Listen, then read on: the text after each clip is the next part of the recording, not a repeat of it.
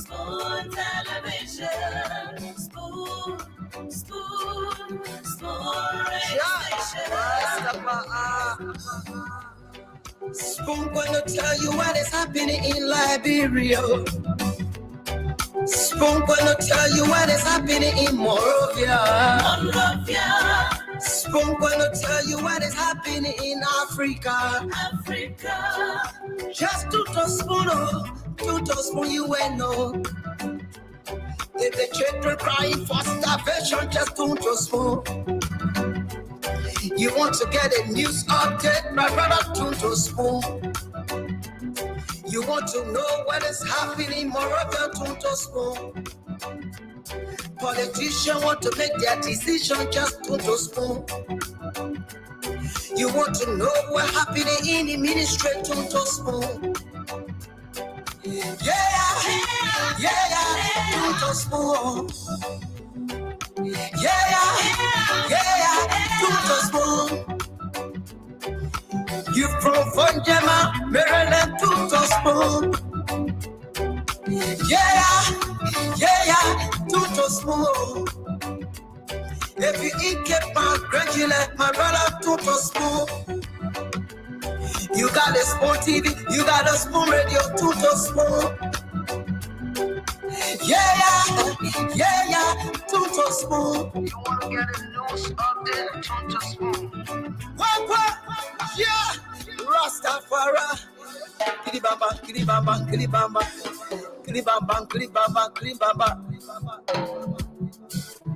What I want?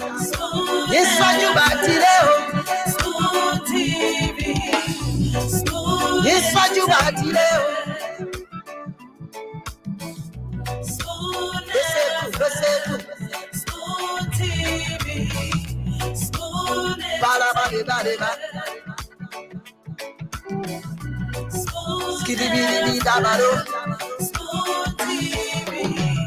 Spoon entertainment.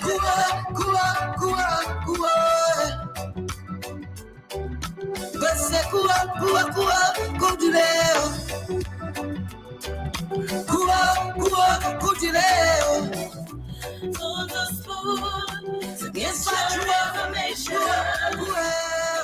the spoon. To be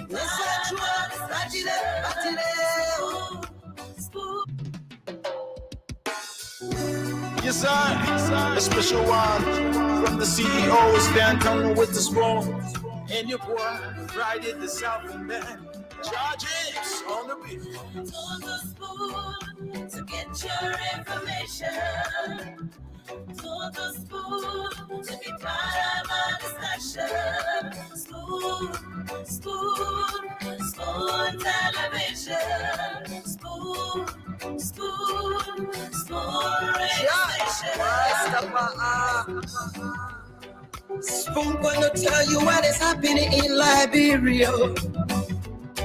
Spoon gonna tell you what is happening in Monrovia.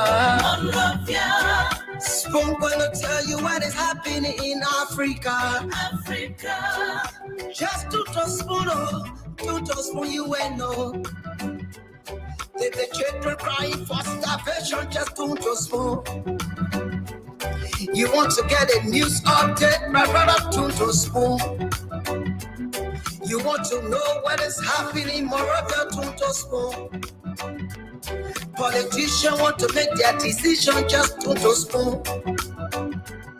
You want to know what's happening in the ministry, to spoon. Yeah, to spoon. Yeah, to spoon. You from Fonjema, Maryland, to spoon. Yeah, to spoon. If you eat keep my grandchildren, my brother, to spoon. You got a Spoon TV, you got a Spoon Radio, to spoon. Yeah, to spoon. You want to get a news update, to spoon. What? Yeah, Rastafari. Kilibamba.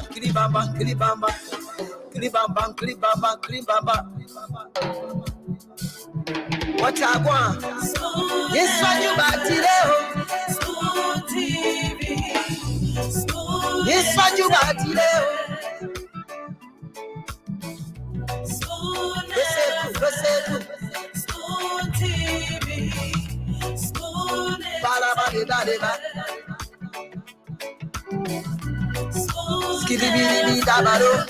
Spoon Spoon TV. Spoon Entertainment.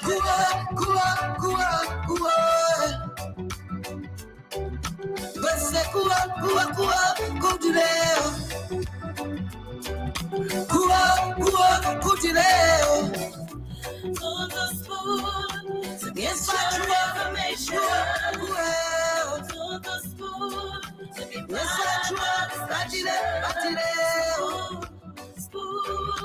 Spoon television.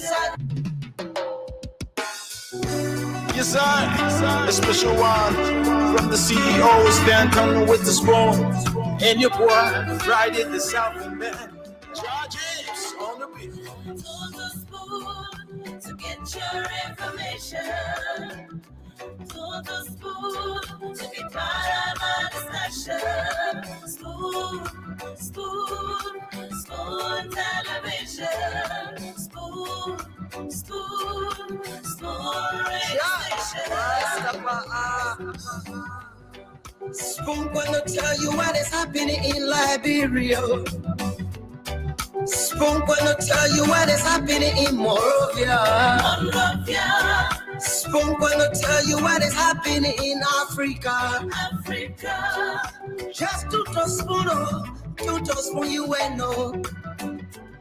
If the children crying for starvation, just to spoon. You want to get a news update, my brother, to spoon.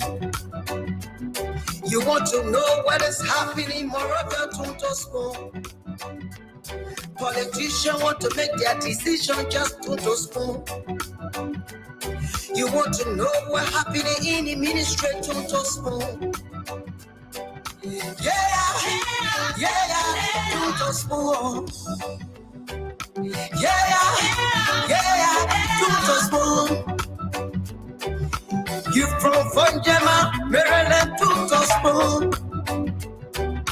Yeah, to spoon.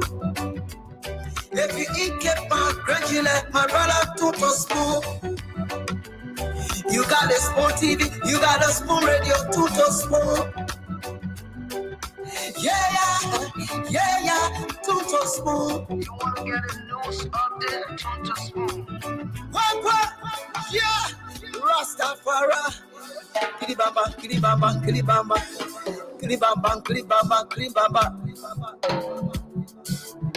What I want? Yes, what you back today? Spoon TV. Yes, what you back today? Spoon TV. Spoon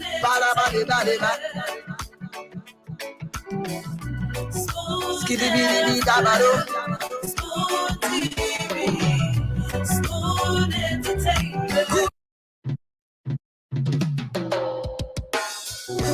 Yes, sir. A special one from the CEO, Stan coming with the spoon. And your boy, Friday the South Man. Charges on the beat. On the spoon.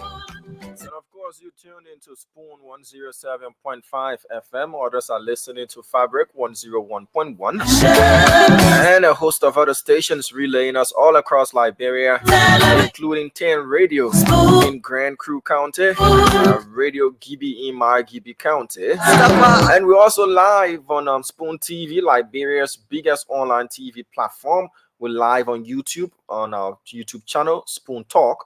Also on Super TV and Fabric TV. A pleasant night to you. If you're listening to us here in Liberia, love to say, hope you had a good day, good afternoon, good morning, and good evening to those of you watching us all around the world. This is your premiere show. This is the talk of all talks. This is the Spoon Talk. My name is Diamond Slanger. I'm producing tonight, and today is the 15th day of April 2024. So once again, you're definitely welcome. Before we proceed with the show, let's read this announcement from the Liberia Water and Sewer Corporation, the LWSC. And this announcement reads: Public Service Announcement. The management of the Liberia Water and Sewer Corporation, the LWSC, announces to all its valued customers and the general public that beginning Monday, April 22, 2024, the corporation will commence a massive disconnection exercise of all of its delinquent customers and illegal connections from both water and sewer lines. This announcement should claim the immediate attention of all customers who have financial obligations to the corporation to settle same, as this mass disconnection exercise will spare absolutely no customer.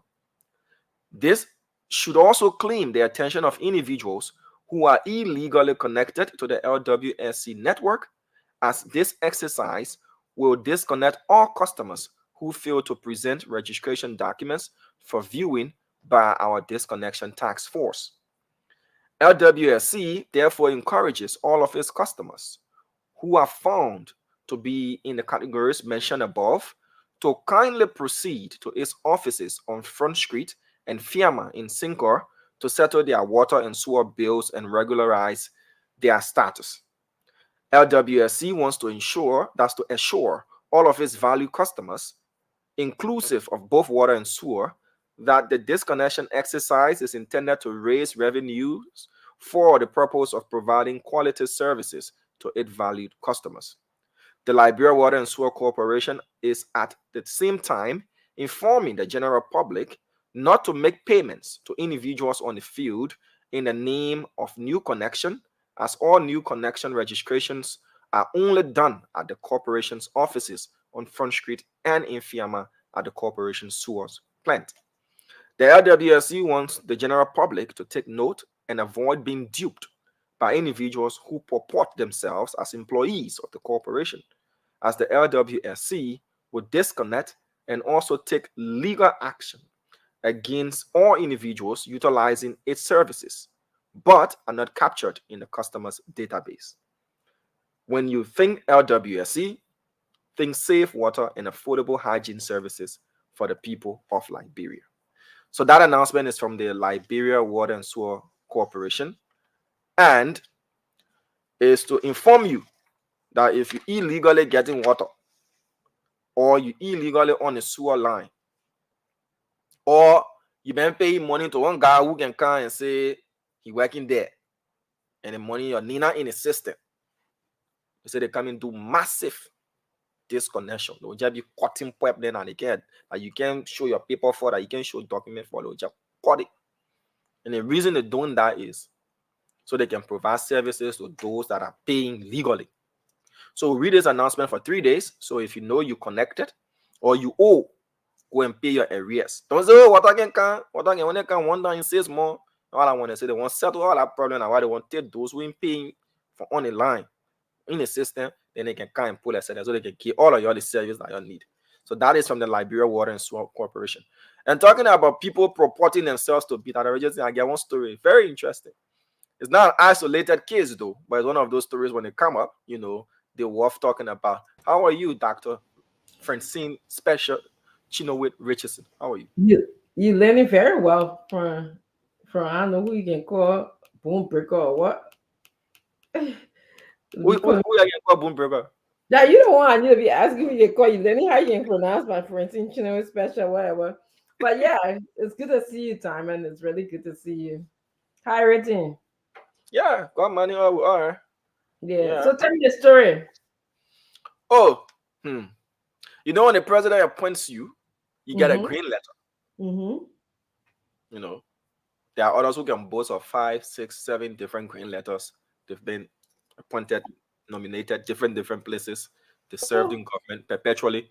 But we can a green letter now. Your own a green letter? No, our own. Not but you say you're going for consultation with your family, you're going for family meeting and everything. When you're feeling that before you decide that you want to get your services to the country, in a appointed position. Yeah. So this guy look at the whole thing and say, oh, JMB taking time to nominate people here and there, then he will nominate a point set. Now, serious kids are in code, though. Like, serious kids are in code.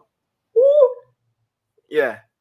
So, this guy nominated himself and appointed himself to Deputy Director of Administration of the National Fisheries and Aquaculture Authority, NAFA, where Emma Glasgow is. Yes. Yeah. The mayor appointed himself. And carry that letter now and started eating people on it. You know.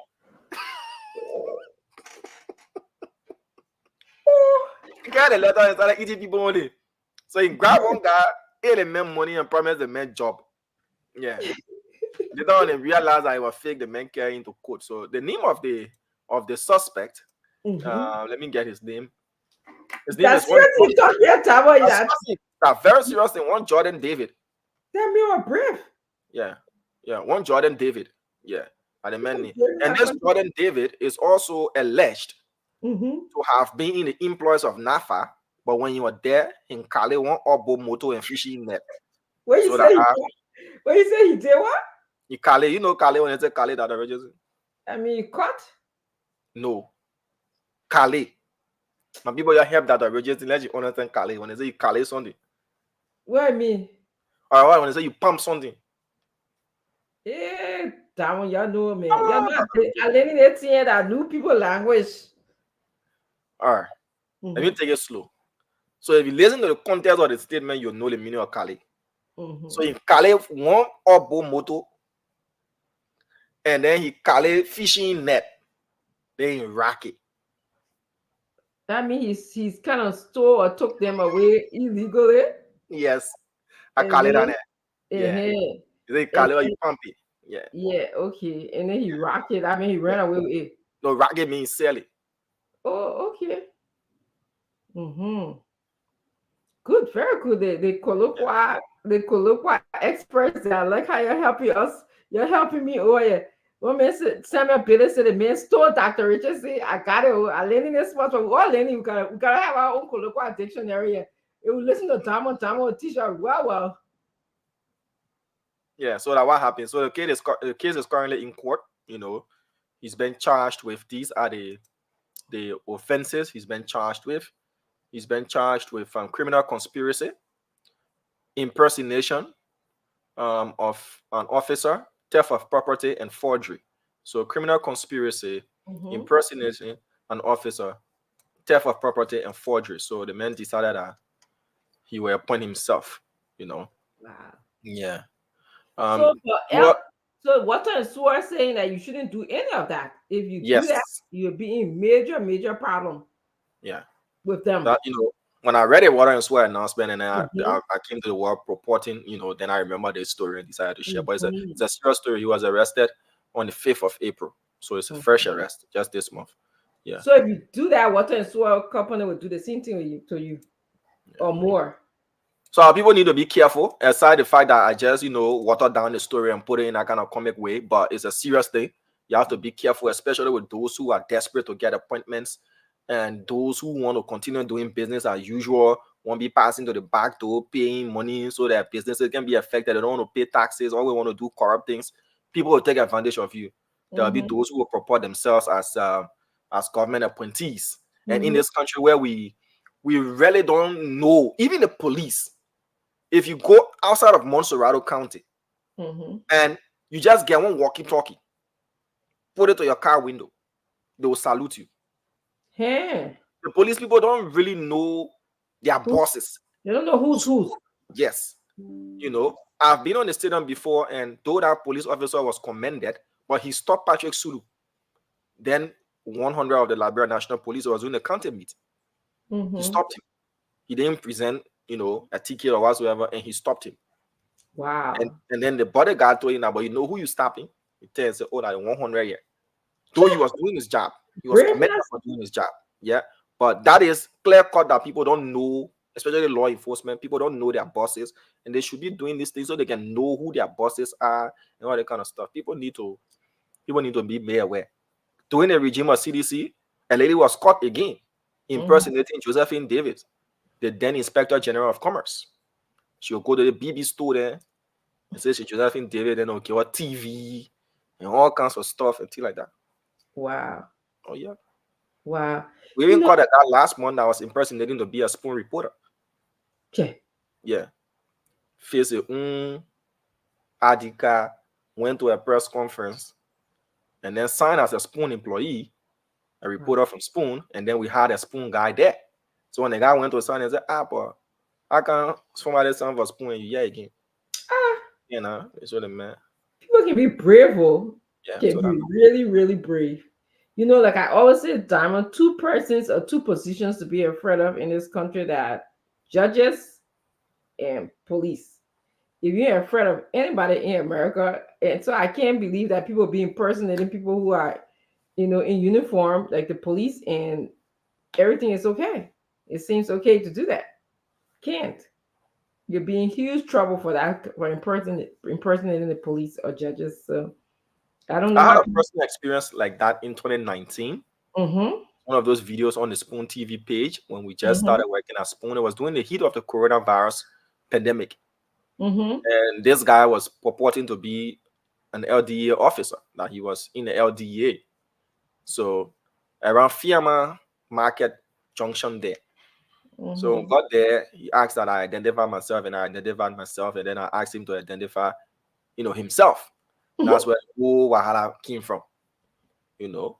And if we really follow that trend and ask police officers and law enforcement or paramilitary officers for their badge numbers, their names, it's your right to know who's arresting you, who's interrogating you. You know, if anything happens, how are you going to, you know, make a report as to what happened? Yeah. I mean, what your badge number and what your name, what your ID card for it became a problem. And it goes that deep. There are even people within law enforcement, not just the police, who have been retired, but they're still purporting themselves to be officers. There are people who have never ever joined the law enforcement before.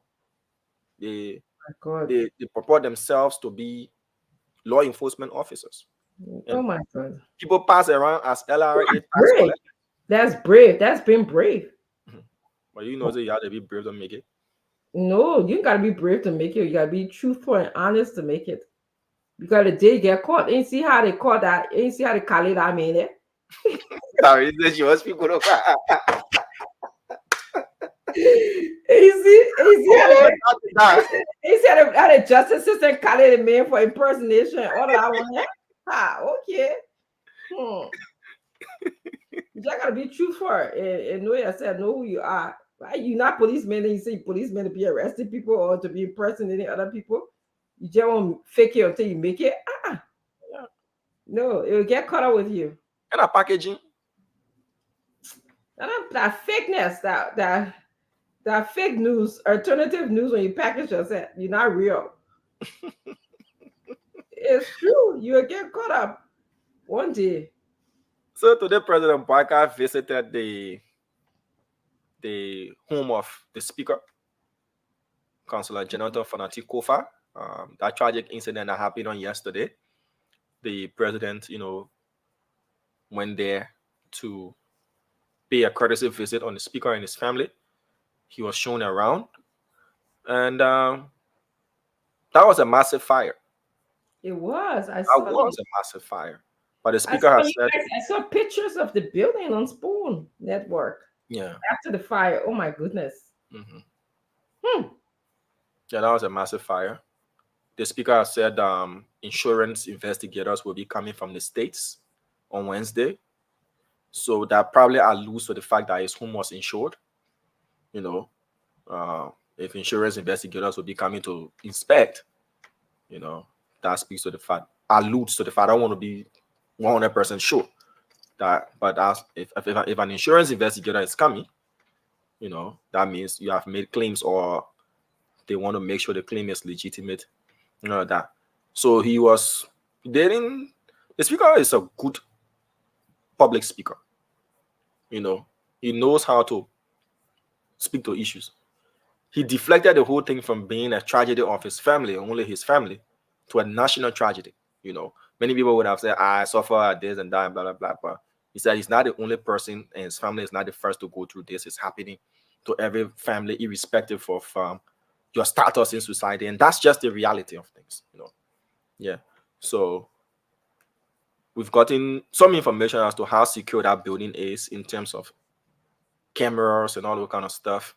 But he said something that his structure, he didn't use substandard wires and connections. That rubbed me the wrong way. I'm sorry to say, first, Diamond, I have to say my sympathy goes out to his family. It's such a tragedy, that they're experiencing right now. I can't imagine just losing all your personal belongings, that sense of vulnerability.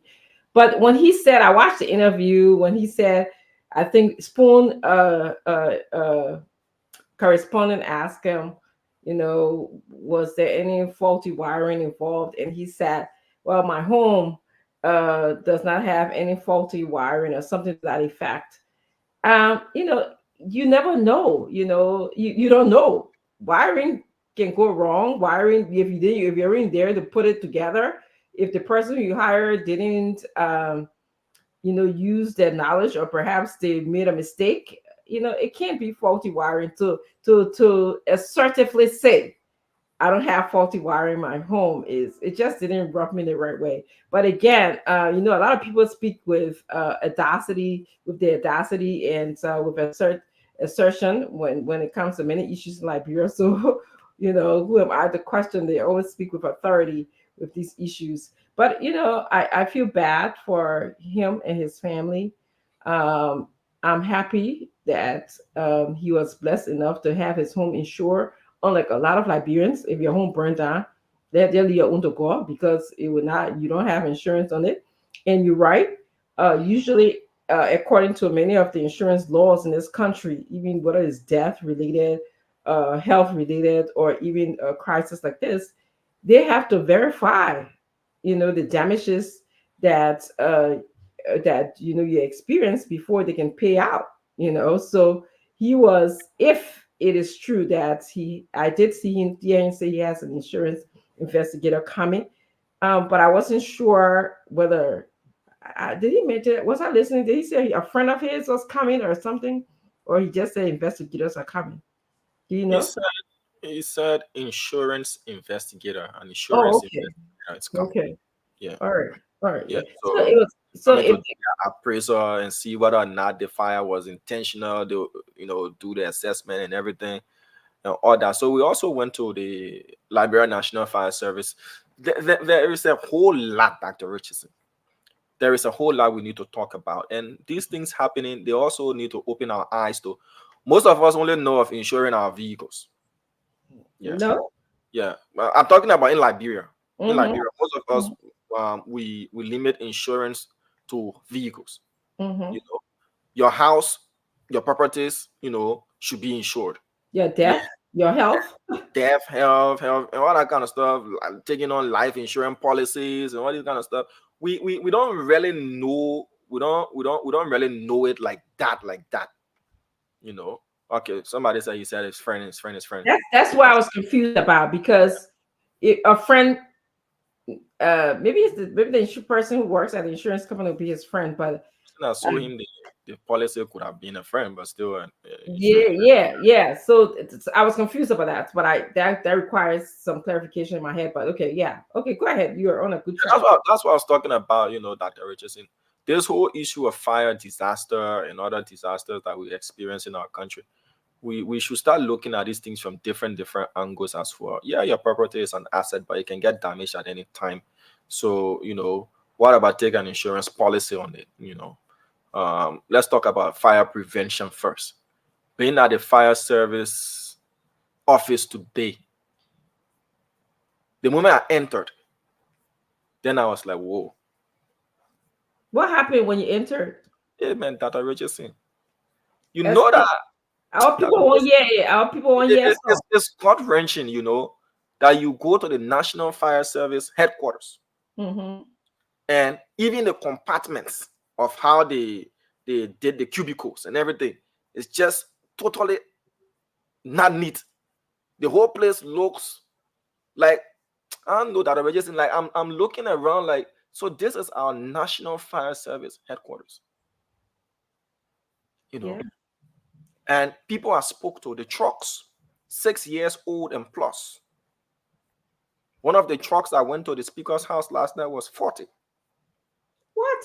Say that Yes, again. it was 40. Yeah, I fought. Yeah. They complain no fuel. You know, people look that already if we're serious about fighting fire in the country, we need to invest in the Liberian National Fire Service. You know, people complain about so many things than one. But when you get to a workplace, they know it's appearance matters. When you Yeah. get to the place and you see the place and you look at the place and all that kind of stuff, you ask yourself, how is this fire service going to respond? I'm sorry to be laughing. This is a It's serious because people topic. want to work. They want to work. But the place looks like, let's just go sit down. You know? Damon, I kind of passingly shared when I was in Liberia, I was involved in a car accident and I got exposed to a police station. And it was the worst thing that I've seen in a long time in terms of a professional building. Very similar to what you are describing. The files were all over, no sense of confidentiality. So there was no computer to put in people information. Everything was handwritten. Uh, there was nothing. The ceilings were bad. They was falling apart. I could hear whatever anybody else was talking next door in terms of your arrest and why you were arrested, in terms of confidentiality. And if we had to get sick, anybody in there had anything contagious, forget about it. I have it already, through the air. It was just it was sad to say that people are working under such condition. And you're right, the people want to work. They have, I mean, the police person that I dealt with, they were so professional and so caring. I didn't want to make a big scene because obviously you know how it's like as long as you mention who you are. So I sat there and didn't even want anybody to know who I was. And you sure But they didn't know? say that again. And you sure they didn't know? Uh After the fact, some people started to put one and two together, but I sat quiet. I didn't even speak. I was, the person who was driving did a lot of speaking. And at the end, before people started to pick up some some uh some cues about who I was. But let me just tell you some of the things my experience was. I had to go pay for, even though we weren't wrong, but we had to go to the hospital, and that's only pure humanitarian part of my part. Pay for the health of the person who went to the hospital. I think it was because they probably recognized who we were. Then we had my husband, the guy who hit us, out of humanitarian purposes, because he was a young boy. He reminded us of our child, our daughter. So my husband after the told him, said, you need to be in school. He gave him money. He said, he gave him a pep talk about his life and respecting his life. But even the medical issue, they told us that we had to wait for 24 hours to make sure that the kid was okay, even though we were responsible for the bill, which we didn't mind. So we end up paying for medication, drips, and the doctor services. But it was just interesting. I have more to say. I don't want to bring up the confidentiality of somebody else and what we do for other people. But it was interesting. Just I want to go back to the police station, what it looked like, how it looked. I snuck around and took some pictures, that I'm holding on. I want to, of course, the journalistic inside of me was sticking around and taking some pictures of the person. I knew it. So it was weird. Like you so right. How can a police station in today's world not even have a computerized system, or have information to take people? I asked him, I said, so all the information you're gathering, what happens to it? He said, well, we take it to Central at the end of the day. And I was like, because I'm ready to do two things are popping up. Welcome, Dr. Propler. Two things are popping up in my head. One was a study, from an academic point of view. And two was the condition of the police station, how it was. How can the people do their job? Why wouldn't you accept bribe if you're working at that station where you're working under such condition? That's a bad that you just promoting the scenario for accepting bribe because you're there all day. You smelling stench. You don't even have an office space. It was crazy. It was just a whole mess. But it is what it is. It's our country that we have to fix. Dr. Buble, welcome. In the esteemed company of doctors. You know, and you're running the show, so that tells you how important you are. You're running the show. And teaching me about Calais at that expense. I'm learning words here. Diamond, how you doing, my friend? I'm doing great, Doc. How's everything on ground? Yeah, good. Since we just left all of that, relocated. You're just small now. I'm coming back. Just small. We look forward to seeing you, sir. Doc Francine, how you doing? Are you back on the mainland or are you still in the motherland? I am on the mainland, hit the ground running as usual on the mainland, been busy. Okay. Yeah, but yes, I'm here. Okay. Missing home already. I miss eating my cashew, my crusoe, we call it. I miss my plum, your organic menu. I miss it. I miss the chaos in a way. I miss sitting in traffic for long hours and trying to touch it. It's amazing. I pass by you and motorbike pass by you. Yeah, I miss those things. Yeah. Yesterday I went to Dr. Bromley. I went to my youngest daughter. It was admissions day. She's starting her freshman year of college, and I just couldn't get LU out of my head. My husband had to hit me a few times and say, "Hey, pay attention to what they're saying about your child," because I kept on saying, if we had an admissions day for LU where the new students can go in and feel welcome, and separate them by the different colleges, have the band welcoming them. Like this was just an admissions. They did an elaborate lunch for the parents and the students, and if we even could, to just have such a service, how it's called human capital investment, and for some reason in Liberia, we don't put a high value on it.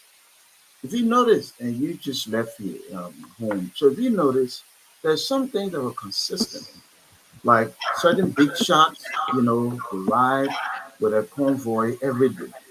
You notice the consistency, meaning every day they got X number of vehicles, every day they have fuel for those vehicles, every day they got personnel.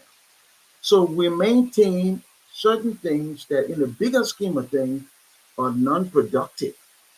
But we don't seem to want to make that investment in the things you're talking about, like, a good orientation at LU. LU been there for the longest time. So those things we consider to be marginal, minimal, not important. But we spend the money on the non-important things. And when we do that, and we're not making investment in people, people build nations. So when we're making small, if you can always find money to get your convoy every single day, the personnel, the gasoline, the maintenance of the cars, then you can find the money for paracetamol in the clinic. Stop all this stuff. You can find the money for that if you wanted to. You can find the money for more fire trucks if you wanted to. We have to shift in our country and put the attention where it belongs, on the people, and make the investment there, and we will reap a great harvest, because the more productive people are, the more creative they are, the better they will be for the country. So true. So true, Dr. Bromley. Look, I was at the Supreme Court for a foolish case with a high justice whose name I don't want to call you. It was a foolish case, and it upset me because my family was involved in a lot of nonsense. And the man just talking all kind of foolishness. I know what he's doing. When you finish making all that noise now, I said, okay, I'll call a lawyer. I'll call my lawyer. I called my lawyer. I said, the lawyer said, okay, I'm here there in court. All the noise I make. When you finish now, he said, Doc, can you please give me a ride to the court? I said, what? You the sheriff, y'all get right? You don't have over. But you know, no money yet. The people don't give her no money yet. So you see, so you want, you said justice is important, right? You got money for the upper echelons, but for some reason the sheriff and all this is not important. And where you sit and where I'm sitting now, for a minute, small town, the sheriff got everything they need, the police got everything they need. Why? Because it's human capital investment. They protect people, they serve people well, they show justice for people so that people turn around and give back to the country. Yes. We Yes. need a shift. We really need a shift. Yes. We need a shift. Stenton, welcome to the show. I Mr. want to. CEO, how you doing, my man? My ear, I went to the doctor Mary this move. morning. Man, in 4 days, Mary My move. got blister on my ear. All I said, my forward in my ear. Because so important person said I'm going to call me. So all the blister on my ear, I went to the hospital. Yeah, so I wanted to add to two things that you said in terms of investing in human capital. The first thing I neglected to say, I had to give the police a ride to the police station.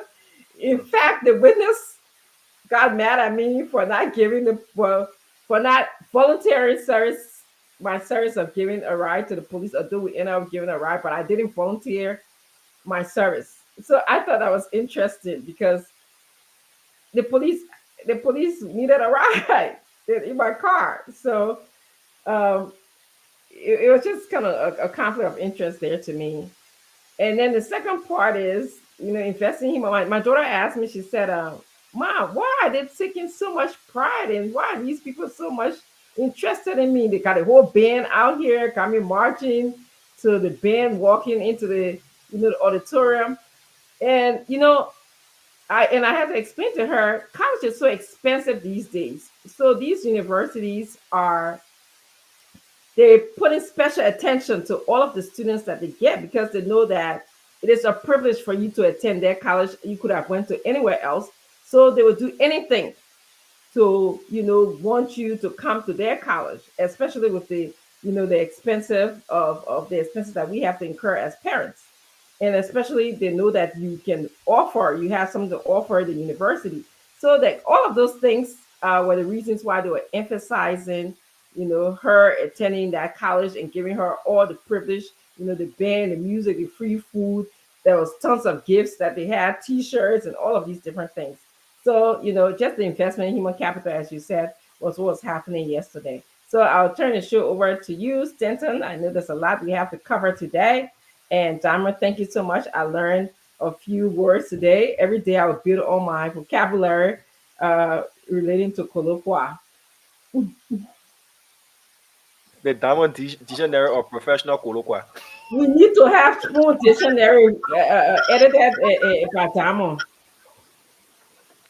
Well, listen, thank you very much, Dr. Richardson. Dama Slanger, as always, thank you for sitting in to produce for us today. Dr. Rudolph Bropler, it's always good to see you, sir. Thanks for joining us. I'm going to bring in Glendy Genius. Welcome, Glendy. How are you? It's good Hello, to see everybody. you. Doc, welcome back. Thank you, Glendy. How are you? I'm here. At least you met me in one piece. Yeah. Santa, you hear me. I tell you, I'm happy to see that. I mean, Dr. Problem. Hey, Glendy, how you doing, during these difficult days, it's hard to get some of those witchcraft. Look So, at you. Baby, see hello, yeah. I want to say, Glendy, it's good to have you. Dr. Richardson, it's good to have you. There's a lot to be discussed tonight. Our brother Dualu, he's now on because he's traveling. So he will be off today. The rest of the team, I'm sure that they're all going to be on shortly. We're going to have a wonderful show. There's a lot to discuss, so I just don't want to waste any other time. Let's just get into it. Wherever they meet us, to be continued, right? Let me say what is on my mind, folks. Let's welcome everybody. I know Eduardo is not here to do his official welcoming ceremony. We want to say Beatrice Washington, thank you for joining us. As Smith was saying, Tenji Gabriel, Lochner, Paul, Virginia, Yaman Thompson, Josephus Shea Thomas, and everyone else. Please take your time, share the program. Share the program because we got a lot to discuss, a lot of good stuff. If you look at the flyer, we are talking about MedTech at the Freeport of Monrovia. What's going on with MedTech? If you look on our flyer, we are talking about, we should have had Roland Ginnings. I had to call him and cancel him. And we'll be rescheduling Roland from public work. We'll be rescheduling. Yes, Damo, can you help me put it up? And he will join us later this week. On Wednesday, we have Senator Amara Corning. We will talk about Amara Corning briefly here in Emerson about these guys, 20 cent executive order that came from the executive mansion.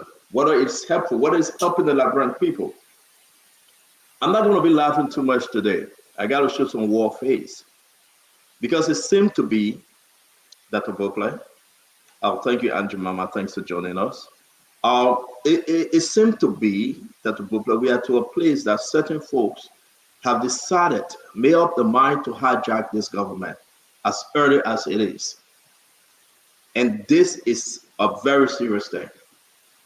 So we have to expose this thing as soon as we can. We're going to talk about LDEA.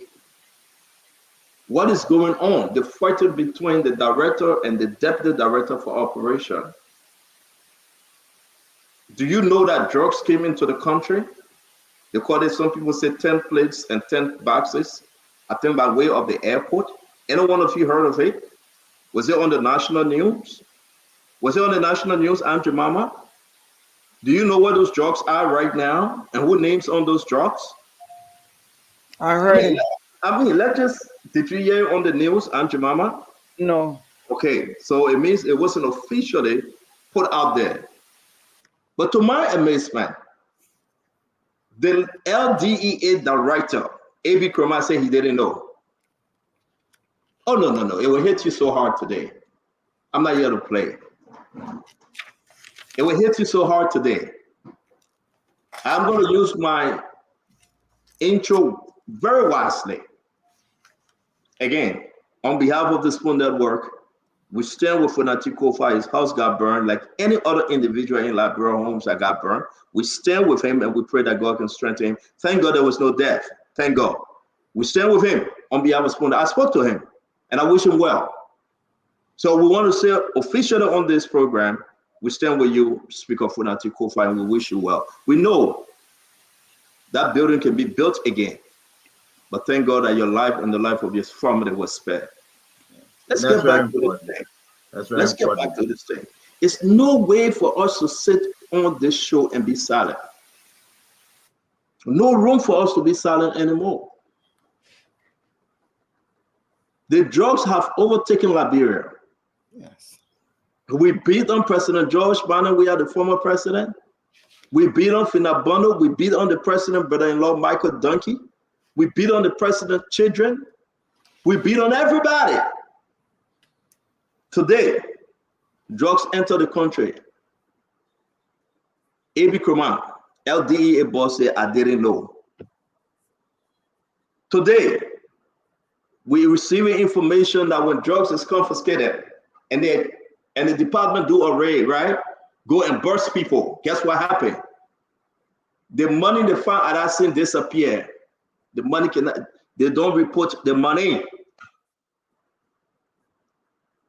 We have videos, we have picture, and I will ask you, do you know that Sierra Leone president, his nephew, is in JFK hospital today? He was caught, as they said, with drugs on him, but he said they planted the drugs on him and they arrested him. And the Sierra Leone president, BO, had to call Liberia and say, I need my nephew. He's not guilty. Do you know? What is going on with LDEA? We'll share the information with you. We're going to talk about MedTech. People talking about CT, and we hope we get there. People talking about East International. We hope we get there. But what's going on here? What's actually going on here? Is this the change we're hoping for? MedTech Since they came into being, 20% account is in Dubai, Dr. Bofle. That account was controlled by Thomas Donan the late, Thomas Twe, Amos Twe, Mr. President, and everyone else. Nobody know about that 20% that goes into that account in Dubai. What become of the 80%? Do you find them in the land budget, the 2024 budget? Can somebody look there? Do you see any income generated from MedTech? No. That's a scam company, and only some doers eating the money. So we put CDC aside. I will end on this one. Glenny. And that's why they choose President Bouaga for. And that's why we beat on this government for.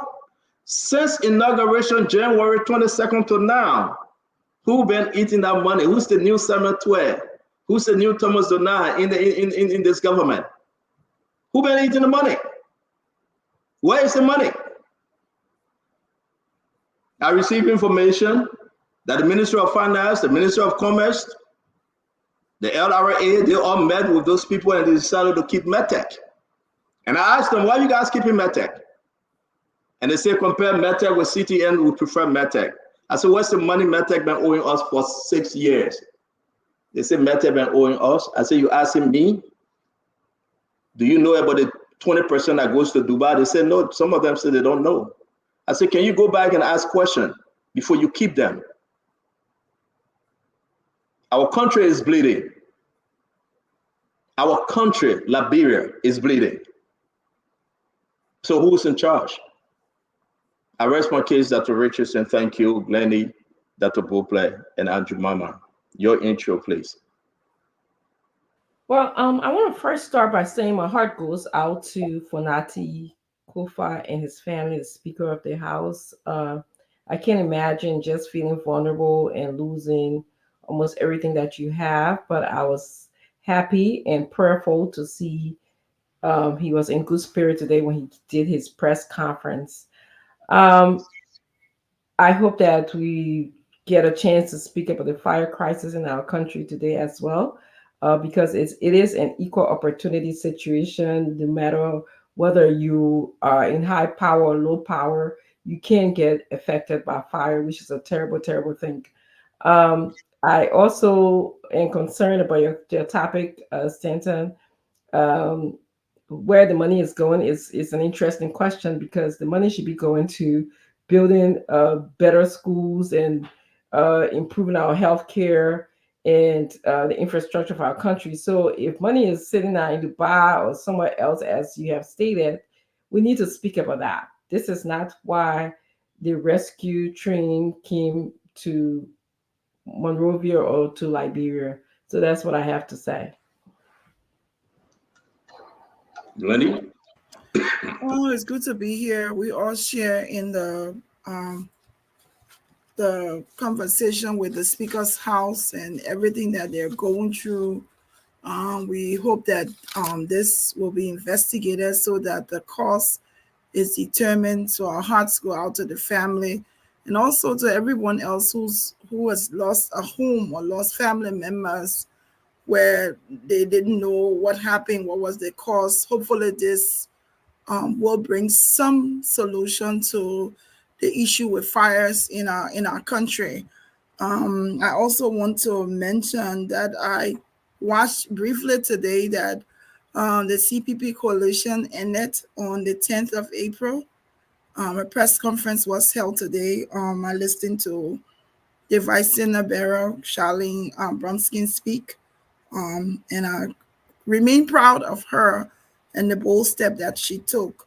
I want to mention here that Liberia is now being mentioned in the top 10 destinations for surfing. And that's a huge history for us. That's bringing us up on the map. That's exposing us to a lot of countries. From May 23rd to May 28th, there will be a surfing competition in Robertsfield. Don't give the announcement. Somebody coming to talk about it. Don't give the announcement. I know. So la para my opening now. Papa.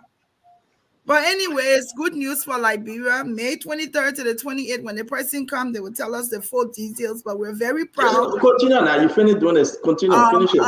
Representative Nikita Riggs said, I didn't know. I checked it out yesterday because I was amazed when I heard that Liberia is the 10th destination within the top 10 destinations for surfing. And Dr. Richardson and Era Rawasfi, that era they're talking about. So that's a great thing. Nikita Riggs actually has been with this association as president since 2018. So we're looking forward to that. Looking forward to everything. Yes, Dr. Kula is also a part with that. So we're looking forward to this, and it's great tourism for Liberia. It's how I look at it, because they're gonna have Liberians along with 60 others, 60 or more surfers in Robertsfield for almost 4 or 5 days. So that's great. Looking forward to the conversations here today. There's a lot of things going on. That drug thing is alarming. It's very alarming because we've been here, we've listened to A.B. Kumar come and talk twice. We would hope that he would know what's going on in his office and his department. So looking forward to a great show today. Thank you. Then they say Robert Sport, not Robert Fee. It used to be Robert Fee, right? I don't know. It's Robert Sport, lady. Yeah, it's Robert Sport. Keep my yes. Okay. Go ahead, Dr. Brooklyn. Nice sense of humor, Glendy. Yes. Yeah, so I too want to add my voice of sympathy and prayers for the speaker, his wife, and the family. I reached out to him today to let him know that we're thinking about him and praying for him. I was particularly glad that. Okay, let me get a little bit more volume here. How about that? Can you hear me now? It's better now. Thank you. Okay, great. So I was just saying, I reached out to the speaker today to let him know that we're thinking about him and praying for him. I'm particularly glad, like I'm sure all Liberians are, that there was no loss of life. You can always replace things, but you can't replace people. And so I thank God for that. I did see a comment in the chat, and it said when the fire was in West Point, that you call, because the CEO had said something about reach out to the speaker. I'm sorry. Can you get out and come back in or something? You're going low, like you start up high and you go low. Let's try again. How about it? I didn't want to use my preaching voice, but is it okay now? Yeah, use that voice because we want to get you on the radio. Okay. All right. So I was saying that I reached out to the speaker, and that also said there was a chat that said when there was fire in West Point, did we reach out to those families? So, I do want to say that, every time everybody don't know everybody. So I reached out to the speaker because I knew him. I didn't know the folks who lost their homes in West Point, but I do care deeply about the people in West Point. Matter of fact, I was in West Point and I trained over 420 persons in West Point in small business development, sanitation, and productive community. So we care for people, but sometimes you just don't know everybody personally. I know the speaker personally, so I reached out to him to wish him well. But I do want to say, as far as the whole thing with fire, we've had a lot of that now recently. And earlier, before the rest of our esteemed colleagues came on, we were talking, Dr. Rich and I, about human capital investment. I am speaking tonight from small town West Virginia. Shepherdstown has 800 residents. In this small town of 800 residents, they have light, water, sanitation, paved roads, but also relevant to our conversation tonight, they have a full service fire department. And this show is transforming the landscape. And one of the things we have to continuously do is provide solutions. The government needs to respond by providing solutions. Stop lamenting the problem. Every county needs to have at least 4 fire service, functional fire service stations around the county so that they can respond quickly to these things. Because if people are safer, they would do better. So, government, let's respond. Don't cry about the problem, solve it by putting more money into the fire service. It is important. That's my opinion. Thank you very much, sir. Thank you, Andrew Mama. Let's welcome Mame. Mame, welcome to the show, bro. It's good to have you. Andrew Mama, your intro, please. Yeah, I'd like to say good evening to everybody. And first of all, I'd like to extend my deepest regret about the fire on Francis Kofa's residence. It is disheartening to note that the past government and now we have always put in less money in the budget for the fire department. I think fire is not something that can go to the poor or the rich. Fire doesn't know where to go. When you want to burn, it will burn at any time. So I'm appealing to the government to make sure that we can order some fire trucks and also have maybe these new well they are drilling right now. They call it the borehole. Maybe we can do that near the fire department place, the borehole, where they can have water in the tank at any time and gasoline in the car at any time. Because as you can see, I went to Fanatico Firehouse twice. I mean, it was a mansion. It's something to look at. I mean, very beautiful house. And we all feel bad, not only Fanatic's house. We look at Sir Joseph. His house got burned too. Then you got the former finance minister and former commerce minister. What the guy name? Oh my God, I forgot it. They just appointed him to my chairman. I forgot his name. But a horse got burned also on the old road. And Dr. Buble horse got burned before from the same fire. So there are so many poor people horses that got burned and so many high class people horses got burned. And it's regrettable to note that the budget, that every time we make the budget in Liberia, the police, the police, the EPS, and the fire department, because security is very important. Besides security, fire is also important. So we should begin to look at the budget for those people, so that we can put in enough money to order for fire trucks and dig borehole near the department so they can get money, and also appropriate money for gasoline. So at any time they can make appropriation at one gas station and say, look, anytime there's a fire, the fire truck can just kind of fill up. They can pay in advance what the people can get. So it's so sad. And I want to say, I will reach out to Fanati later on, but in a public manner, I would like to say that I'm sorry. And one more thing I like to talk about is the CTNCO. I think it's a good thing. I listened to y'all the other night. I think it was either yesterday night. I listened to y'all, and you guys were talking about the CTN and the and Metch. We need to really get into it, because there are government officials that own these things. So we need to get into it deeper and deeper so we can put a stop to it, because it's draining the Liberian poor pocket. You understand? You don't have to pay for tracking. You don't have to pay for tracking. You can track your own container. So all those things, they bring a burden upon our people. So I just want to say thanks to every one of you people, and that's what I got to say tonight.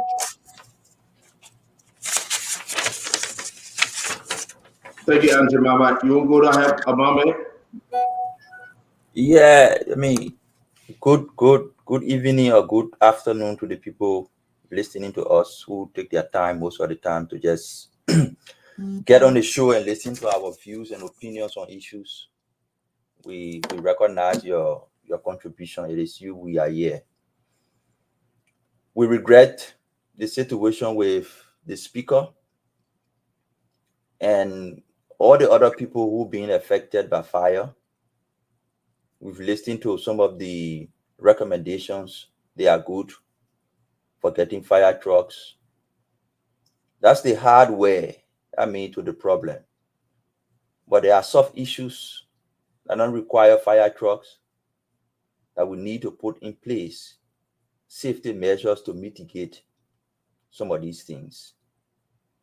And it requires leadership, it requires innovation, it requires expertise for people with experience to do the job. In the absence of that, we'll come back here 2 months from now and talk about the same thing we're talking about today. We have to pay our way out of poverty and all these things that are happening. It can't be free. We talk about having fire truck station, every 10 community fire truck. To get that fire truck operational, you need gas, you need manpower, you need fire station, that money. How do we get the money? We need to pay our way out of poverty. People need to pay taxes. And people who managing the taxes need to be held accountable. That is the two-way. Pay taxes, people who managing it, be held accountable. Special message to Fonati. Few years ago, almost everything from you were taken away. Your rights, your freedom were taken away, but you rose back up strong. So a horse today will not take everything from you, just to give you courage and all the other people that this is not the end. We'll move forward. But yes, we have to do it as a country. We have to pay our taxes, have to pay our share, and people who manage it have to be accountable. It can't be free. Thank you, Stanton. Thank you very much, my man. We are very grateful to every one of you that joining us tonight. We know the rest of the crew will be here. Let me bring in Fadiga, Hassan UJ. Fadiga, it's good to have you, Fadiga. Whatever you find yourself today, it will be, from my end, one of the most serious program ever. Because what I'm hearing is so bad for our country. I know I love to joke, I love to laugh, but what I'm hearing is so bad for Liberia. I want you to think on it. January 22nd, President-elect Jose Yiman Barka pulled his hand up. And he took the oath of office. From 12:01, we all said, Mr. President. You said, Mr. President. I said, Mr. President. For the next 6 years, or a little under 6 years now, he will be called Mr. President. Everything he have asked you for, every single thing, when you listen to him, when you had the time to sit with him one-on-one, walk with him, watch movie with him, watch Arsenal playing in Liverpool, watching soccer game with him. When you ever sat in the car and you have to take 2-3 hours drive, it's all about Liberia. He always said, think Liberia, love Liberia, and together let's build Liberia. Today, we have some element in the government. They are not of progress. Today, we have some folks that feel within themselves so early they can hijack the government and say, it's my interest. It's my interest. Don't see this time, you have so many people. Everywhere you go, that's my interest. Every ministry, every entity, that's my interest.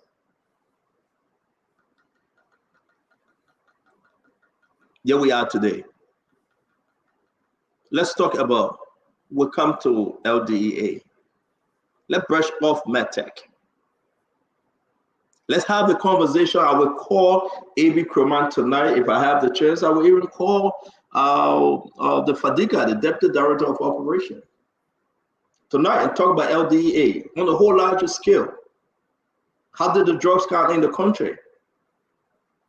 Why AB didn't know that we have 10 boxes or 10 plates of drugs came by way of the airport. Why he didn't know? We're going to ask him. Why is the president of Sierra Leone nephew in the hospital today, JFK? The accusation that AB are training people in his yard. The different tips we have when we talk about this issue.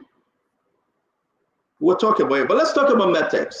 I want to ask you, what do you know about Metch? Have you ever heard MED? I think that's it. TECH, I think that's the name. I think our producer managed to get us something. I think this is the website. There you go, Metch Scientific Limited. I think that's it. They have one branch in Ghana, Liberia, and other places. Our profile, go online, find them. MTS, Metch Scientific Limited. What do you know about this company since George Manuel Weah, former president, time? Up to now, what do you know? Look in the national budget and see whether any revenue is coming to the government of Liberia. Has there been any? We're going to pull out some of the investigation that is going on now. But the question remains before I turn it over. Why this government and some folks in this government have decided to ride and die with Metch? They want to keep Metch. 20% of the proceeds that should go to government is in a bank account in Dubai. That money was being distributed by Samuel Twere, the late Thomas Donald, and Mr. President. 20% of the proceeds. The 80% domestic spending that you have never heard of and it's not in the budget. The 80%. Since this, our government have taken over, folks, 4 months now. Where is that money going, the 20 and the 80%? Have you asked that the Double Jala? He just took over. Have you asked Wema Kamara? He's there. Have you asked Amin Modal? Have you asked the government, the economic advisor? Who is the economic advisor again? We all know. What's going on? Who is the new senator in this government? Who is the new Mr. President in this government? Who is the new LRA boss in this government called Thomas Donald? Those are the people that were distributing the money among themselves. When I spoke to one of the government ministers today, he said, Stanton, I didn't know. But yet and still, you want to keep them.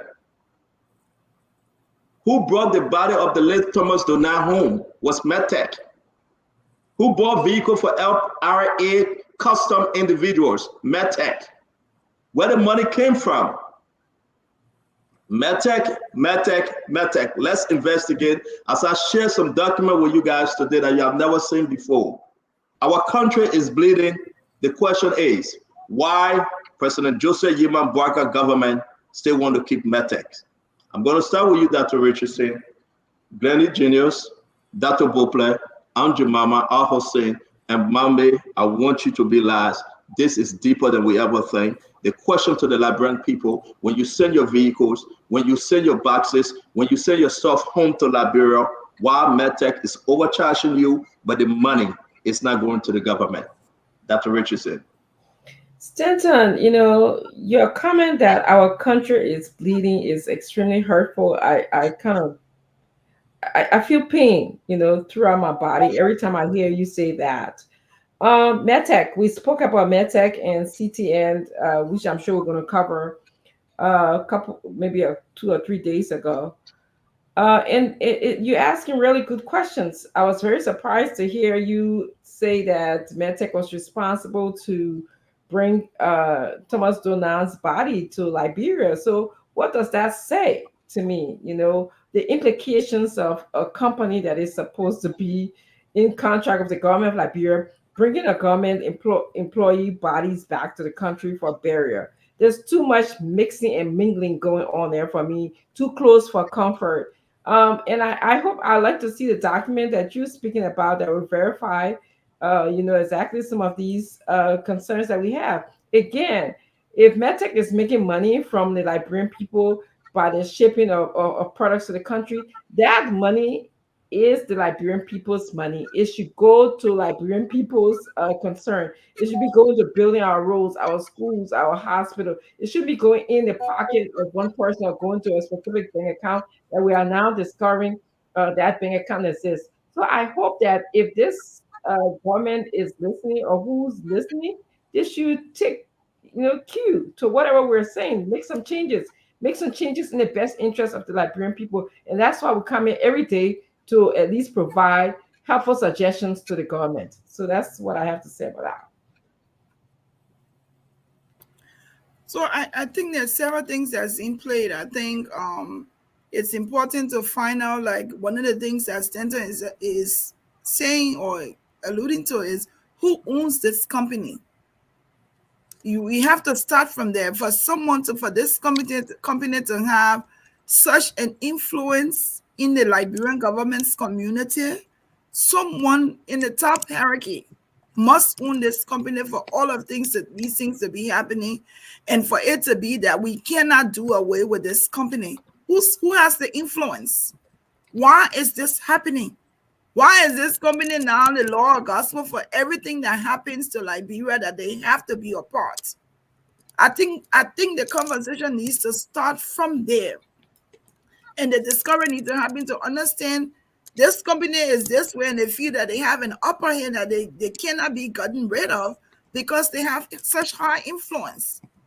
And I think that's where I want to. I mean, I look in the chat, I look at some of the stuff, I even read some other stuff people sent to me. It's like you cannot evade the fact that there is someone who's very influential that owns this company or that has a part in this company that continues to say that this person must continue to participate in the issues that concerns Liberia, which I think is just unfair. And it's something that we need to discuss, and I'm happy that we're talking about it today, because all of these things need to come to light.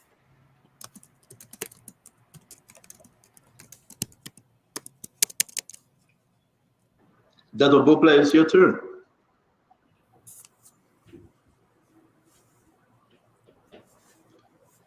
Dr. Bopla, are you with us? All right, can you come on, Aunt Jemima? Yeah, you there. Aunt Jemima, can you come on? Yeah. Metex is a company owned by Ghanaians and Liberians. It's a company owned by Ghanaians and Liberians. Top government officials in the past government. They own this company. And the easy thing to do, Stanton, what I don't understand most of the time is that I don't understand why people should even waste time with these kind of things. It matters is existing. And they're not bringing any money to the they're not bringing any revenue to the budget. They're not bringing any money to benefit the Liberian people, benefiting themselves and those government officials that are involved with this or that own it. The simple thing to do is that we have a new government. No need for us to just continue to talk about it. The president just needs to close it down. Because first of all, it's not benefiting the society, neither is it benefiting the Liberians who are spending the money to make them rich and make them richer and richer, make them to become more millionaires and billionaires.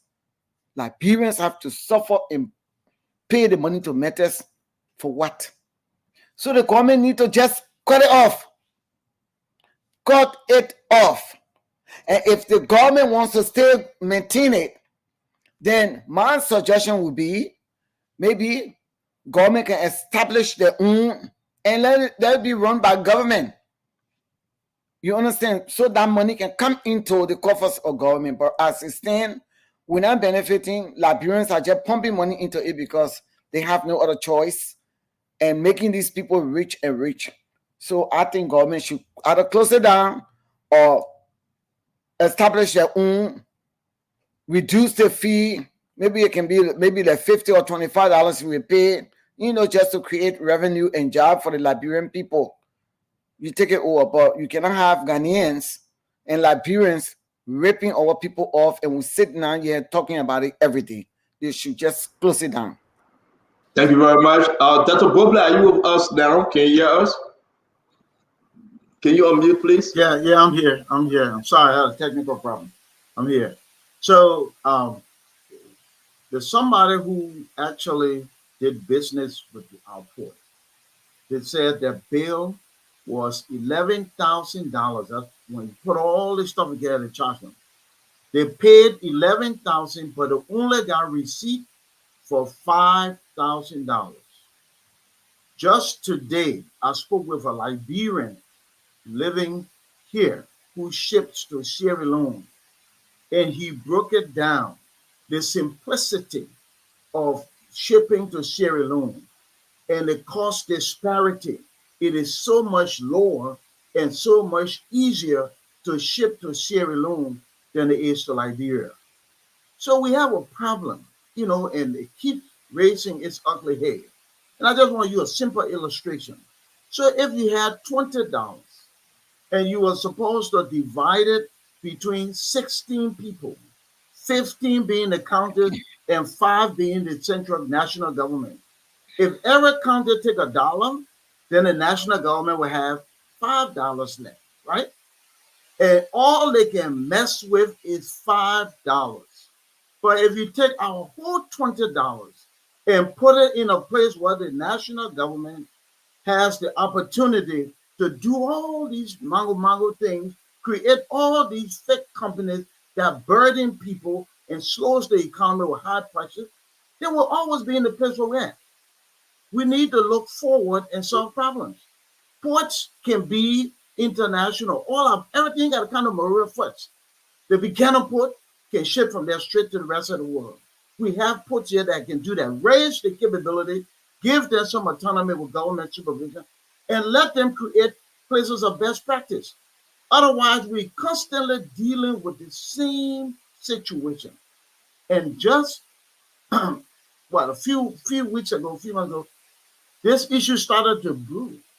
And now here we are. When you overtax people, guess what happened? When you overtax people at the port, okay, it creates what we call cost push inflation. Because the people who come through the port, they will add that cost into their prices. So prices will be higher. When prices are higher, people's disposable income will be lower. When people's disposable income are lower, the Liberian people will be much, much poorer. So the president needs to be swift and decisive on these matters. He can't let it linger because it's actually putting an ugly face to a new government that represents hope and change. And I hope we'll move quickly. I would say, Stan, it's not 100 days yet. And look at the kind of conversation we're having. How cool would it be if we were talking about a new educational program that's supposed to start at the beginning of next school year, where every county will have a magnet school, high school, junior high, elementary, that can draw talent and creative students and raise the level of education in the country. All 15 counties. Just look what we're talking about.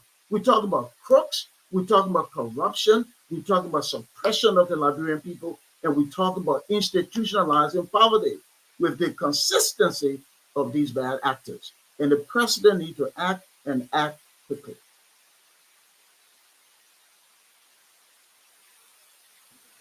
Thank you very much, Dr. Bobla. Fadiga, you want to go, and Mommy will come in. Welcome to the show, as it do. Fadiga? Well, Senator, I don't have much to say about MedTech. I don't know about it. The last rumor that I heard on the ground here is that they are about to be leaving from Liberia soon. So I know that they're supposed to be leaving. That's what I heard from a well-placed source, that they're going to be leaving from Liberia soon. So I don't have much to say about them. I think what you guys have to say are personally, I didn't take interest in that company. From what you guys have said, and I heard rumor here that it was affiliated with a lot of folks on the ground from the past regime.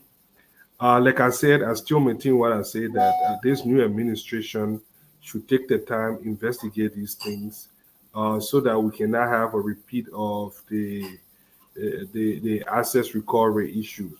Let us understand these things, know exactly what happened, and then make the decision. Nobody should put them in a rush.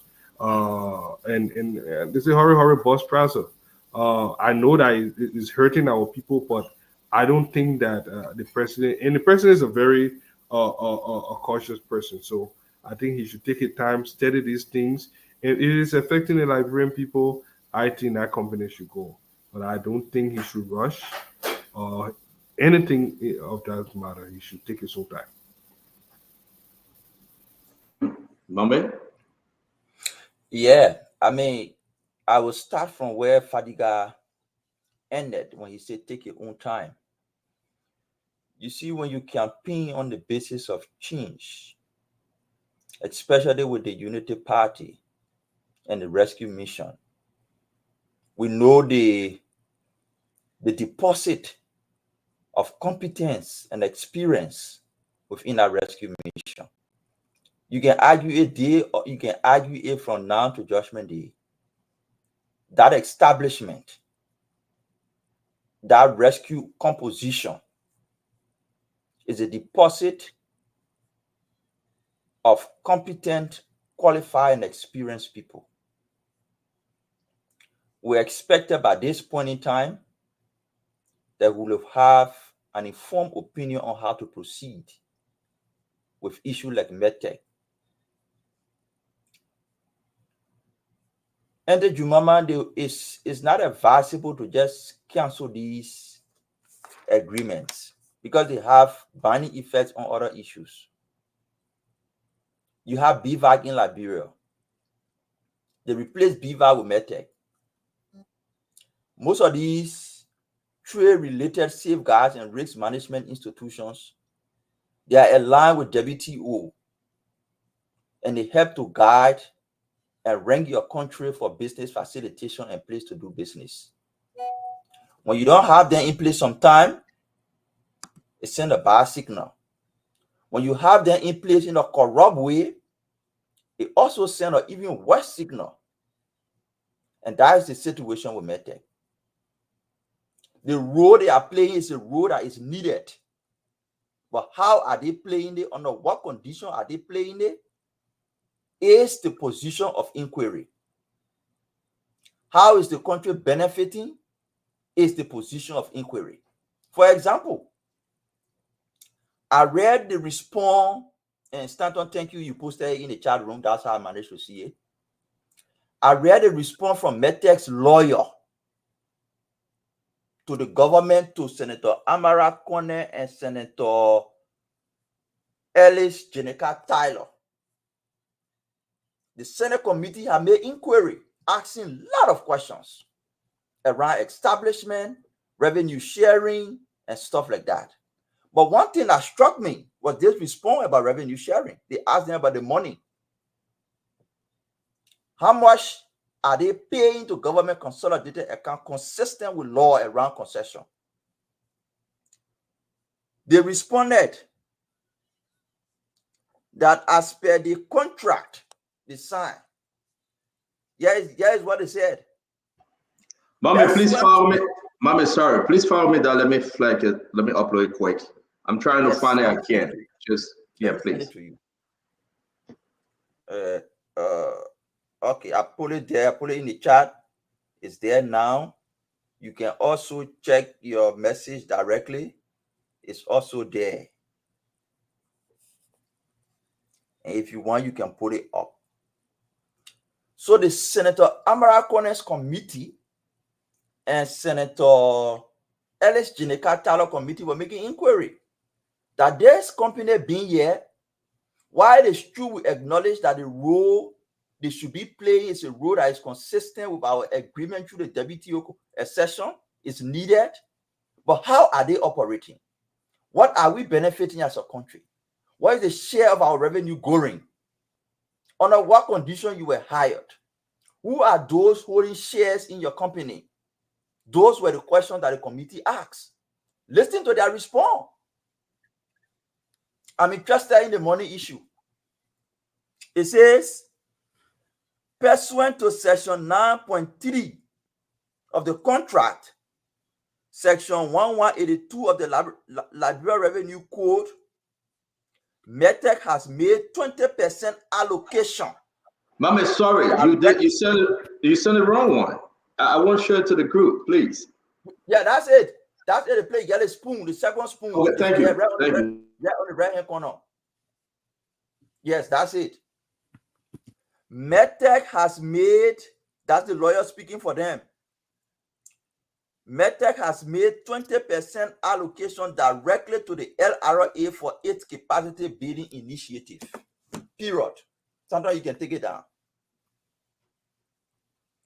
20%, the lawyer of Metch is saying 20% of the state share of whatever they're making is not going to the consolidated account to be appropriated in the budget, but is given to the LRA as per the agreement they signed for quote-unquote capacity building. The motive for that is to give the head of the LRA and his actor discretion on the use of that money. When it goes to the consolidated account, it becomes difficult to have discretion on how you use it. To use money from the consolidated account, it has to go through the budget. But because certain people at certain point in time wanted money every weekend they need money either to buy one Toyota 256 Toyota Corolla for some people around Monrovia, or they need to travel to go somewhere, or they want to call some party. They need money consistently. So they put into an agreement for the state that the money goes to LRA capacity building account so that they have discretion on the use of that money. These are some of the things we should investigate. Take that capacity building account, analyze the bank statement and the transaction, all the checks that were drawn on that account, where did they go? They did similar thing with the sale of the asset in Brussels. Nobody disagree that if maintaining the asset, maintaining the government land in Brussels was more expensive than selling it. If that makes sense, fine.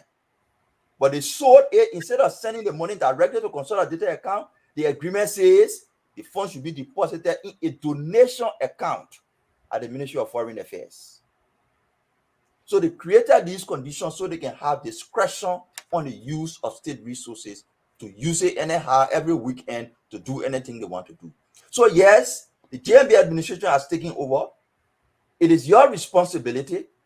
The way to proceed now is some of the things we criticize, you did not have the fact. You did not have the information available to you. Now that you have the information available to you, two things you can do. One, invite an independent study to look at the situation and advise your administration, or internally review the situation and make decisions in the interest of your people. But at this point in time, not being clear on whether you will maintain CTN or not, whether you will maintain at a lower cost, whether you will maintain at a more efficient level, whether you will continue with Metch, no decision is not safe. It continues to linger doubt in the minds of the people as to whether it is business as usual or you really keen to rescue and change the situation. So two things you need to do. Commission studies to review this situation, looking at available data, or you make immediate decision based on what you knew were happening. That's initial thoughts. Thank you very much, yes, my man. Metch was operating. Yes, Metch was operating, and they were paying 20% into a special account at LRA called capacity building account. Mama, I want to say thank you. It's important for folks to know, again, thanks to every one of you. Please share this program. It's going to be very interesting today. I have information that I will be sharing with you, the team likewise, to get into your mindset and make you understand that we are not there yet, not at all. As if I welcome to the show. We are not there yet. To Thank tell you you the for truth, having me. Thank 100%. you. We are not. We are not. Under no condition. We are close of getting there. Listen, when Spoon Talk come out, then everybody starts sending you all the documents they have since Charlie King time, Dr. Beauplan. And these documents are securing Dr. Beauplan and receiving them. These documents saying that Commissioner of Custom is the project head of Metch. What? Commissioner of Custom is the project head for Metch. The LRA former deputy of administration is one of the Metch head. We're going to call names tonight. We're going to call the name Ramsey and the LRA former deputy commissioner Oliver Rogers. When the late Thomas Donald passed away, who went for his body? Who paid for it? Why would Metch be transporting Thomas Donald's body back to Liberia? Mama talking about the 20%. This is bigger than we ever thought of. But I was surprised today that some ministers and commission of the government, this government, have agreed to keep Metch. And when I asked them, did you tell? They wrote a letter to Mr. President, Joseph Yema Bwaka. They wrote him a letter.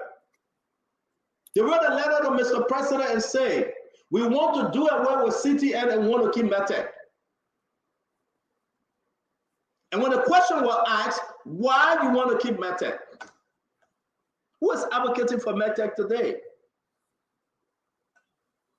It shouldn't surprise you though. So after you remove Samuel Twelve, because you voted CDC out, after you remove Samuel Twelve and Thomas Donald passed away, and there's no space for President George Manawea, guess who I replaced them? To advocate, to fight for Metch, Senator Albert Chie and Senator Emmanuel Nukwe. No, don't look at me. Senator Albert Chie and Emmanuel Nukwe is doing everything they can to pressure this government to keep Metch. But I will give you guys a chance to finish up with this first round, and we'll upload more information for your understanding.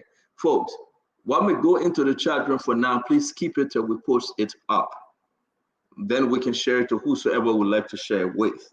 Minister Asido, the former minister, deputy minister for youth and sport, and from there our brother Ava will come in. Your 2 minutes, Minister Asido, please.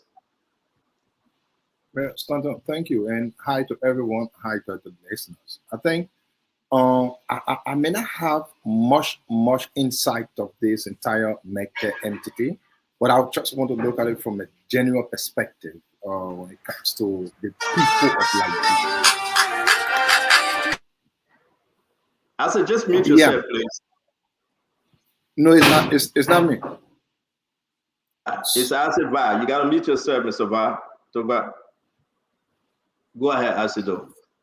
Right. So again, if you want to do business in Liberia, those who bring these containers and a lot of things, too many things you hear from around.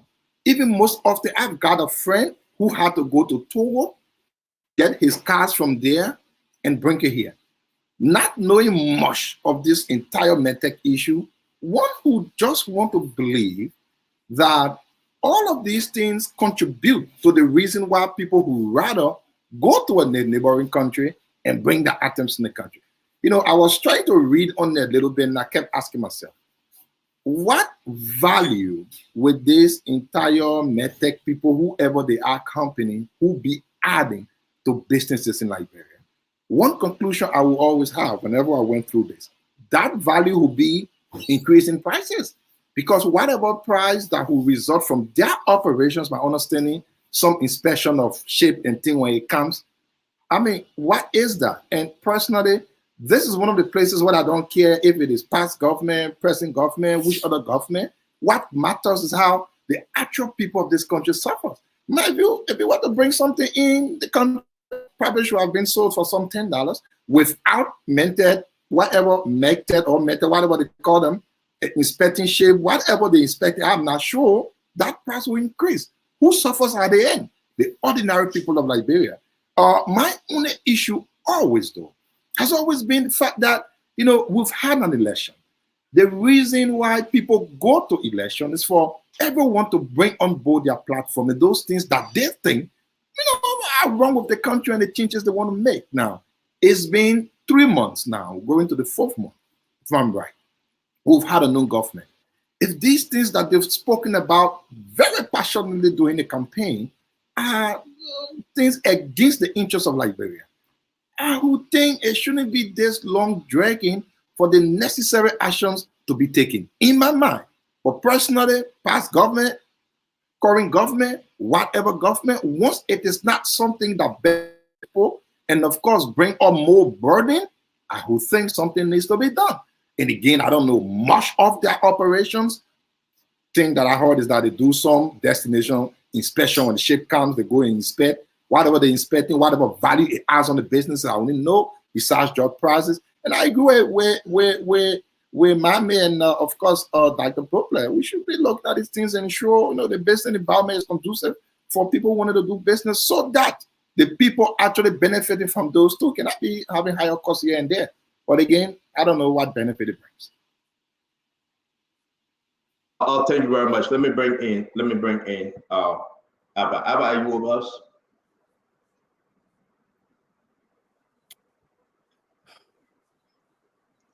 I mean, when you read the letter, hello everybody. Hello to the listeners. Again, wonderful to be here. When you read a MedTech letter and you see the responses, you wonder if they just feel like they're talking to stupid people or they're talking to a government institution. When you have a relationship with this MedTech Scientific Liberia, and you are answering a communication from the government, and you're telling them you don't know anything about this company, you don't know who the beneficial owners are. I mean, what is that? That's just a signal that the people either think our government is just stupid, or they can just play with them. Then the quoting contract. So there's our legislature. They didn't look at this contract. Where is money supposed to go when these concessions or contract companies pay the revenue into government revenue? Does it go to LRA bank account, or does it go to the consolidated account, or does it go to LRA first, then they transfer it to consolidated account? There is enough information here for a serious investigation to have been launched already. And when we don't hear the activities behind these, maybe they're doing stuff, I don't know. But the focus or the emphasis that President Boyka ran with on governance, on accountability, on anti-corruption, it has to be visible. It doesn't take extra long for some of these things. And from my information to what's going on, a lot of these things, these guys were not careful. These guys, as soon as they would have had a second term, so the level of covering up was not there. And maybe sometimes people don't know how to cover up some of these criminal activities. So they are exposed. You follow the money, you follow the paper trail, you expose what's going on. And I don't know if there's enough of that going. Hopefully the GSC is working overtime before the 90 days. We'll hear some serious audits. But for right now, I don't see enough in terms of what's supposed to be in the public space by now, or what should be on President Boyka's desk, or some of the things he's talking about, giving all the information, especially on this platform, the stuff that has been shared. After you, man, I can ask questions. Let me answer some of those questions because we really want to squeeze stuff in. Let me answer your first question. Yes, indeed, they got a document on President Boyka's desk. The Commerce Minister, the Finance Minister, LRA. Now we read exactly what is happening. I'm trying to put it in the chat room, but it's still uploading. They have written with recommendation to keep MedTech. I don't want you clapping now. They have, because you came in later when I said this before. So let me help you and the rest of our fans. They have written Mr. President and said, let's cancel CTN. And we'll talk about CTN tomorrow because I know maybe time will not permit us today. And they said, let's keep Metech. Why you want to keep Metech? They said, well, we want to keep Metech. We're going to negotiate with them because CTN spending $100 and something who can give Metech $75. They call Metech. Amin Modal, Commerce Ministry. Double Jala, LRA. Bwema Kamara, Finance Ministry. 3 of them. They call Metech. Metech, here we are. Where is your position? Tell us exactly what you want to tell us. When they ask them, where are your position? Guess what happened? Where are the contract? They couldn't answer. They want to cut an agreement, decrease prices for Metech, and keep Metech. They call CTN the next day. They say, CTN, here we are. We don't want to keep you because your prices are too high. How they came up with that conclusion? I asked. But is it a price thing with CTN? They say both of them are the price thing. They're not questioning the past. They're talking about current and CTN moving is a forward. function thing. But wait now, wait. I will come there. I wrote everything down and I get the messages. Let me help you. The cost of doing business, the sending communication to the president, and Mr. President is still reviewing Metech. They are saying that it is very important. You know, Metech came by Angela Liz now. Something happened, Angela Liz, her husband is running it right now. People got to get that clear.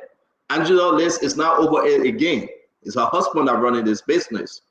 So the husband was able to meet folks. He negotiated with them. Some of those that he talking to strongly, and they have assured him that Metech will continue with Aboche and Emmanuel Nukwe. Senator Aboche and Senator Emmanuel Nukwe. They have assured that this business will continue. So then I asked them, excuse me, sir, did you guys ask them about the previous contract? No, what previous contract? Did you guys ask them about the 20% that is going to Dubai in an account? No, we don't know about that. No, because you didn't ask them. Did you guys ask them about the 80% that coming just a few orders? Who's still receiving that money? Since President Joseph Yiman Boakai took over January, who been receiving the money? Oh, we didn't ask them. So I will put in the chat room this. LRA contracted Metech to perform destination inspection DI on LRA behalf.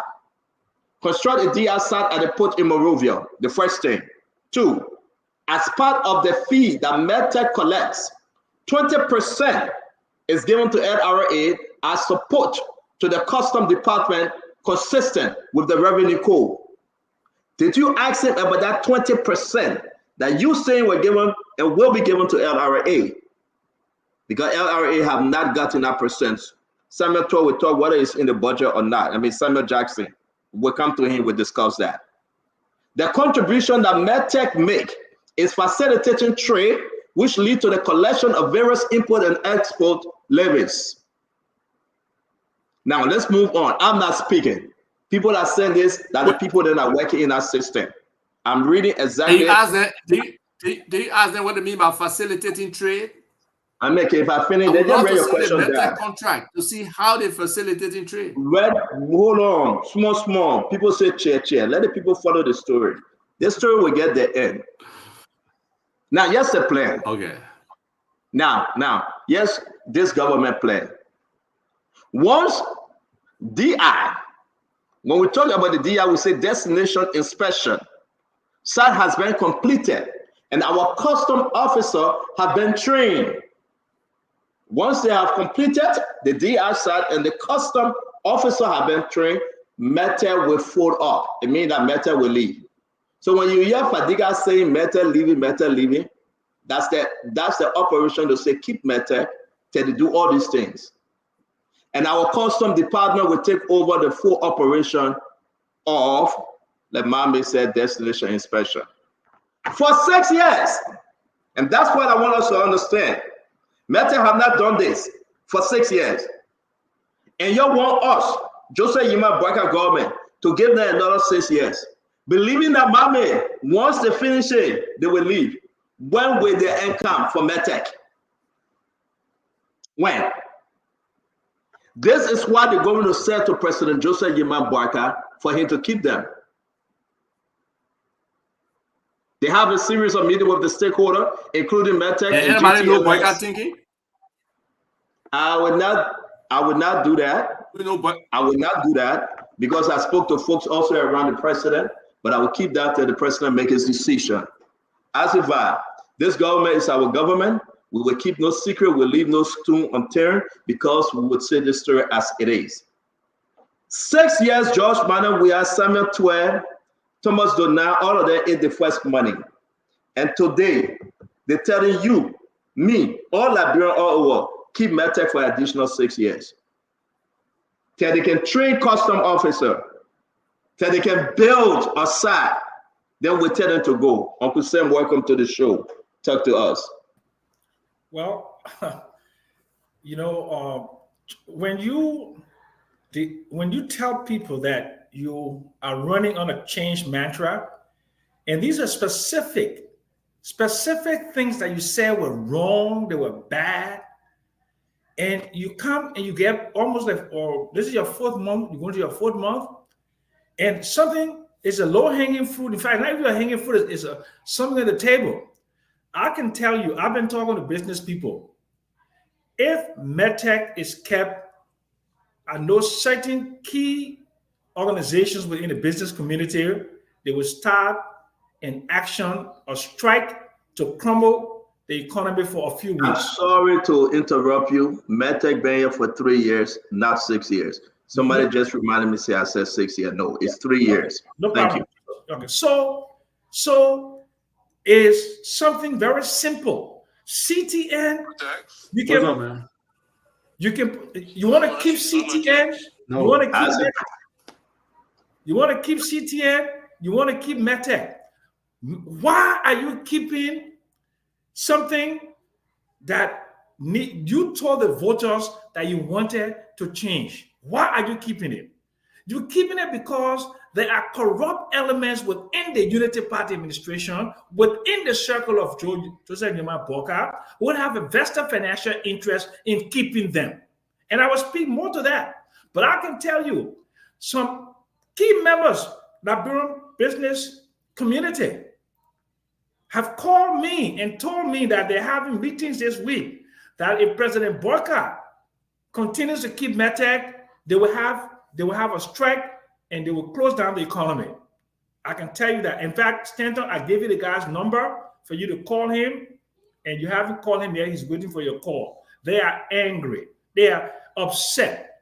Okay, this is not what they bargained for. Some of those people, I bet you, supported Joseph Yeman Boakai campaign, financial contribution, and now he's going against their financial interest because of a few vested interests around him. This is not change, people. And I'm glad that we're discussing it on Spoon, but I can tell you that this is beginning to look bad. It looks rotten. It doesn't look like change. And I can tell you, if it continues like this, 3 to 6 months from now, don't be surprised if another global Magnitsky sanction is not put on 1 or 2 individuals in Liberia for these corrupt acts. And I can tell you that correctly and precisely, that they are walking into the trap to get on global Magnitsky sanction. Because certainly, restraint of trade, corrupt and undermining, and just undermining your government. It's undermining your government. Do something about it. That's all I have to say. And listen, thank you very much, Mr. Jackson. Thank you very much. I am so surprised. Why are we here making this argument, folks? I really want us to move to the drugs issue because we got a lot of recording and tape. But let me give you 30 seconds again, because maybe you want to do some follow-up statement. Maybe some of your sources reach out to you. Why are we here? Why are we still crying about Metch? We beat on President Joseph Yeman Boakai and said, please change Metch. Will you change Metch? Yes. Will you rescue Liberian people from Metch? Yes. It's time to rescue, Mr. President. Yeah. We took President George Manning, we are out. Yeah.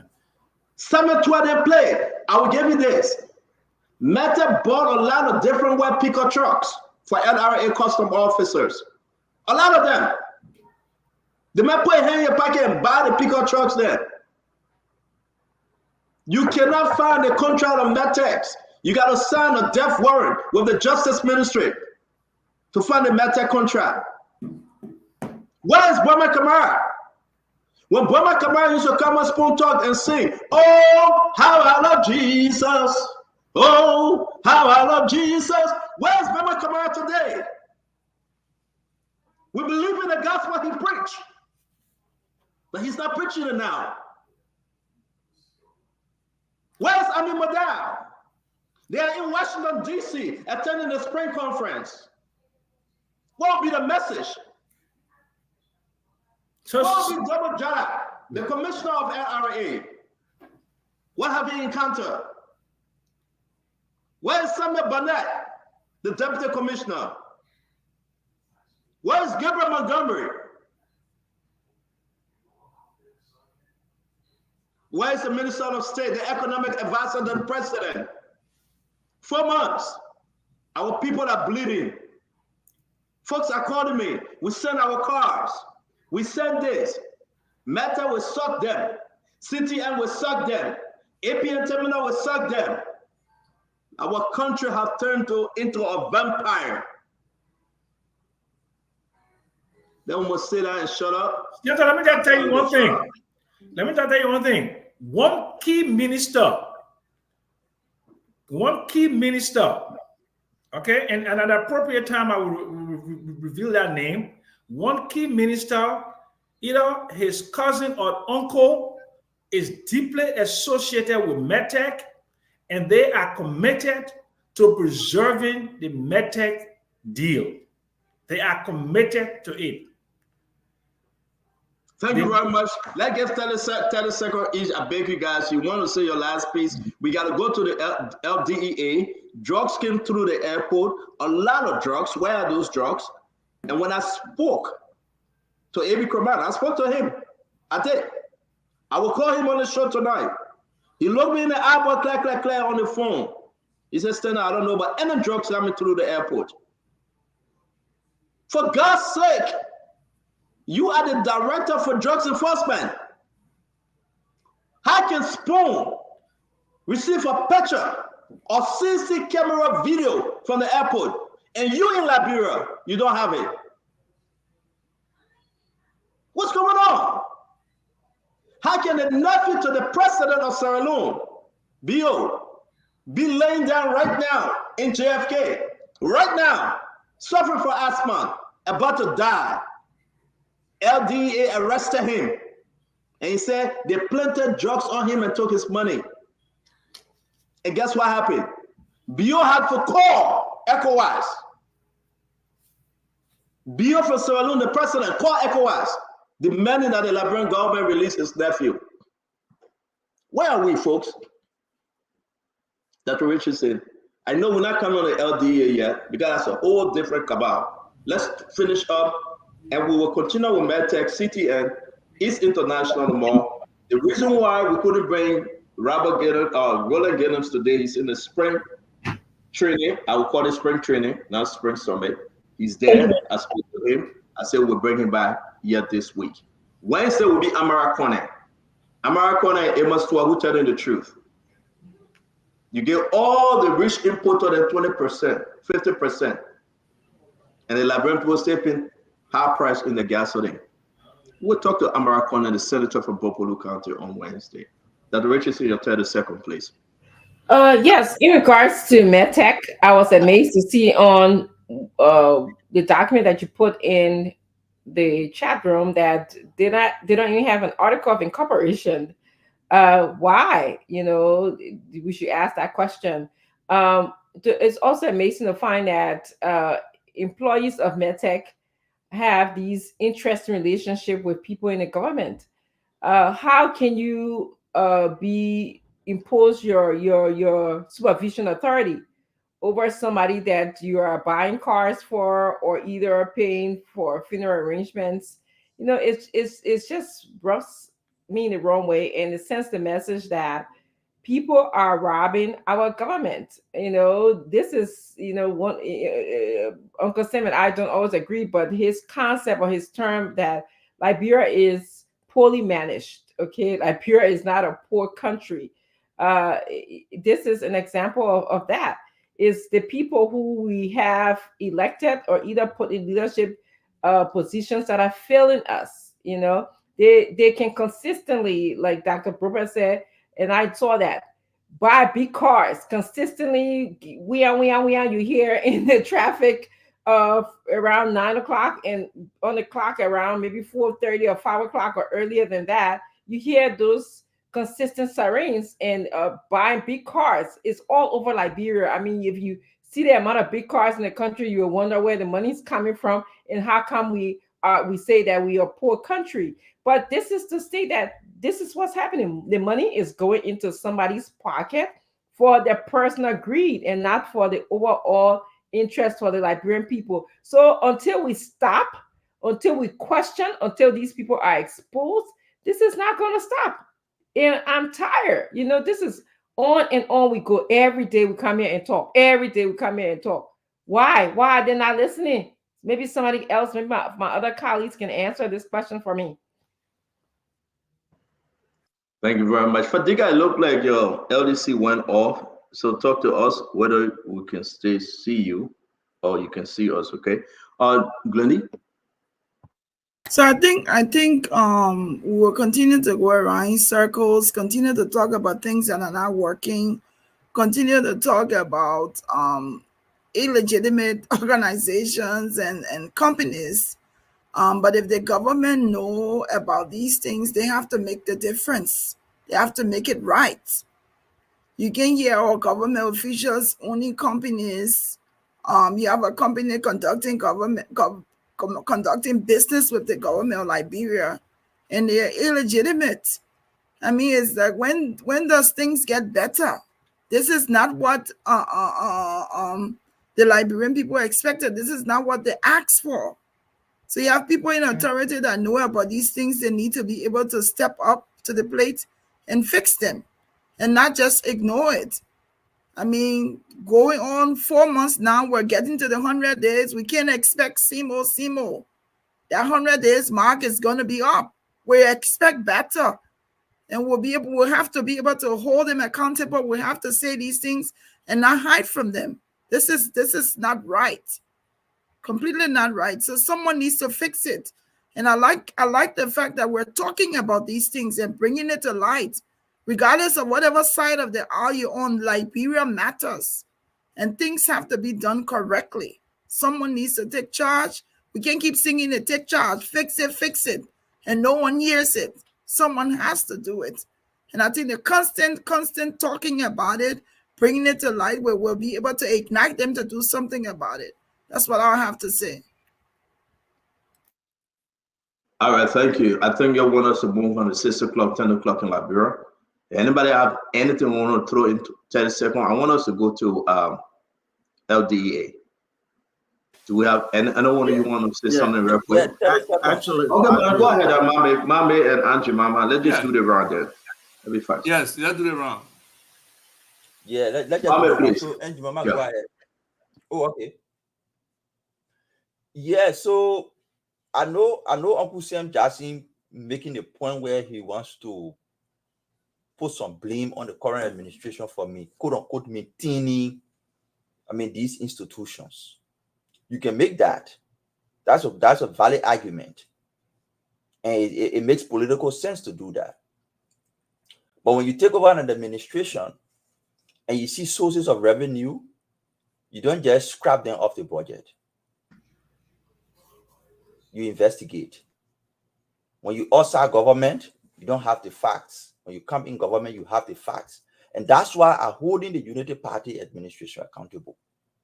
Because at this point, you have good information in your hand to either use and make immediate decision or use and turn over to a third party to review and advise going forward. The determination on how you do that, by this time, there should be public understanding of the administration's position on these issues. There should be, if the administration's position is it is under review, if the administration position is it is being terminated, if the administration position is we're going forward with it with reduced costs and better service, at this point in time, after 90 days, the public should be aware. That's where I come from. I don't come from the point where, oh, you say you need support, but now it shouldn't be in your budget. No, that's not where I'm coming from. Because the reason is because even the US government has a form of CTN. Almost all countries, in fact, I mean, not just restricted to the US. Almost all countries have a different form of CTN that is responsible for tracking cargo from one place to another. Almost every country in the world. What is it called in the US? What is it called, Mame? What is the name of it in the US? I'll give you the name. Give me a chance. No, but if you want to talk about it, you gotta give the name. I will give you the name. No, but give the name now. If you want to talk about it, you need to give the name of the container. Uncle Sam, you have to give Mom a chance, please. He said he will give you the name, please.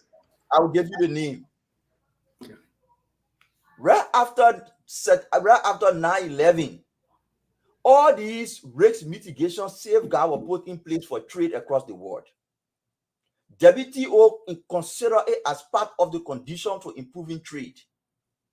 In countries, other countries that have resources, their form of CTN, the state pay for it on behalf of the country. In other places, there are fees attached, a country's paid. In Sierra Leone, it was cancelled. They review it, they brought it back with lower price. In Nigeria, the same thing, cancelled, review, brought back with lower price. In Ghana, there were controversy. In Benin. So the point I'm making is these institutions are not just criminal. Most times, the way they enter the country, the way they operate, in the case of CTN and Metch, we didn't hear about any competitive bidding under which they were selected. Nobody aware about their contribution to government. It's not clear. The only time we saw and know about it, at least from the public, was recently from this letter that shows that 20% is going for capacity bidding to LRA. So the point I'm making here as I'm concluding is, Sam Jasia will give you the name. The point I'm making here as I'm concluding is these trade risk mitigation safeguards like BVAC that will replace with Metch, like CTN and other places, they are intended to improve trade security. They can operate at lower costs in some places. Thank you, Mom. In 10 seconds, bro. At low cost. They can operate at no cost. It depends on the decision of the state. The government should make a decision. We maintaining it or we're not maintaining it. We maintaining it at no cost to our people. That is a decision. Mami, let me interrupt you. I beg you, just 10 seconds. Interrupt you real quick. Squeeze 10 seconds and not too long. 3 years. The government got nothing. Everything went in the pocket of individuals. Can this government punish Metch, sue Metch for what they did 3 years ago? Why should we continue with Metch? If they knowingly put money in the pocket of government workers, officials, and now they want to renegotiate a deal, come on, mommy. Anyway, it wasn't a question for you to answer. It was just a question for me to make a statement through. Andrew Mama, please, 30 seconds.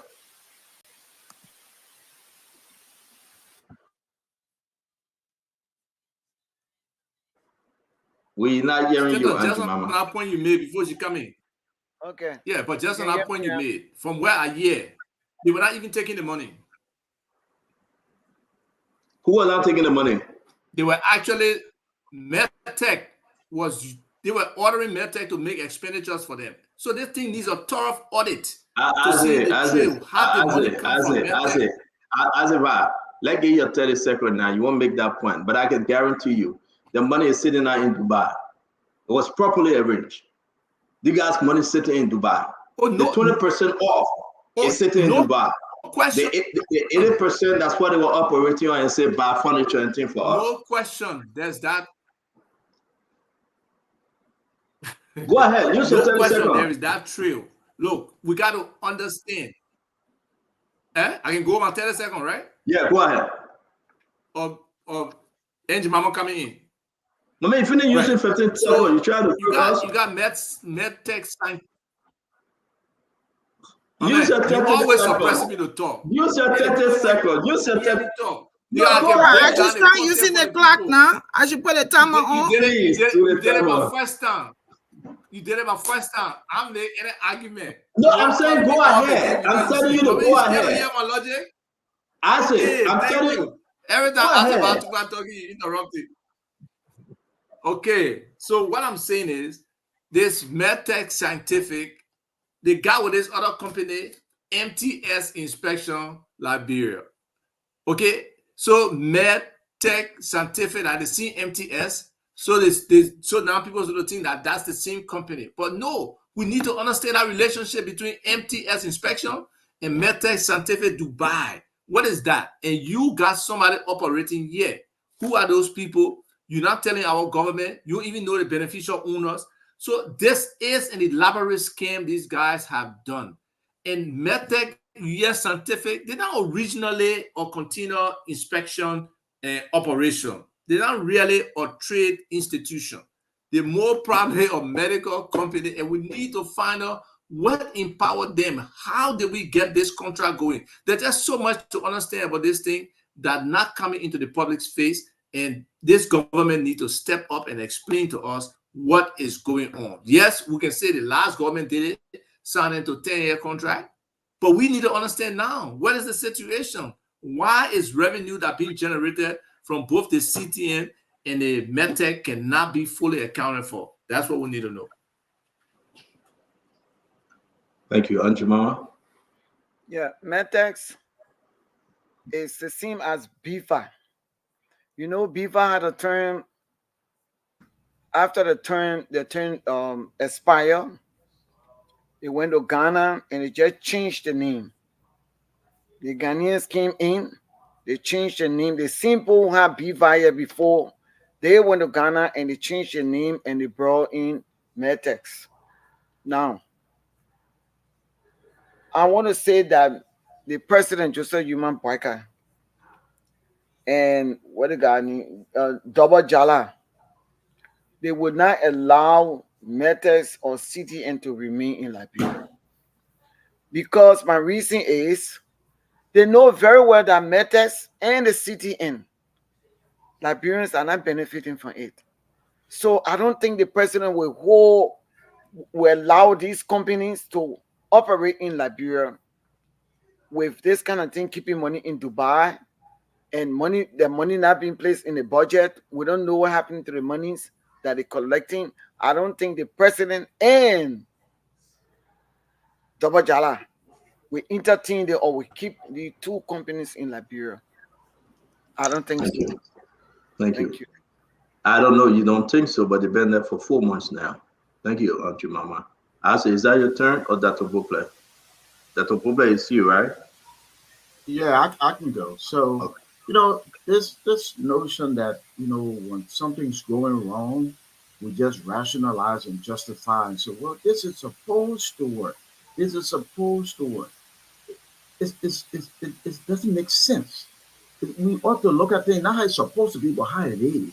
Okay? So let's look at a net effect, right? CTN MedTech. And we'll just be very practical. A car was purchased here in the US, so I'm giving you facts. $800 for old car. Shipped to Liberia, $1,300 to ship it.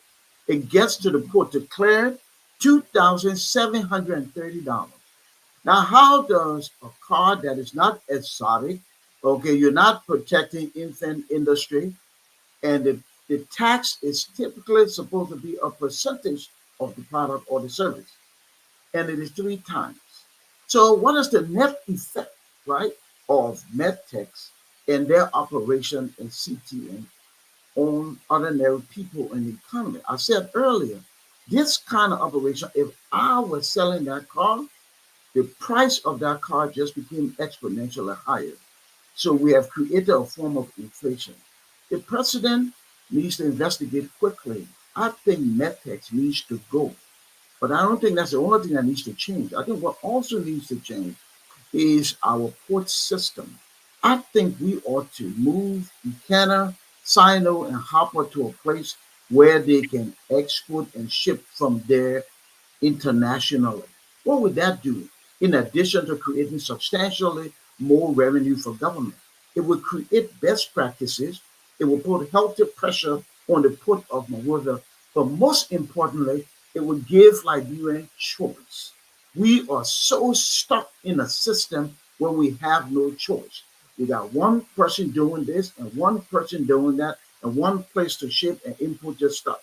And so it's always when it messes up there, we, the ordinary people, feel the pressure.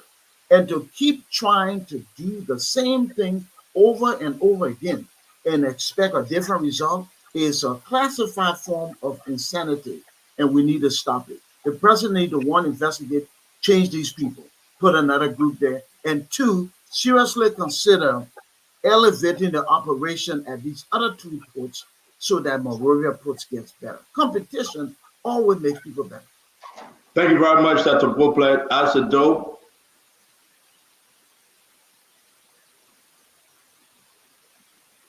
Unmute Asido.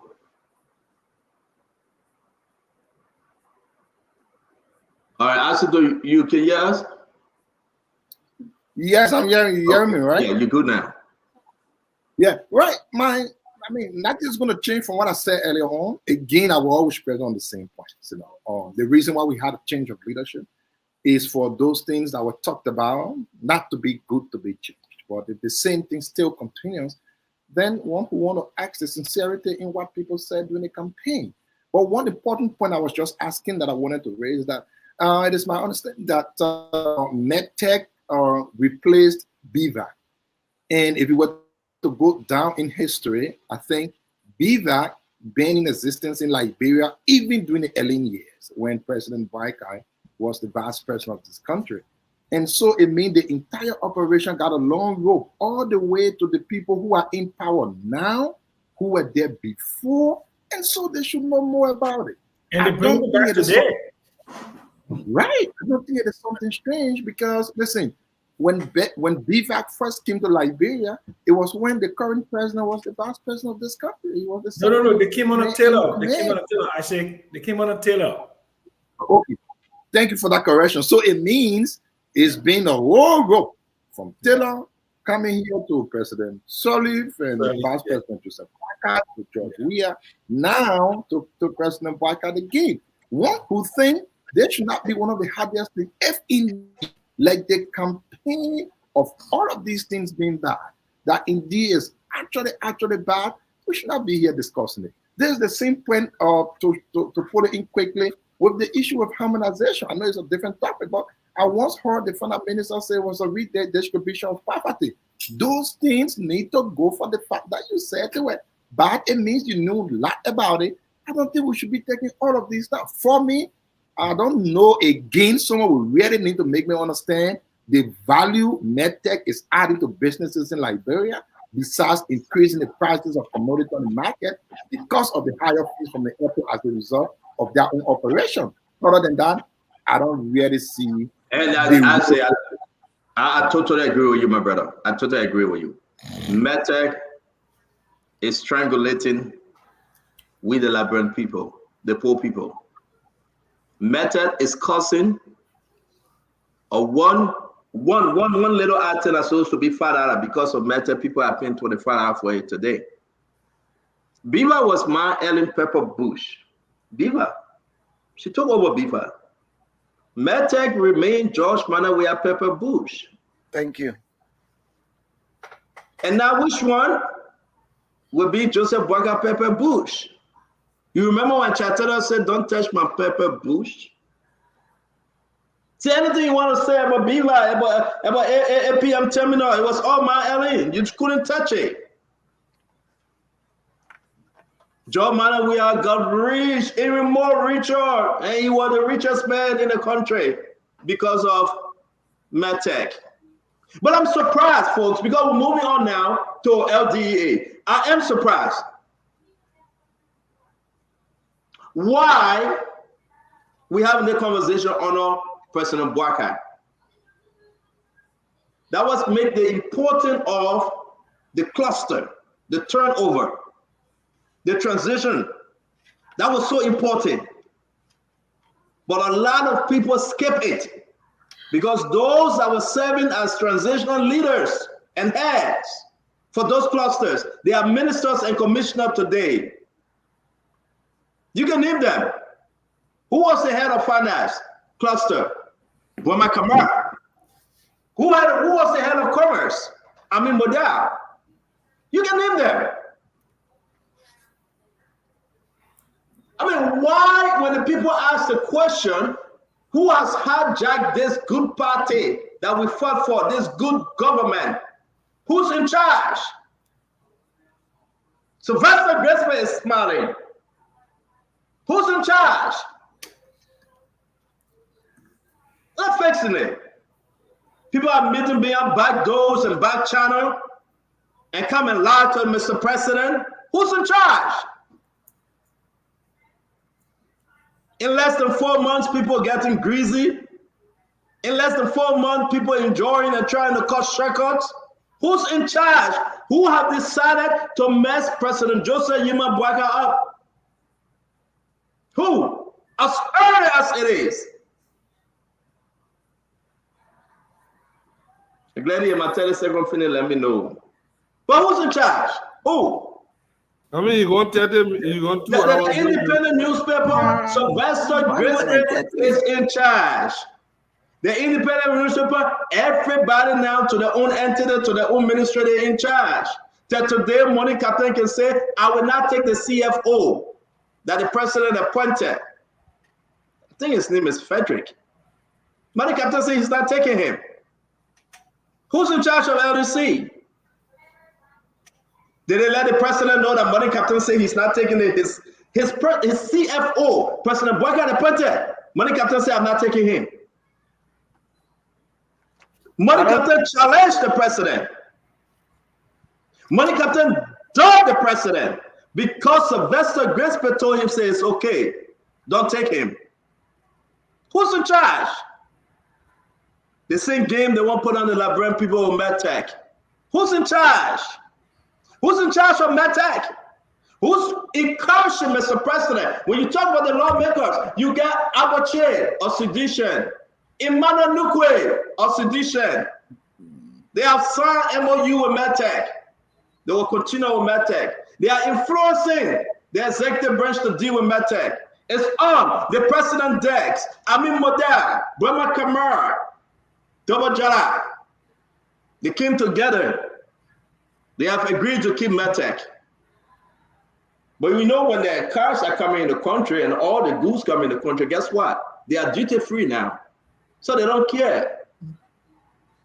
Where is the strength of Boma Kamara when he was fighting for the poor people? Who's in charge, folks? Not every meeting they have in front of the president. Sylvester Grisman has strategized and he has designed his own form of meeting that they will go there, sir, and bring the decision. Say, Mr. President, this is what the people agree with. Just sound right. Just sound right, Mr. President. If that just sound right, Mr. President, we get, then we are in trouble. If it is the just sound right, Mr. President, then we are in a serious mess. I am so hurt. When Money Captain told the CFO and said, I will not accept you here. This is my place. Go and tell the president. And up to today, Colina Crab, the deputy minister, you know her, that's my friend. Sylvester Grisman, Mamaka, they all agreed to keep hush and they will not tell the president what Money Captain did. Today, the CFO still get a letter he sent. I will find the letter and share with you guys. Who's in charge? Who's in charge of the government so early? Who's in charge? The president was just in bombing. The president was just in bombing this weekend. Who's in charge? Let's move on, folks. Who's in charge of the government when LDEA having problem with the director proper and the deputy director? Who's in charge? Today, they met Kofi Woods, the National Security Advisor. They met Edwin Snow today. They met the Vice President today. They're running like crazy. I'm going to call AB. Who's in charge of the government when this amount of drugs came by way of the airport or whichever way? Look at the drugs, folks. Who's in charge? Robert International Airport, ROB, that's how they call it. Look at the amount of drugs. And your LDEA director said he knows nothing about these drugs. Who's in charge of our government? We are to a very bad place, folks. We are to a very, very bad place. We want to play the recording that we have obtained. We're going to play the recording that we have obtained, right? Because I want you to understand. Look at the different form of drugs. Look at this. Look at this. No, we're not there yet. Let me pull all the drugs up from the airport. Imagine it was 10. I don't know how y'all call it, loads or bags or boxes of drugs. 10. These are marijuana, the one they can call weed here. We got a CC because maybe other people inside will try to face it, or maybe we can play. Who's in charge of the government? Who telling Mr. President what is going on in LDEA? They have informed the National Security Advisor, Samuel Kofi Woods. Will he tell Mr. President? Who's in charge? They have informed Grisby. Grisby said, I got a lot on my plate. You're going to solve it. Who's in charge? Here we are, folks. Let me share another video of what is happening. Then we'll call AB. You guys will speak, and then we'll call AB. I want you guys to look at some of these things. That's the drugs again. That's a picture of the training camp. LDA people going for training. Okay, I want to grab one of the video for me to just tell you, see them, the training. You know what they are training? I will let you know though. I will let you know what they are. The question remains the same. I will let you know what they are. I want to go to the video very quick. Let's play this video.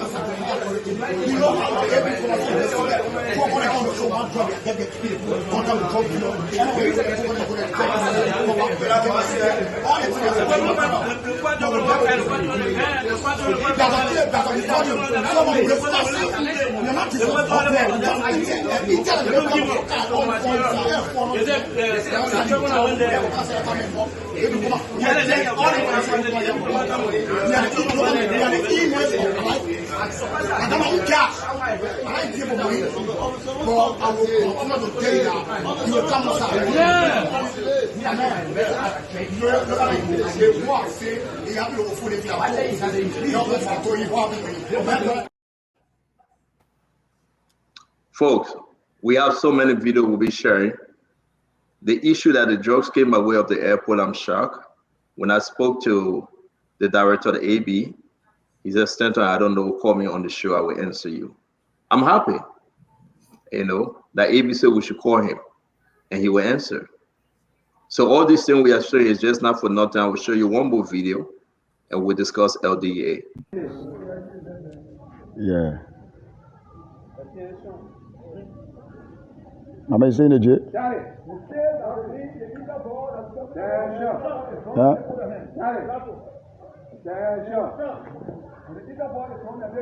What is happening there? Huh?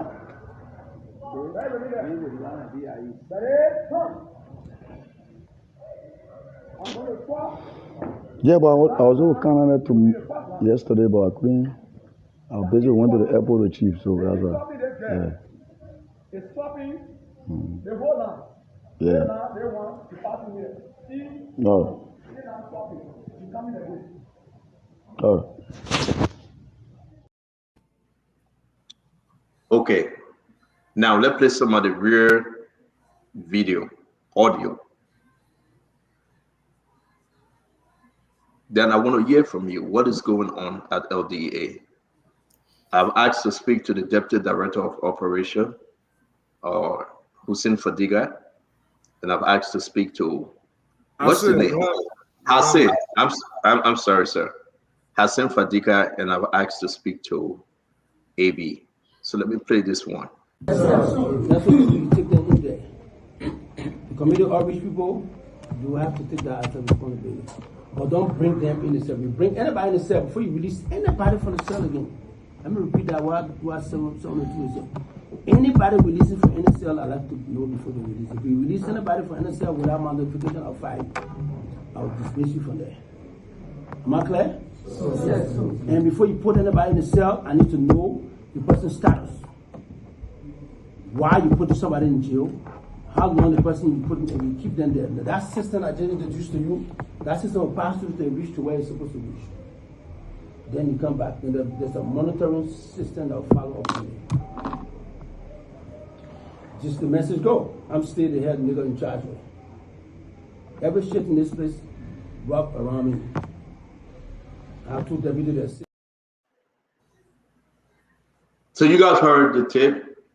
We'll give AB the chance to explain. He stayed the head nigger and NS Chico on the iced tea in this place wrap around him. I mean, those are some real military wars. Let me hear from you. Let's do this right now with our director, Ibrahim Kurman. Uncle Sam, let me hear from you. Oh my God. It's one of those things, Stanton, that perplexing, right? I think they stay trying to get their feet wet. I think all of us, the entire country, have underestimated the magnitude of this drug problem. Not only is it insidious for the users, but also how it has really infused the entire country, you know. And I spoke to AB one time, and he said that they have about 1 million people. That's 20% of the population on drugs. That's dysfunction. And, you know, I don't know what's going on at DEA, but I just hope that Fadiga and AB, two people that I admire, they can get it together. You know, they can work, you know, as partners. I know both of them, you know, let's face it, they have huge egos, but this is not about egos anymore. This is about a national tragedy that we're trying to avert. And I hope that they can work together. And I hope that, you know, the government of Liberia can, find monies, domestic resource mobilization, or, appeal to our international partners. In fact, the regional people in ECOWAS. Because if this drug thing continues as the way it is, it will undermine the security and the stability of the country. It will. The opium wars, what it did to China. Look at the drug epidemic in the United States, what it's doing. You know, and let's face it, we don't have the capacity, we don't have the resources, and we have not begun to even scratch the surface of the drug epidemic in Liberia. So I just hope and pray that they get themselves together, they act together, that the legislature give them much more money, and then let's motivate some international donor support, regional support, because this drug thing, if it continues as the way it is, you can just kiss Liberia goodbye in terms of, you know, attracting tourism, making economic development, and just the criminality, the dysfunction will capture the entire country, you know. So this is my hope and this is my prayer. That's all I can say. Thank you very much. Let me bring in Glenn. Glenn, talk to us. So it would be a good thing to speak with the director, Director Kurman, to hear his side. When you're dealing with drugs, I don't want to be biased. I don't know. Hearing from me, I don't really feel what he said was alarming unless we know what's actually going on. Men talking with men, they will use some of those words. I think what's concerning to me is the fact that we heard that the drugs that came in town, that he's saying that he doesn't know about it. That's even more alarming than anything else. It's like, how can he be the DEA boss and drug comes into the country and he's not aware. Everything else, I mean, we can hear from him. He will be able to explain what that is, but it's very concerning that we having heard him here twice and say the plans that he have for the department and what he's going to do there, and to see that we're hearing drugs scheming and he doesn't know. I think we should be able to hear his side of the story, and before we make any form and before we form any bias on what he has to say. So I'll wait to hear what he has to say on that. Thank you, Glendy. Thank you. Let me bring in Alva. You coming now?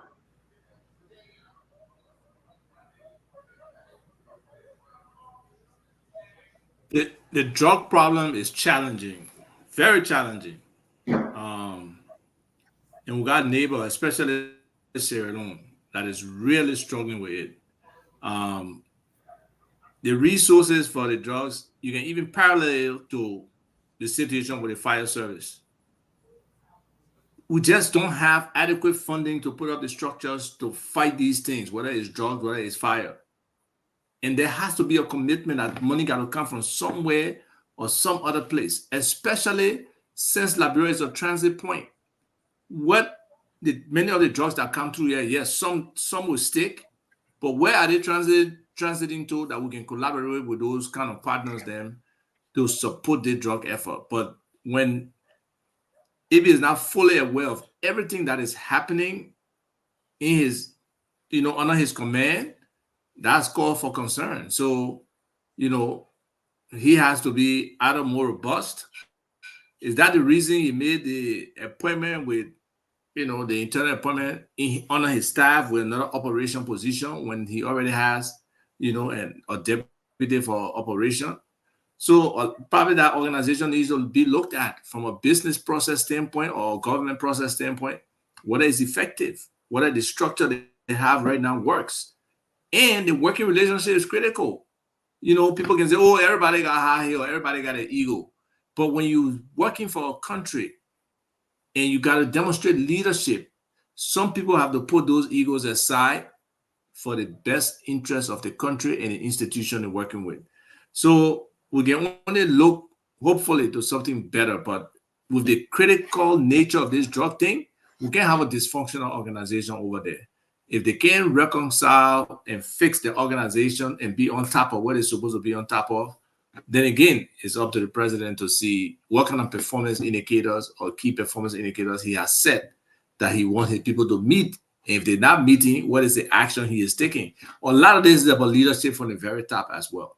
We can see all these different things happening everywhere, and they're not doing something about it and trying to keep it under control and making sure that people do what they are being paid for by the Liberian people to do. Thank you very much, Ava. I think you struck so many good points, Ava, seriously.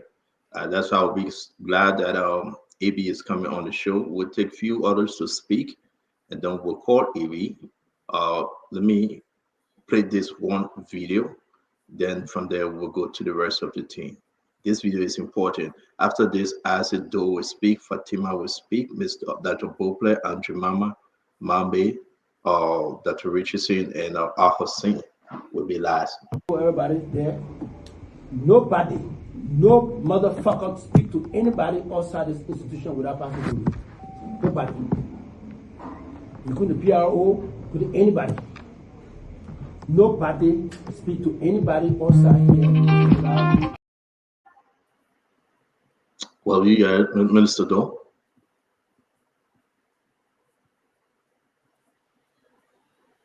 Well, Stanton, I've always said this. Voice are good.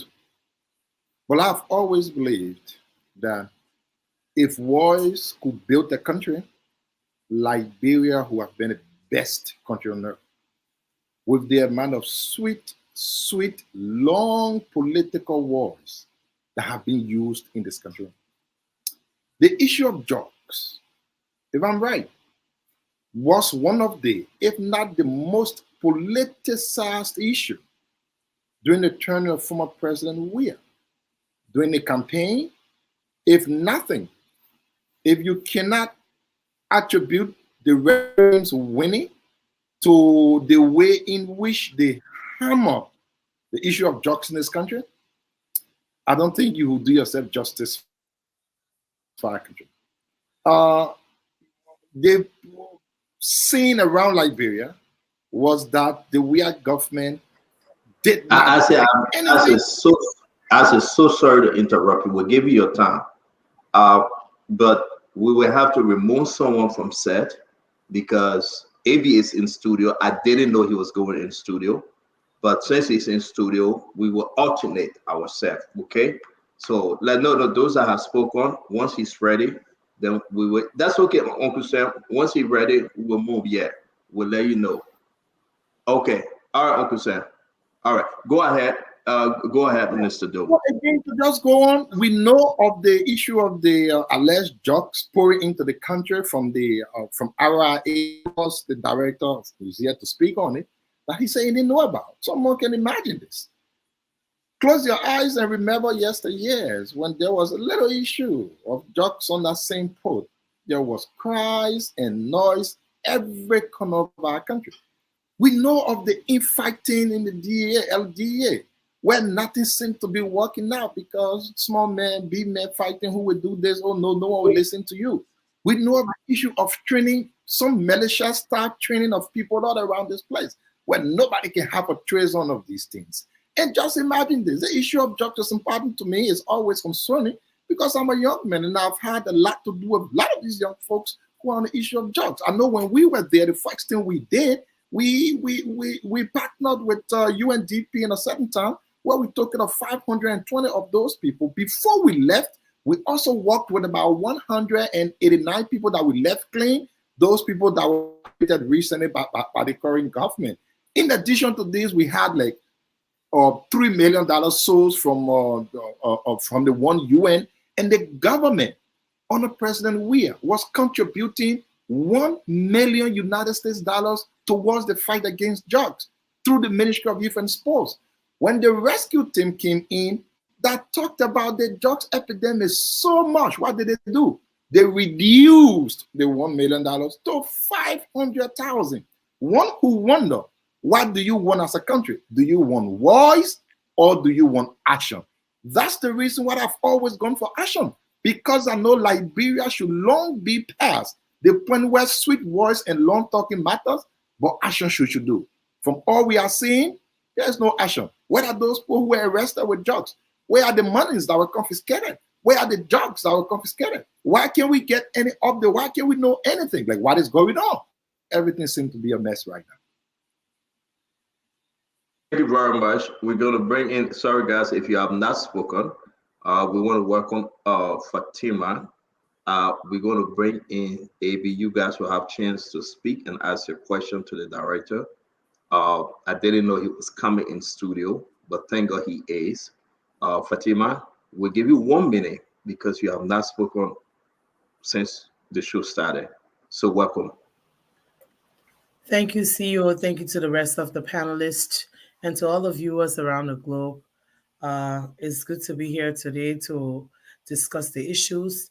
So I'm looking forward to, hearing from the DEA boss, and then we'll make some judgment calls. Because the fact is that we, advocated for Joseph Boakai based on the condition of our children. We wanted them to be rid of drugs. We want our country to be free of drugs. And so we need to just hear from him to see the perspective and hear his side, and then we'll make some judgment calls. Thank you. Thank you very much. So folks, let's welcome the DEA Director, Conan A.B. Kerman. As you can see, DEA, Conan A.B. Kerman. We want to welcome you, sir. How are you doing today? I'm sorry. Am I here? Yes, you're good, sir. Go ahead. Thank you very much. It's a pleasing pleasure to be in the sight of all of your beautiful audience. But I was driving home with a show on just close to your studio. I said, I may as well just come in the studio because you guys said you're going to call me to address some of these issues. Thank you. The issue of drugs is a very important thing to me because I have a personal issue, family members and stuff like that. So I made it my duty to actually put everything I can to fight this particular menace. And so it's a privilege to be here, and I can entertain your inquiries, and then we can have a discussion. But basically, I like to just address some of the questions, some of the concerns that you have. The video you just played, that I saw I listened to the audio. I didn't actually see what it is. But as far as I'm concerned, we don't have a training base. We don't have a training camp. We've not hired anybody to train anybody from the DEA as I speak. I heard of a group of guys being trained somewhere. I called the training commandant. He had gone there to find out what the heck was going on with regards to people acting in the name of the DEA. And they've gone in there, and there has been addressed that they were never DEA members. And basically, we're looking for money to actually recruit our action agents we have. We've not gotten that yet. Then talk about training people to do what? I mean, it doesn't make sense, but people would use this kind of cheap propaganda to kind of besmirch others. But I'm not going for it.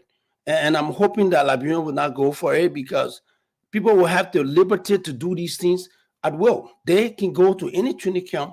They can go anywhere in Liberia or in Monrovia to actually put people together and treat them. I heard they have all of these guys, but that's not a DEA. I know that's not a DEA that I work for.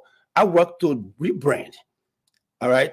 We've had all of these guys working. We had, prior to this, there were folks who put themselves together to do this vote protection unit. They stay around.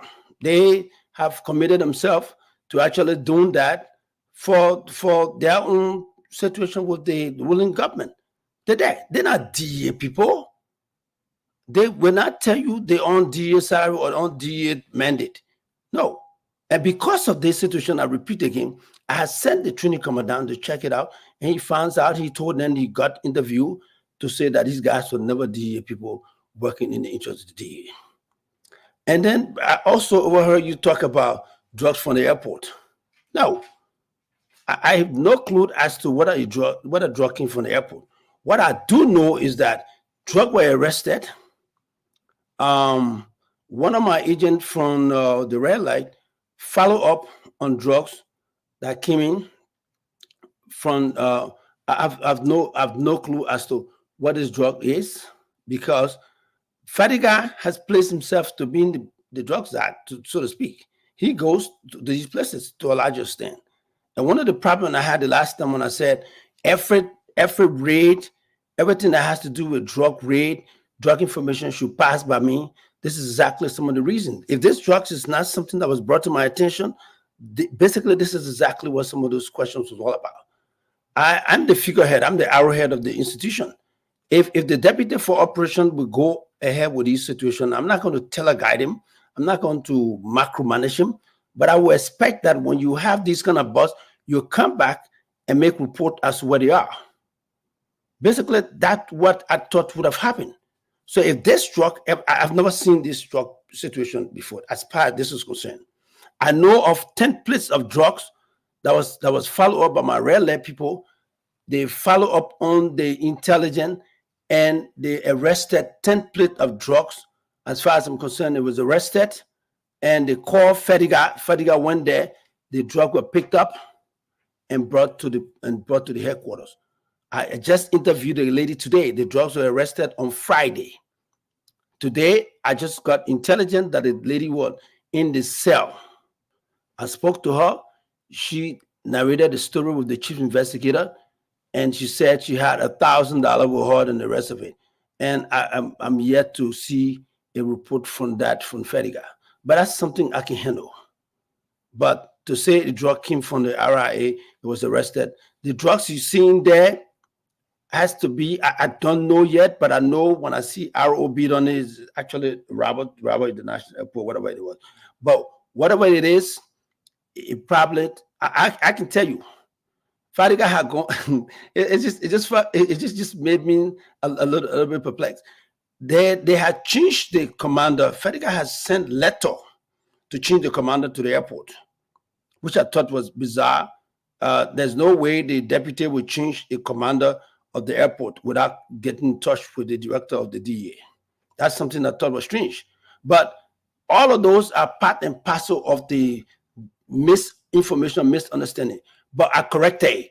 I sent back to the airport and we corrected it, and the guys were replaced today. We straightened that up already. It is my responsibility to correct some of these oversights, and which I'm doing. And apparently, people not understanding that, they think there is some infighting. No, I will correct them. Fediga is nothing but a brother that I handpicked myself to come and help with the operation wing of the DEA. So there's no way he or myself have any kind of shortcomings. We will correct the mistakes as they come up. One good thing I know is not going to affect our fight against the drugs in this country. The level of drugs proliferation and infection in our country will be addressed. We'll stop it. And we're not just going to be dressing it as it is. We have community outreach. I was at the Methodist Church yesterday.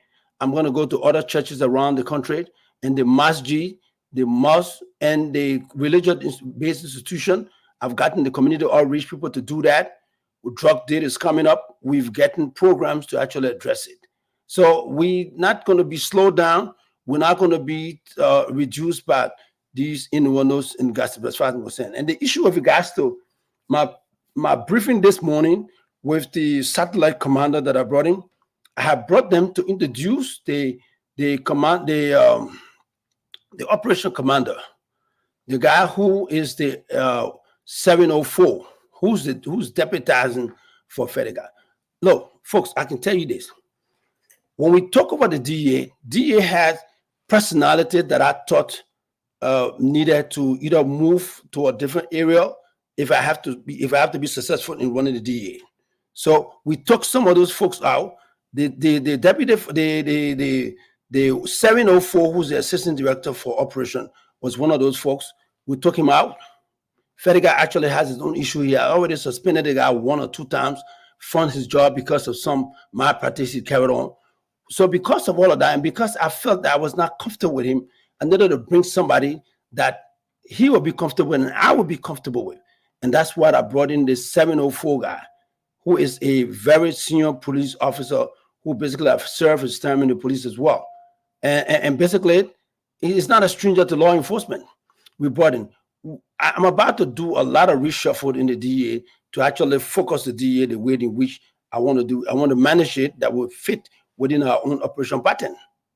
I see Mr. Doe shaking his head. I don't know what is he doing, but you got to just release and listen to what I'm telling you, buddy. At the end of the day, we basically establish a structure. My position is, my responsibility is to establish or define a role, define a strategic role for the DA that will carry on the agenda that we put up. And so we took our guys. I'm going to take our guys from there and replace them with people that are comfortable, that have repetition, that basically have all of what is required to provide a better outlook of the DA. Now, the guy in question where they say, and the newspaper, I saw in print today, that we have somebody who's OPS to unit 700. Now, he is not the deputy for operation as has been speculated. He is the OPS, like the orderly. It's like the bodyguard to the director. That's how they call it, OPS to the director. He is not somebody that I will have to be comfortable with, somebody who will go buy my tea, somebody who will go buy my water. That's somebody I have to be comfortable to a point. That's the one they call OPS, operation to the director. He's not the deputy director general for operation of the DEA. No, he's not. That's the misconception, a view that is only tweeted to actually create confusion. Basically, those are the facts that we have. There's no training base by the DEA. DEA has never elected to do any training base. The training base that I saw, that you see people drilling at that, those are places when I heard about it, I sent the training commander down to check it out. And then the issue of the director is something, and the drugs in there, the one I'm just seeing now, I'm going to investigate that. But as far as I'm concerned, I have no clue as to what it is. I don't know where that came from. But the only drugs I do know, 10 plates of opium, 10 plates of marijuana that was arrested. It was followed. We had a surveillance on it. It was arrested. And Fadiga was the one that was called by the guys to go and receive it. And he did receive it from the guys. It was brought to the headquarters and the lady was placed in there. But I got brief about it today, this evening. I saw some lady in Fadiga office and basically I didn't get any briefing from him to me. There's no documentation towards it. It's today the chief investigator asked as to whether there were people in here. They brought them in here and showed them to me. But you know what? Like I said, in any institution like ours, you have all of these oversight, all of these situations. It will be corrected, and we'll find a way to work through all of these little distractions. We'll do it. And if it is offhanded, we'll actually put people in that place. And then I reacted today in my briefing. In the briefing there, I was a little bit very militaristic about the way in which I communicated my orders. And the DA is nothing but a paramilitary organization. I want you guys to know that. So we'll come up with these military talks, the military view. I'm talking to men and women, not boys and girls. So when I speak like that, it was not meant for somebody to record it from our briefing room to bring it out. Those are some of the little issues I would nip in a very short while. Nobody has the right to go in the briefing room and take instruction and order coming from the director and put it on Facebook or do some interpretation of it. It's not professional. Anybody doing it is basically doing it to undermine the institution, which I am not going to allow to happen. So basically, that's what we are, gentlemen, ladies and gentlemen. Thank you very much, Colonel Pramar. We appreciate you on Spoon. Seriously, I'm very, very glad that you came today. Just a little, 4 months, man. We are here. Mm-hmm. We are here talking about this organization. I'm telling you. We are here talking about the issue about drugs. It's like I'm in the election mode again. It's like I'm beating on George Manoia again. I'm beating on the. No, you're not. But my thing is that let me ask you. Let me be straight up with you. As a friend, 2016, 2017, I met you. You've been very good to me and to the entity, and we appreciate you. But this has to do with Liberia, sir. Of course. This has to do with Liberia. That's how we do. Today, did you complain? Director of FADICA, to any one of the senators, to any one of the ministers, or advisors to the president today?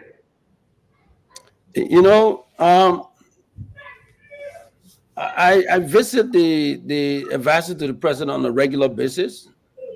Today, I had a chance to speak with a lot of folks in the president's office.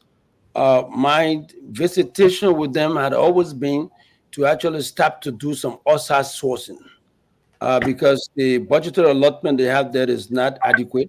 I spoke to Kofi Woods, Mr. Kofi Woods today.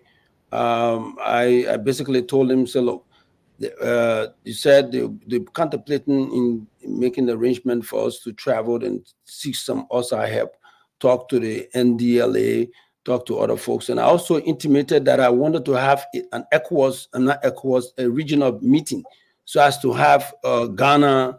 No, I understand all that. I just want to run because a minute. Did you complain FADICA to Kofi Woods? No, if I'm complaining FADICA, I will write officially.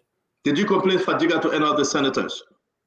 No, if I'm complaining FADICA to anybody, I will write. So you did. I'm not the guy who's talk like that. I write. I'm an educator. So you did. Because we spotted you at the Capitol building today. Yes, I went to the Capitol building. I want to see now today. Now, the deputy minister for youth and sport, the guy responsible for TVET, had come to me for us to collaborate so we can start to work towards the young people, how we can fuse them. He and myself went to see several ministers today, several senators today. We want to see. So let me bring you back, honorable. Let me bring you back with the drugs issue, which is important. Yeah. Do you recognize this? Is it the drugs that were captured by your guys? Are these drugs that were captured by your guys from the airport? I just told you this from RIA this week, this month, this year. Yes, sir. This month? Yes, sir. No, I don't. You don't know about these drugs that were captured? No, not at all. Not at all. Zero.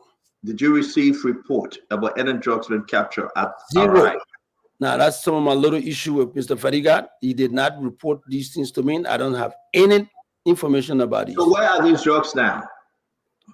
Oh man, do you understand what I just said? I did not. The reason why I'm asking you, Papi, is because the reason why I'm asking where are these drugs is because I spoke to you and you say you are going to find out. Did you check where are the drugs that came through the port? Okay. One of the reasons why I called the lady today involved in that template something, when I spoke to you, I'm going to follow up. I was following up with it, and that's how the lady business came up. I called the chief investigator. Where are they report about any drugs from the airport? Today, yesterday, day after. He said, no, the only report, the only drugs you got was the template that was arrested, and Fadiga was in the know of it, and Fadiga was investigating. I couldn't get a hold of Fadiga today, and basically, so I didn't find out what happened to the template. One good thing I did was to call the lady that was involved in that particular case to find out from her what happened. She told me where she was arrested. She admitted to being in possession of the plates of drugs, and she admitted having $1,000 that was taken from her while the arrest was being made. And I asked her, because the intelligence tells me that there was a vehicle involved in the drugs that was arrested were in a vehicle. Where is the vehicle? She said the vehicle will be brought tomorrow to the headquarters with her lawyer. That's the only information about a drug catch I know about today. Okay, so my second question, who busted that drugs at the airport? Okay, except you want me to speak my dingo. Who busted the drugs at Red Light? The guy there I said was Fadiga. It was the Red Light commander. The Red Light commander follow up on intelligence, basically follow up to this process and arrested the guy at the French cable. That's how far they went. They arrested the lady. Did you talk to Fadiga there after? I want to give the other chance. Did you ask Fadiga about drugs that came through the airport, sir? I did not ask him. Why? Because he was not available. Did you call him on the phone that there was a drugs at the airport? Phone reporting that drugs came by the airport. Did you ask him? Did you call him? Okay, oh man, the way the system work, the way our system work, you are the man in there who reports these things. When you have these situations, you follow up to the chain of command. You report about what you observe, because I'm not there when it's happening. It comes to me through a report, and the attachment is done, and then we'll follow through. All right, so I rest for my question, sir. Let me just say what I have to say, then the others can come in. I think we know where we are right now. Yeah. It's surprising that the director of DEA don't know where the drugs are, but there was a drugs burst at the airport. So now we are in double trouble. I want Liberians to listen to us, till the director can investigate further and give us an answer tonight. We have drugs on the loose. We have 10 boxes of marijuana on the loose. You know what I mean? Yes, Since I can tell you this for true. If there's a drug on the loose, according to what you're saying, I like to find them, because as far as I'm concerned, the level of work we've done with regards to drugs in this town right now, the guys who sell Kush now, they've increased the price of Kush from $100 to almost $200 now. That's how scarce the issue of Kush is on the market right now. And that is because of the work we've done towards reducing the supply here. Be that as it may, there will be this kind of situation where I will find Fadiga tomorrow. I will find the folks that work at the airport. Matter of fact, I just restored the airport commander today. That was removed by Mr. Fadiga. I just restored that today. Be that as it may also, we are going to make sure we follow up on these things. There's no drugs going to come in and out of this town without us following up on it. It might be a little bit confusion right now, but I will call all around from. Thank you, Conan. Thank you, Conan. We gotta be very straight up with our fellow Liberians, though. Sure. Again, we're gonna start the show with Dr. Richardson. Please, let's stick to the question. It's busy. We got a lot of videos, a lot of pictures. I visited Facebook and I saw some of your appointment on Facebook, or newly appointment, 12 of them. Yeah, there'll be more of them. But I just want to say, though, it is important that we do not know where are the drugs, 10 boxes of drugs, where are they today? They came into the country, They came in by way of Robert International Airport. The director, Colonel Abraham Kerman, saying he have no idea where those drugs are. Dr. Richardson. Colonel A.B. Kerman, it's always good to have you in the studio, coming in to speak to the Liberian people, because drug is such a problem in our country. But I have to tell you that I don't believe you when you say that there is not a conflict between you and Mr. Fadiga, for two reasons. One is I'm aware that Mr. Fadiga is a professional person who worked in the United States. He's also has perhaps been indoctrinated by this system that when you do a drug bust or you engage in any work situation, that your boss is supposed to know. It's a common situation. It's just something that happens in a work environment. And secondly, on the tape, I heard you talk about nobody should allow any communication to leave your entity without your awareness. Those are all suggestions and signs to me that something is not right between your relationship between you and Mr. Fadiga. Can you just talk to us about how you intend to resolve this situation? Because it is going to be a problem in resolving the drug issues in our country when the number one and number two cannot see eye to eye from my perspective. Okay, listen. I can tell you this for a fact. There's no way, like you said, there's no way drug can be arrested by the operation people without me being in the know. That's how it works. This is my 35th year in operation. I have been deputy to so many people. I mean, I tell you, from Joe Tate to Chris Massacre to everybody else. So I understand how it should work. The issue of drug and the issue of operation is systematic. You have to come from 1, 2, 3, 4, 5, and then at five becoming the director or the head nigger in charge is the person who basically tell a guy the process as it goes. So when I said on that tip that I don't want any information, or I mean, that I'm saying no information should be taken out of our briefing room. Briefing room has some confidential information, has some classified information that should remain in the briefing room. It should not be taken out to the public like this, like I'm seeing it now, or statement that I made that should be in the confine of group of men and women. To see that on radio, on TV, is disheartening. But that's how some unprofessional folks among us will perform for their own personal aggrandizement. Be that as it may, this is a society that has discipline. This is a particular club that has disciplinary action. Anybody who leak out information from that place, we will find you, will punish you, because those are information that shouldn't be in the glare view of the public. I will find you. If you are a presidential appointee, I will write the requisite recommendation for some reprimand. But if you are under my tutelage, I will write you a disciplinary action. So what is the disciplinary action for someone who is aware of a drug bust and didn't inform you who the number one person? Is there a disciplinary action for that person? That worth punishment, that worth serious reprimand. You cannot have, because I'm the spokesperson for the institution. You're not. None of the deputies are spokespeople. They shouldn't be having any conversation outside the institution. So if you find anything like of that kind, it is your responsibility to communicate it to me, and then I will be the one seeing it out there. This is, since I came out, basically, this is one of the reasons why I want to be on top of these things. This is the reason why I want to make sure we look at issues as they go out. Now, what I'm doing right now, I'm establishing the systematic approach towards our problem. I've now started to empower a group of young guys to put up a system where when a case is started in Pinetown, there is a system we have now. You establish a case number, and that case number is entered into the process with the detail of the case. That when the person sent that, it goes to the requisite authority up to a regional command structure that we are establishing. Then it goes to all of those people that should see it until it lands to my desk.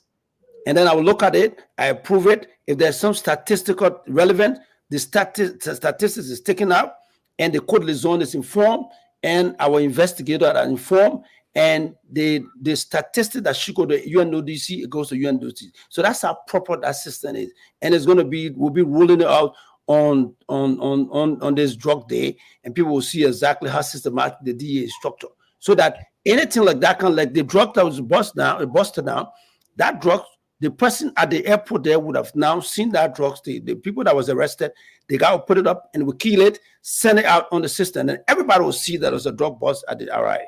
And basically that's how it works. So the gist of the gist of my problem is, are you going to recommend your next in line, Mr. Fadiga? As you said, hold on. If Fadiga upheld information that is relevant to the structural assessment, that is worth written reprimand or some other form of reprimand. He has no right. Nobody in the DEA has right to hold any information from the DEA boss, because that's how it is. Because without that, the system will not function, and that's dysfunctionality. Thank We're you. not going to tolerate that. How about that? Thank you very much. So let's do this, guys. I will just call the name. Just one person asks the question, it goes next to you. I don't want to be coming. I'm uploading more videos and more pictures. I have to go in the back and bring the others on. We're going to do to Mambe will come in, and Jemama, Asif Atuba, Uncle Sam Jackson, Asif Do, Dr. Bobler, and Al Hussein UJ Fadiga. So Mambe, please, I'm going to step up. I'm here, but I have to bring other people in. Let me step back. So my time, right? Konokroma, yes, sir. You started the DEA with momentum. I asked you one question before, I will ask you again because it's still relevant. And maybe because we've not seen action taken, I could be wrong, maybe you've taken action, but I will ask you again publicly. When you took over the DEA, there were reports of officers in the DEA, staff in the DEA, a lot of recordings from Southeast and other places we play on the show that were compromising the arrest of drugs. So the picture that was going to the public was the system at the DEA itself was compromised from the top, and you told me that they heard it somewhere in Canada. This entire structure was compromised from the top to the field officers. Everybody was compromising at different levels the drugs that come into the country. Up to this point, the public is not aware of any serious investigation or outcome of an investigation to set the basis for the future. I'm concerned whether you equally have that concern and what action you're taking. Because if you don't set the basis and you just move into implementation, you will get more recording coming on you. So that's my concern to you. That's my question to you. How far have you gone with investigating historical compromises of drugs at the DEA when you took over? All right. I mean, that's a very beautiful question. Basically, as I speak to you right now, I'm still going through documentation. I've gotten lawyers, I've gotten folks into the DEA to go over all of the drug issues, all the compromise, people who basically fell short of expectation, cases that were adjudicated, but they are unindicted conspirators. We are going through the files to see exactly how we can bring somebody put the book. And so it hasn't stopped anywhere. We just taking a painstaking process to get to the bottom of it. And basically, with regards to the structure of the current DEA, we going ahead to look at the internal configuration of the forces that we have. We basically, one of the reasons that precipitated the removal of our 704, the guy responsible for operation, that's one of the reasons. He's been put on stand down. He's done a lot of stuff to him. I thought it was time to bring in a new face who I have a little bit of confidence. I have confidence in, and we're bringing in more people. There'll be a lot of folks that we might not utilize so as to bring about the level of clarity, the level of sincerity, as to move forward in prosecuting most of these folks. And basically, we cannot go ahead prosecuting criminals, people who abuse human rights, who abuse the people's rights. We can't go ahead and do that without taking some of the bad apples we have in our midst. That's one of the reasons why we're injecting new faces. Next week, we'll be bringing more faces that we're actually put up. And I can assure you the correction that I want to be made so people can see. When they say the OPS for the director of police is not the Fediga type of OPS operation. It is, for instance, like I said, is the gopher. Is the guy who buys my tea, the guy who warm my food in the microwave, the guy who does things for me personally. That's the OPS for the microwave. I have the luxury to actually bring that kind of person into my fold. And that's what I brought in Mr. Kroma. And then we brought in another fellow, and we bring in another fellow, we bring in another fellow, so as to make sure we bring about a level of integrity that mimic our own personality as far as drug law enforcement, as far as professionalism is concerned. Thank you. Next question. Thank you. Are you looking for someone to buy your tea and do your hot water and bring your breakfast? Is that what you just said? Are you saying that you need an operational dude that will be giving you your sugar honey iced tea? No, not only sugar honey or iced tea. Iced tea, cold iced tea. I need somebody to do that for me. You need someone to do that for you. And those are the people you're hiring. The security language the best speaking instead. No, let me tell you. No, let me explain. I got to squeeze it small. I will explain to you. Mommy, I got him. Mommy, I got it. Let me get it. Let me tell you. Water spoon. If you sit in your laughing, you sit in your office, you sit in the position I sit in. I have thousands of other stuff that I have to do, and there is somebody on payroll that is assigned to do personal stuff for me. That's a go for regular go for that you have. Instead of saying go for, they say OPS 700 OPS 700. The guy who does 700 operations. That's the kind of person, and you should have the right to select that person because the person got the same last name with AB Kroma. So they say, oh, the man bringing Kroma people into the place, and this whole issue of the issue of. So he's not your family member? Are you guys related? Are you guys related? You got a man named Ansu Kroma, so that means he's supposed to be AB Kroma's brother. It doesn't make sense to me. But basically, that's the perception.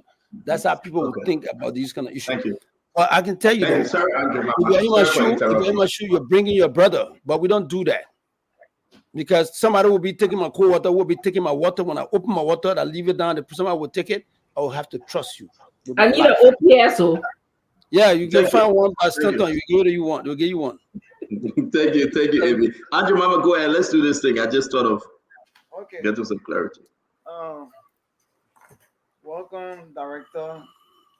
Thank you very much. It's good having you on the show. Thank you. I want to ask you. I'm concerned over the training that went on. You sent one of your security or one of your employees to go and find out what kind of training was it. Yeah. And from my point of view, I know you to be a high-class security man. Former police deputy director for operation, all these things. Just forget former chief of staff of the AFL. Everything. So I'm saying to you, I'm a little bit concerned to see those people training, taking command, and all those things. And you send somebody there, but you didn't tell us in the public manner what kind of training they were doing. If they are not training for the DEA, what kind of training? Let me just get all my questions and you answer it. Okay. Then the OPS, I'm concerned about the OPS. Is it within your structure? Is it within your constitution that governing the DEA for you to hire a OPS to give you coffee? Yes, sir. Yes, ma'am. Yes, ma'am. There's somebody who are acting before him, somebody who serves that person is there, defined by our statute. It's there. It's there. Yeah. Okay. Then I don't have a problem with that. Okay. Then the other one is that okay, I got a little problem with this. You got your deputy, right? Which is Fatiga? No, I got two deputies, though, just so you know. Okay. I got deputy for administration, deputy for operation. Okay, and Fadiga is the The deputy for operation man. operations. Yes. Okay. And then he found out, even though you are the boss, Mhm. but I'm sure he has small leverage or small power. When I say power, he has his own TOR or whatever. Mhm. Every one of you people got your own TOR. Yeah. So I'm saying he removed a guy that he thought maybe was not doing well, or for whatever reason he removed him, and you took that guy and reinstated him. Yeah. Okay. No, it's my question. You reinstated him with any discussion with Fadiga? Yes. All right. This is what happens. This is how this system works. The director of the DA is the sole person responsible to appoint people outside of the little situation he has. It's that it's statutory. It's not something that I invented or brought with me. The director of the DA is the one responsible to appoint the airport commander, the seaport commander. That particular unit report directly to the to the airport, and basically whether that person report to the airport to the director or not, the deputy for the deputy director, none of the deputy director will have any right to appoint the seaport or the airport commander. If you're doing it, you have to do it at the acquiescence of the director of the DA. It's clear. But in this case, instead of just doing a fee appointment, Mr. Fadika wrote a letter of appointment, which is unorthodox, which is outside his mandate. He does not have the right to do it. When it happened, I called him along with the other deputy and most of our consultants, and I asked him, I said, look, I've just been told that you made an appointment in letter. This is a copy of the letter here.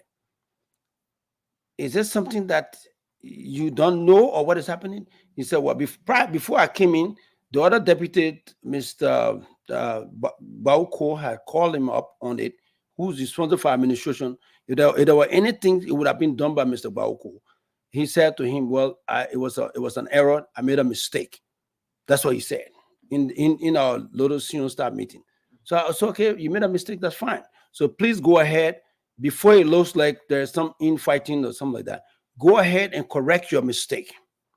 Go ahead and recall that dude that you put there, so that we go status quo ante, and then whatever other reshuffle you want to do, bring the recommendation to me, then I can look at it and sign off on it, then it can go through. We had that. So he was told in about 4 days, see if he can do that. 4 days elapsed, gave it a week. A week came today. I waited for the morning hours. I waited for all up to 10 o'clock before our meeting time, before I sent the letter back to the airport to restore those guys as they are. Because we have to establish some decorum. We have to establish some command and control. So that's what we did. And the commander, and because of that reestablishment, Mr. Fadiga got a little bit angry, and that's why all of these kofofo started to happen. My question, thank you, Director. But my question was, don't you think you degraded him by sending that man back? You think that the employee will ever take command from him or respect him anymore? Well, don't you think you could have solved it in house instead of you saying you made a mistake and you admit it? Yeah. So what I did, what I told him, this is last week.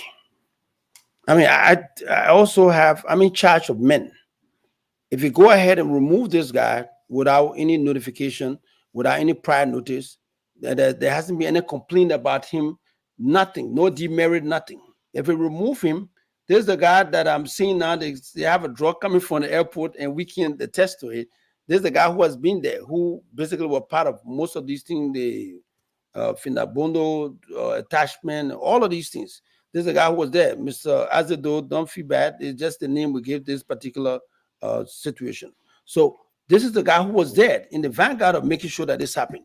So to remove that guy without prior notification to me, I felt it was not fair to me. It was not fair to the guy. So I asked him, look, Fediga, restore this guy by your own direction, so that we can find a way to do whatever reshuffle you want to do, then it's done within the confine of the authority that is vested in all of us. Given a week, up to today, he hasn't done it. And because I had responsibility to run this process, I did the general stuff, and the guy has been restored in the place, and the DA goes on. Okay, I will just leave that, even though you didn't give me the perfect answer. All right, thank you very much, Andrew Mama. Andrew Mama, let's move on. Let's bring somebody. Uncle Sam, go ahead, please. Andrew Mama, you have asked 4 questions. Let's move on. We'll come back to you, please. Amy, how you doing, brother? Amy, how you doing? Go ahead. Okay. Yes. Okay, so thank you. I say, my brother, I was speaking the Labron way.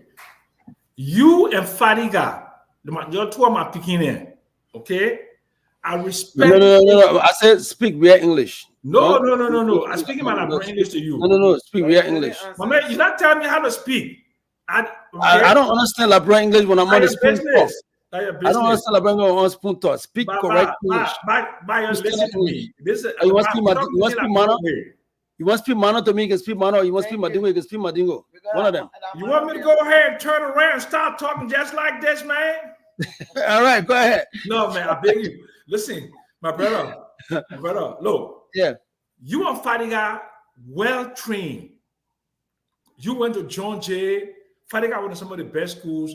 Fadiga a federal police officer. You know the system, but you're in Liberia there. If any 2 people should be getting along, and the 2 of you, let me finish. Let me finish. So I'm begging you. You and I not talk about the drug business before your government came into power. And you know my sentiment, right?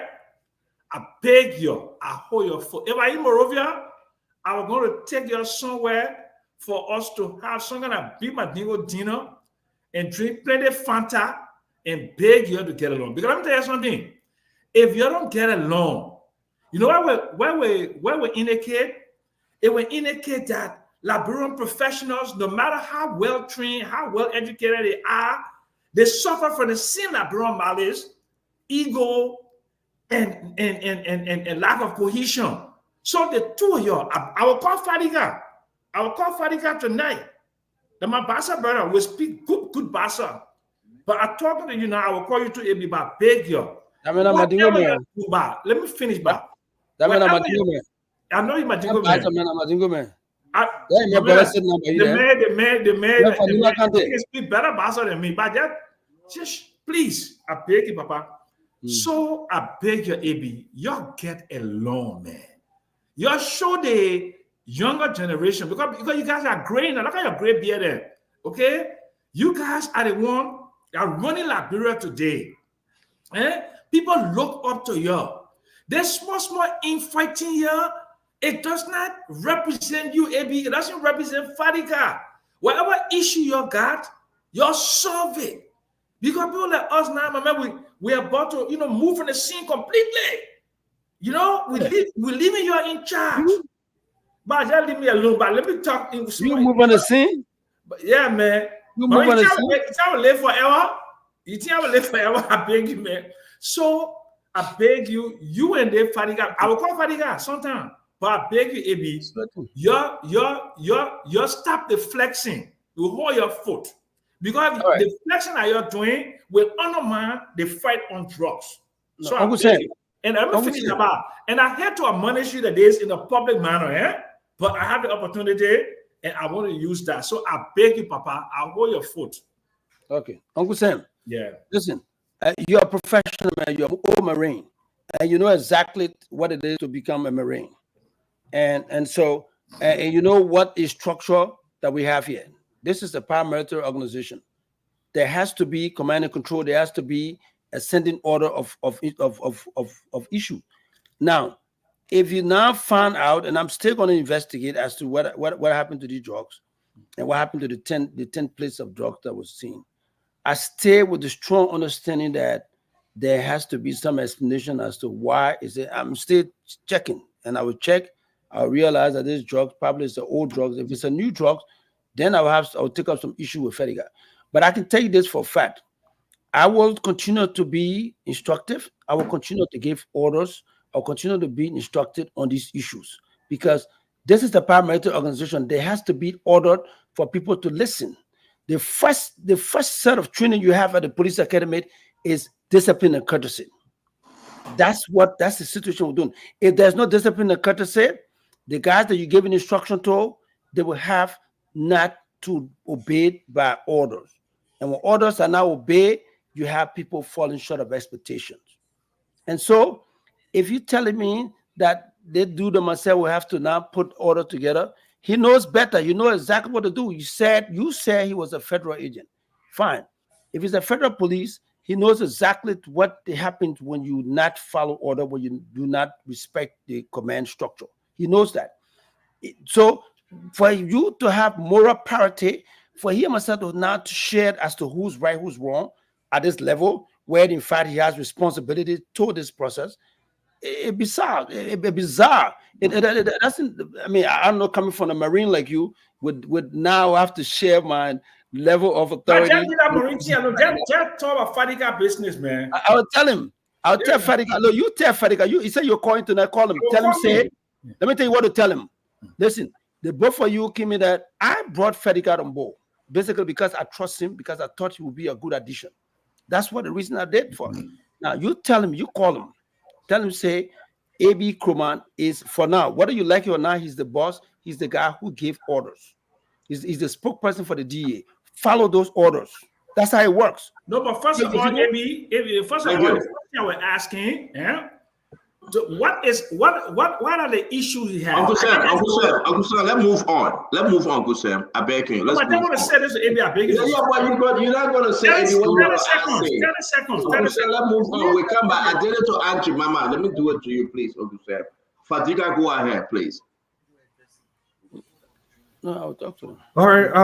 I have a lot to say. I really wish I didn't have to be involved. I know it'd be easy for people to say that because Hassan is my brother, so I want to take side. But before I say this, I want to say one thing. 3 months ago, I was making $20,000+ of money in America. I put everything down and came to Liberia. My brother and myself who came to Liberia to serve. We are first generation Fadiga in Liberia. Stanton, that thing means more to us than anything else. You know, my dad always told me something. He said, when people speak ill of you, don't go around the community and start telling people, defending it. He said, live your life so nobody will ever believe them. Stanton, we have been around social media for long. I was one of the instruments that brought Liberians to start talking. We have earned our strap on the street. Our credibility is intact. I will not allow anybody to impugn my brother character. I know he's not a talker. He's not going to come here and talk because he respects authority. He will not come here and talk. I know he wants to talk. He will not talk. But because he cannot defend himself, I will defend him and I will defend his character. I have been around the DEA. And you know my passion for drugs. I've talked to a lot of stakeholders, even Zokos. I take drugs very seriously. But since the Pandora box is going to open, I've listened to Colonel A.B., someone that I respect. But one thing I have not heard him say. I hear all the fanfare and all the talking and fancy speeches. What I have not heard is what he's not saying. Go ahead, say. He's not saying a lot of things here. And I'm not saying based on mine of being around the group. Because in Liberia, it's a very different terrain. It's just impossible that a professional will leave from that place and come here and they want to malign your character. Because in Liberia, it doesn't have to be true. Somebody just have to levy the allegation against you. I will start up before I even get to my question. Colonel A.B., what is the role of the Deputy Director for Operation for LDA? What is the role? Good question. Going to my question. The role of the Deputy Director for the DA is to coordinate the operation wing of the DA and make further report to the Director General. If he is supposed to coordinate the operations for the DEA, there were pictures Stanton just shared here. There were a guy that you said that presided over the drugs that came at the airport. And that guy, according to my sources within the DEA, that guy was told to stand down and temporarily replace, even if the order was not done. Your administrator said that you guys should handle it with in-house, and the process was wrong, but the order was not wrong. Why did you send this guy there if you knew your administrator who threatened to resign a few days ago? Didn't your administrator threaten to resign? I don't know about that. I don't know what you're talking about. Do you want us to provide evidence? Go ahead. I want you to be honest. Go ahead. Didn't your administrator, Bauko, threaten to resign? You can bring Bauko and ask him. Let me tell you that. I'm not going to be telling you that. I just asked you a question, no question. I'm just telling you, go ahead and say it. Look, Did he threaten to resign? Yes or no? Call the guy and ask him. Yes or no? Did he? All right. What does that mean? What does that mean by a brother? Fadiga. Is that the best way you can defend your brother? No. Find a better way. No. Fadiga. I know my brother can't defend your brother. Fadiga. Yeah, but I'm asking somebody to defend your brother. All right, let me ask my question. If you don't want to answer, Fadiga, ask your two questions. Ask the question. Question. So let's forget about it. You send the guy. You send the guy back to the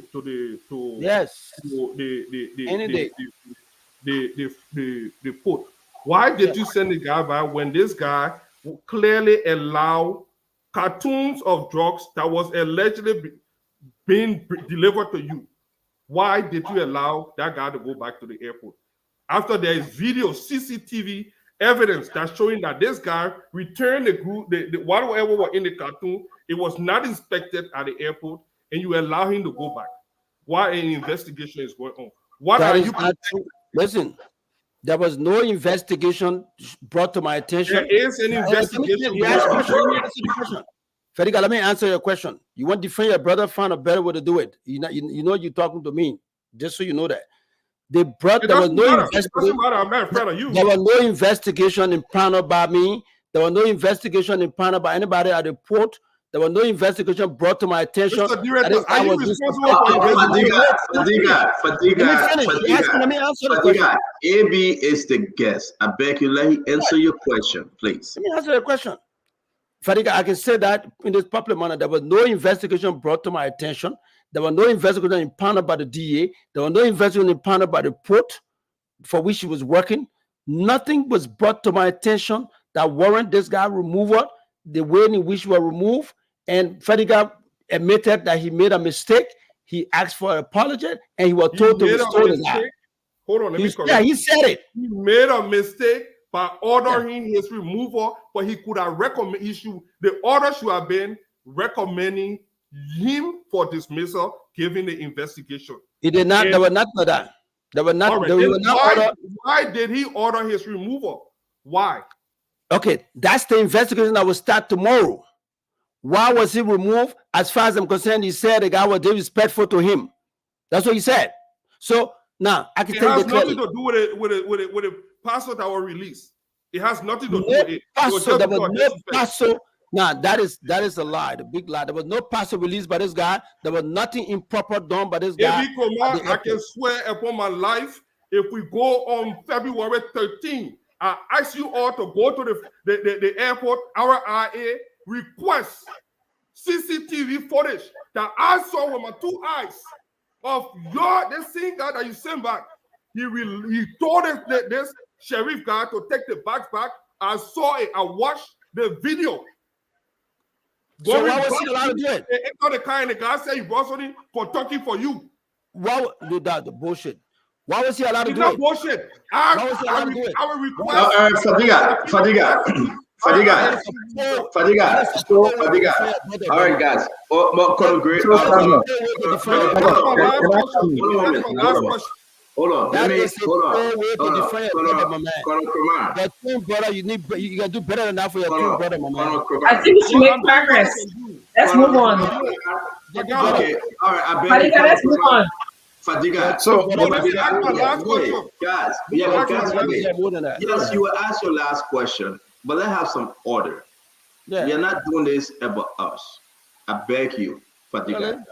When you ask the question, please give Colonel Kraman a chance to answer, and we must move on, please. We have 4 individuals that have not asked the question Fair yet. enough. Fair enough. Please Let you ask your answer it, last then I'll question. Now, let me answer the question then, Stanton. Let me answer the Yes, question. you sir. asked. Colonel Kraman, go ahead. Now, I will give you a chronological approach towards is that track.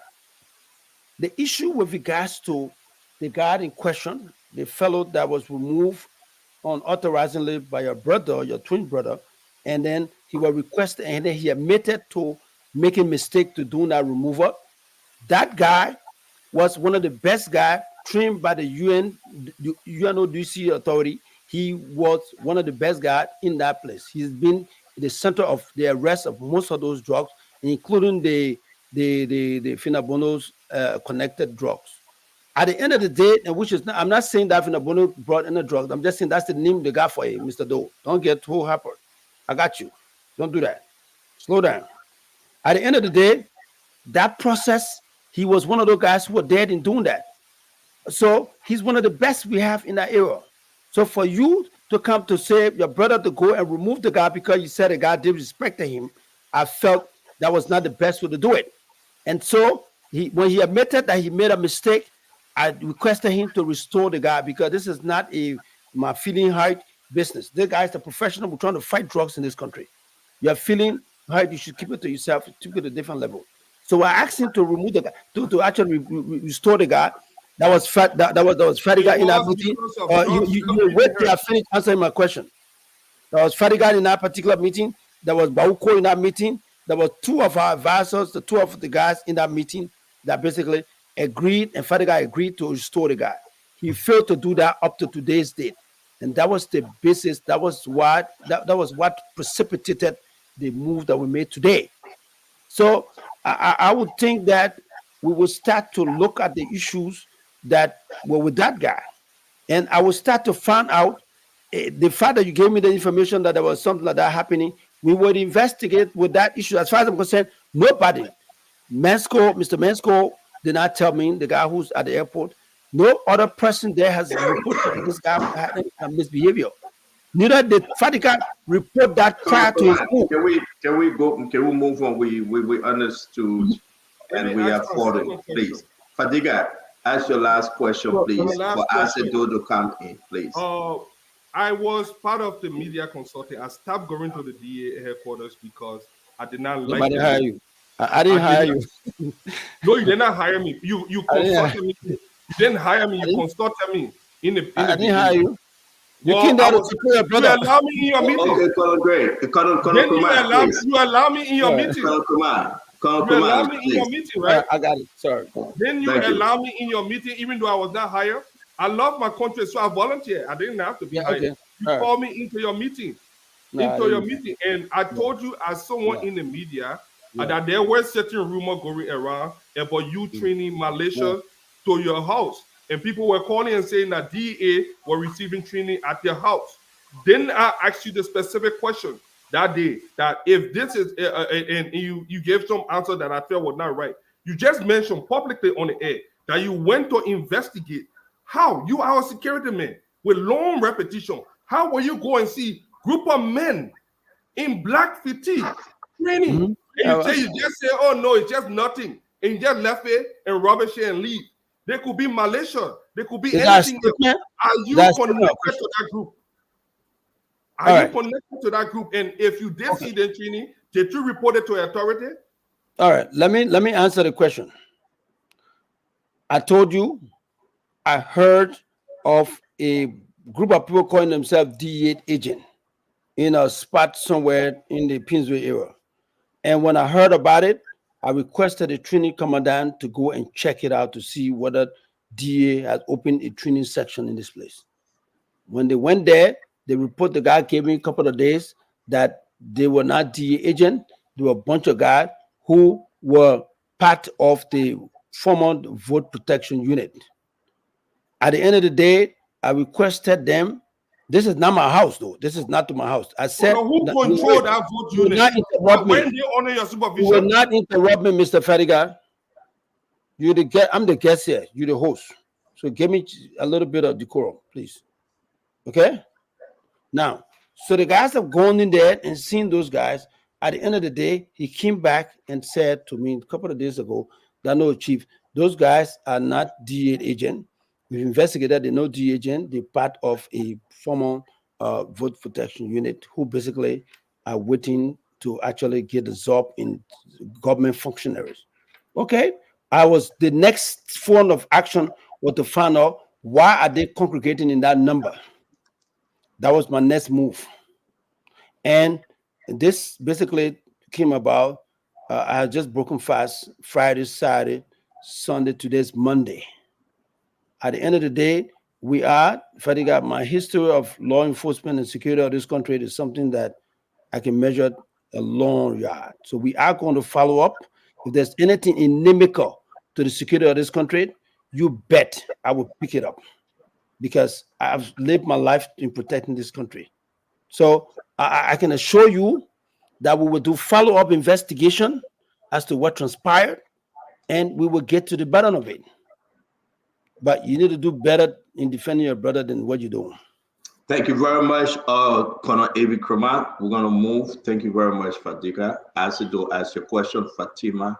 I think Dr. Bopler, then Sis Glennie will be last. Dr. Kramat, how you doing? I hope everything is good. I have just one question. And As it do, how you doing? I'm good. How's the Ministry of Youth and Sport? Well, when I left, it was good, and I'm sure things will be good. Okay, but good. you know, how's the vehicle? You got the vehicle straightened up now? Stanton took the vehicle away from me.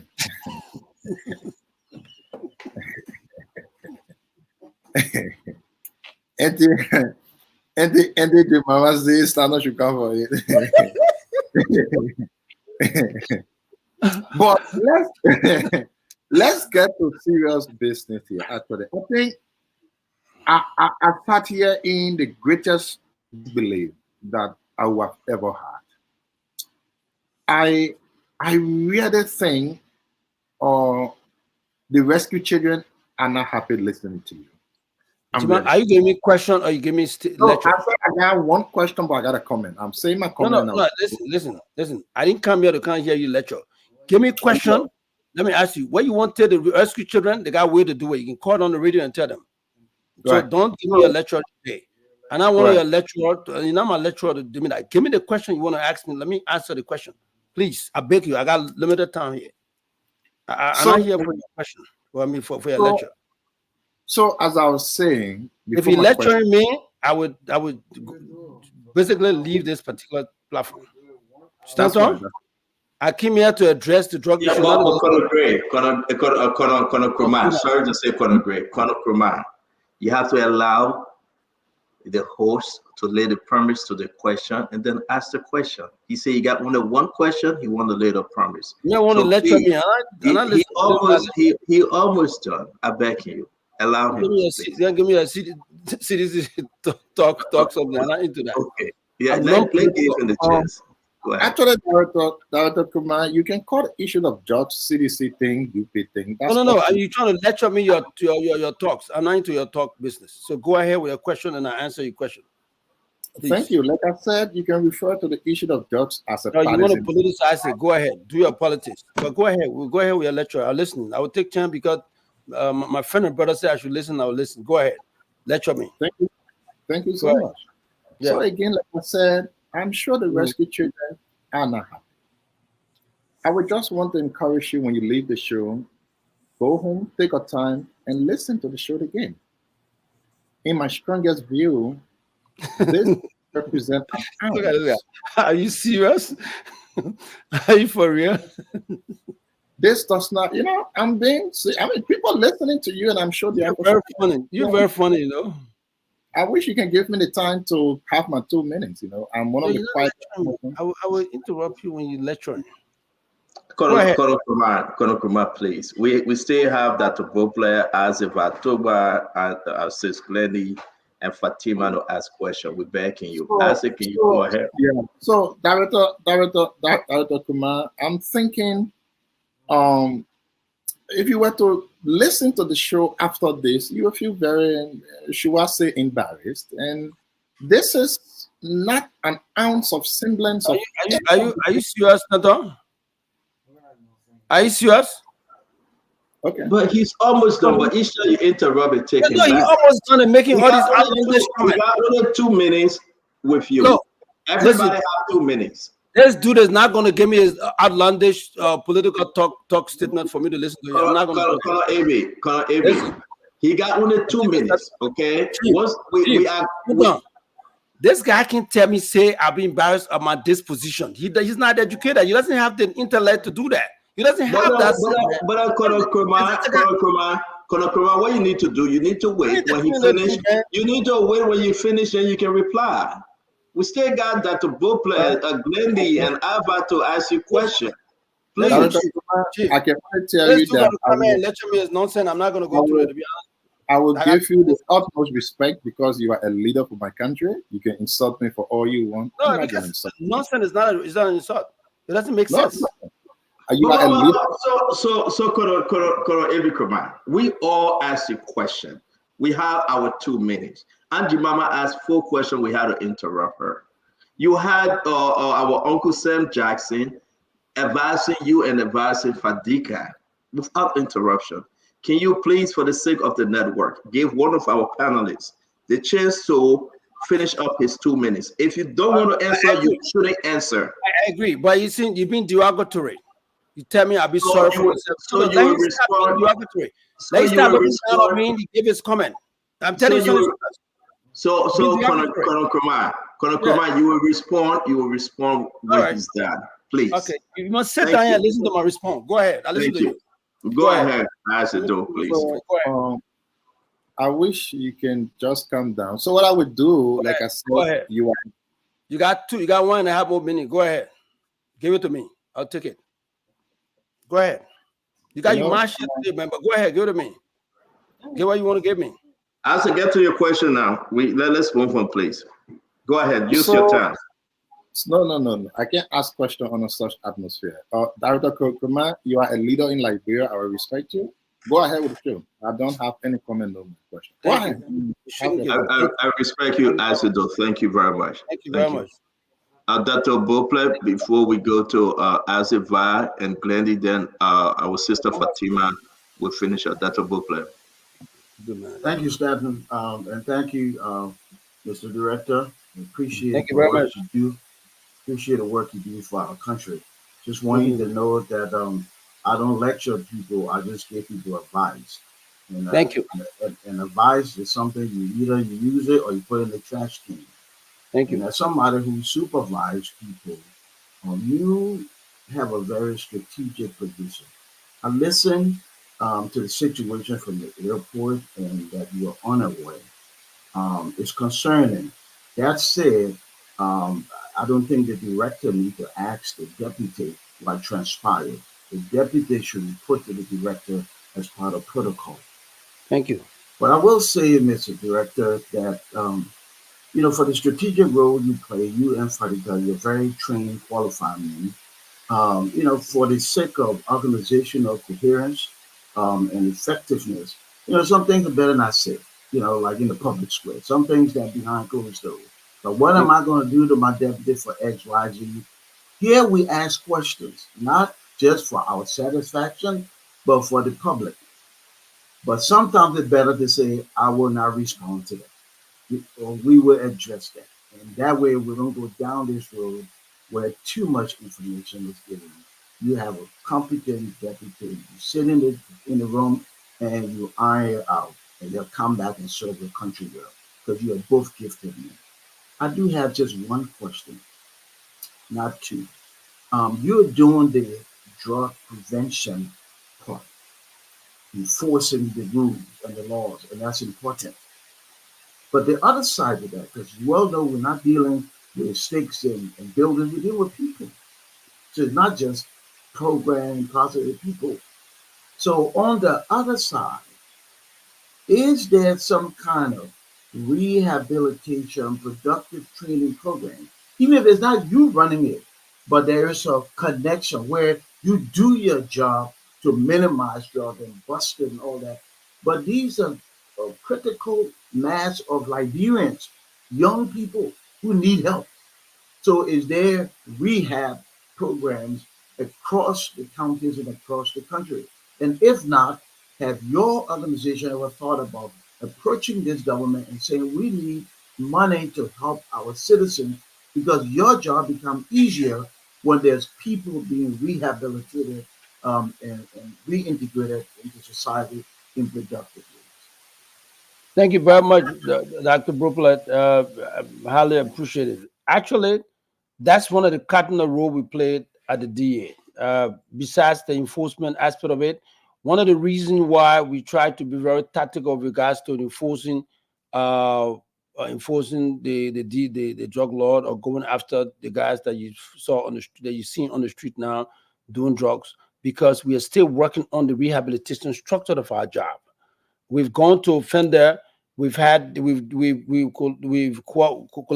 with the presidential task force, which has the Ministry of Health, Ministry of Youth and Sport, Ministry of Gender, and the DA to actually start to formulate a structure where there will be a rehabilitation process where there'll be a Ministry of Health component where there'll be detoxing the folks, and then they'll go through the rehabilitation set up, and then all the way to the TVS part where people have been integrated into society.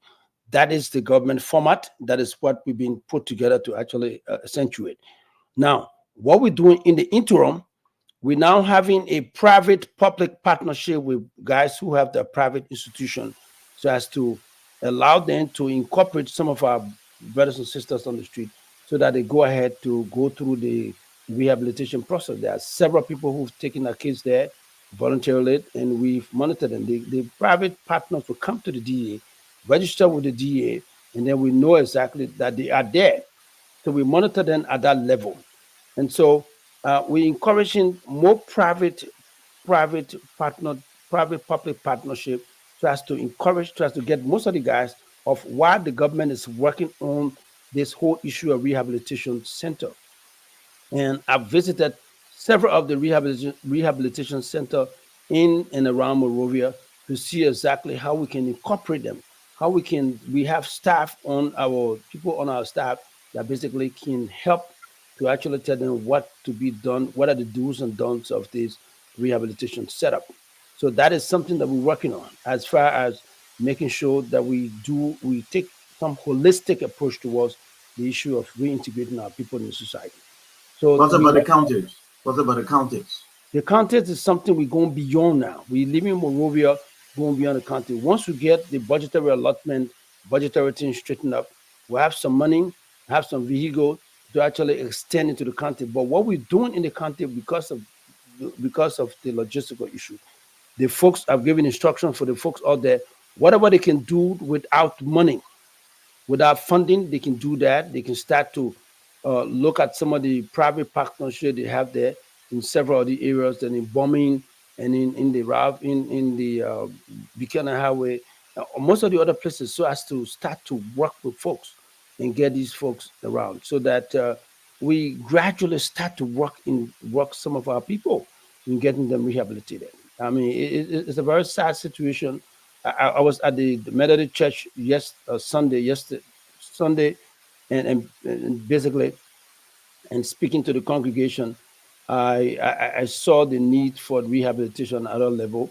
The folks out there are very, very struggling with their case. Everybody is actually having some issue with regards to how they can handle the amount of children, and some adults who also are struggling with drugs that will have to go through the rehabilitation process as well.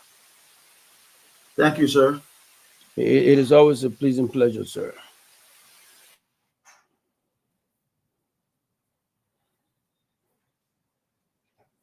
Okay, Alva, I think you're next.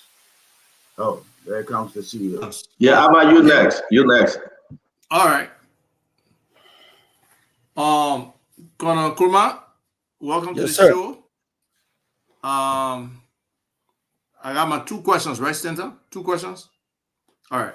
My first question has to do with, let's say, investigation. So I think there are two situations here regarding investigation. The first one has to do with supposedly people operating or training, training under the guise of the DEA. The second one has to do with a drug bust, right? That probably your deputy had information about, but you haven't taken the time yet. And I don't know the exact time frame or hours, right? But to me, those two things are urgent things. Impersonation in my mind, if they were purporting to be DA officers, and then the fact that something that, I mean, you've been all over the place trying to bust people, right? And something that happened, those boxes don't look like small thing inside, look like serious thing inside. I'm shocked. And for you to just be seeing the picture, obviously something has to be going on. So what kind of urgency will you apply to taking action against this kind of stuff on your watch? All right.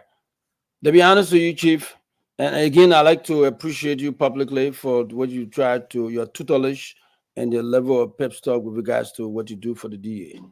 Let us appreciate you. But the issue of the boxes and seeing exactly what we found in there, for me, like I said, I'm going to be honest with you, and I'll tell you the truth. If I knew about those drugs in there, I would have told you. But from yesterday, the day before, and last week, and up to now, nothing has been brought to my attention with regards to the drugs. Today, I spoke to the chief investigator of the DEA. He did not bring anything to me. Today, I have meeting with the settler folks. I didn't get that information. Fediga was in the meeting today. Fediga was dead. He has not been brought to my attention. And so I'm hopeful that he is putting documents together, but I don't think it would take 4 days to put information together to come and brief me as to a drug bust in there. So maybe one of those issues where you say, okay, now hold it and see if we can advise the director later on. And we got a little bit of time to that. We will get there. I will probably follow up with him tomorrow. I'll follow up with the various station. I will follow up with the RI people tomorrow and see what happened. And at the end of the day, I can assure you that we'll follow up with regards to that particular door. There's a big box. That big box cannot show up and nobody knows exactly what it is. So if the drug bust happened today, if it was today it happened or yesterday, I'd like to see exactly how it happened. But basically, it has not been brought to my attention. And so we work on that. And then in regards to the Trini issue, folks pretending to be DEA agent. When I got the information at the time, I was doing my fast period, and I didn't I sent the people out there. I said, please go and follow up. When they follow up, they said to me that they were not DEA agent, and I wanted to know whether they're now opening another DEA Trini site. And there were no DEA agent there doing it. All the names they call, I don't know the names. They're not part of my roster. I asked the chief. I was out there today with the PRO and with most of the guys in my office up to late this evening. I was there. Nobody brought to my attention that there was anything with regards to drugs in addressed, and people basically doing any kind of training anyway. And so we're going to follow up again as to the group that are congregating in those areas and to find out why they are there. We'll alert other security agencies. I'm a member of the Joint Security. We'll let the Joint Security and see what is going on with regards to group of people getting together to do those training as they are. All right. So my second question has to do with the exchange between you and Fadiga. Now, yes, I'm very disappointed in Fadiga because whether you hire him or not, the fact that he has a twin, and people know how twins are. There's a lot of things between twins, hardly any secret between them. So yes, people are expecting to know nearly everything going on with his brother. But to come on this platform and try to use his panel position to kind of interrogate you and defend his brother, I think that's other place. I was in on a lot of those. No, don't interrupt me, Fadiga. No, hold on now. Comment. Don't interrupt me. My brother did not give me the information. The thing they were Stanton, don't do it. You are giving misleading information. I'm trying to correct you. Don't do it. You My cannot brother keep did not give me interrupting that people. information. No, These are public information. You cannot keep interrupting people. I said, can I give you that information? Where you got the information from that you share in the room there? Okay, all right, guys.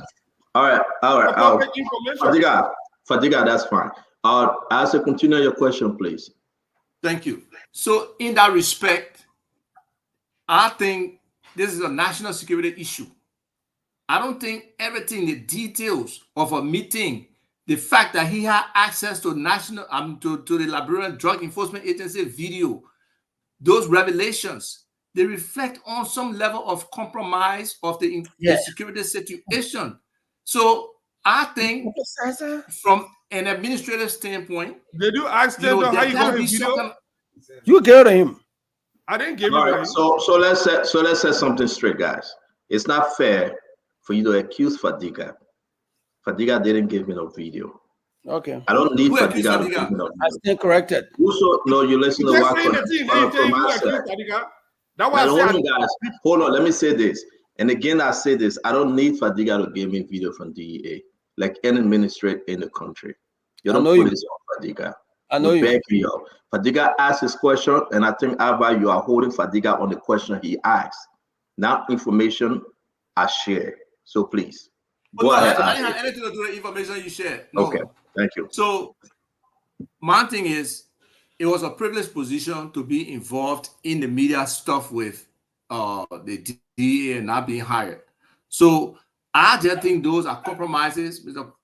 Colonel Kroman, even though this is a twin and the connection, because I know the connection between me and brother who we got years between us, but we stay very close. So how do you expect to go forward now with what seems like insubordination from your deputy or operations, what seemed like disclosure of some functional issues and stuff? And if you want to keep it secret, you don't have to explain it yet, but I think you need to, kind of start focusing, because you're a new organization. You need to set the ground rules early that people can know what they can go with, what they can do, and what they can't do. And that's how you build your culture. So what are you looking at now that none of these compromises can come again, and that you can build your culture the right way? All right. Thank you very much, sir. But I can tell you this for sure, though, and that goes for all the detractors and the naysayers.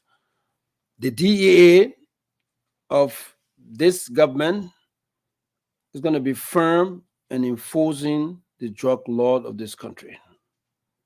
And then now, with regards to the release of this information, the unauthorized release of this information, I will investigate how information from conversation we have in a close meeting was leaked out of the place and spread to the public. That is a close conversation. That is an intelligent information that should not have been divulged. Nobody should have known about it. It is remaining there. To see me express myself as the head of an organization, talking to men that takes order, I'm disappointed. But again, we will investigate. We will find out how the conversation. I'm not talking about the training video all the time. Yeah, people can do that. You can go ahead, go around, take a camera, go stay put training places, fine. But in the general meeting of the DEA, to leak information from there, that is completely wrong. That is unethical.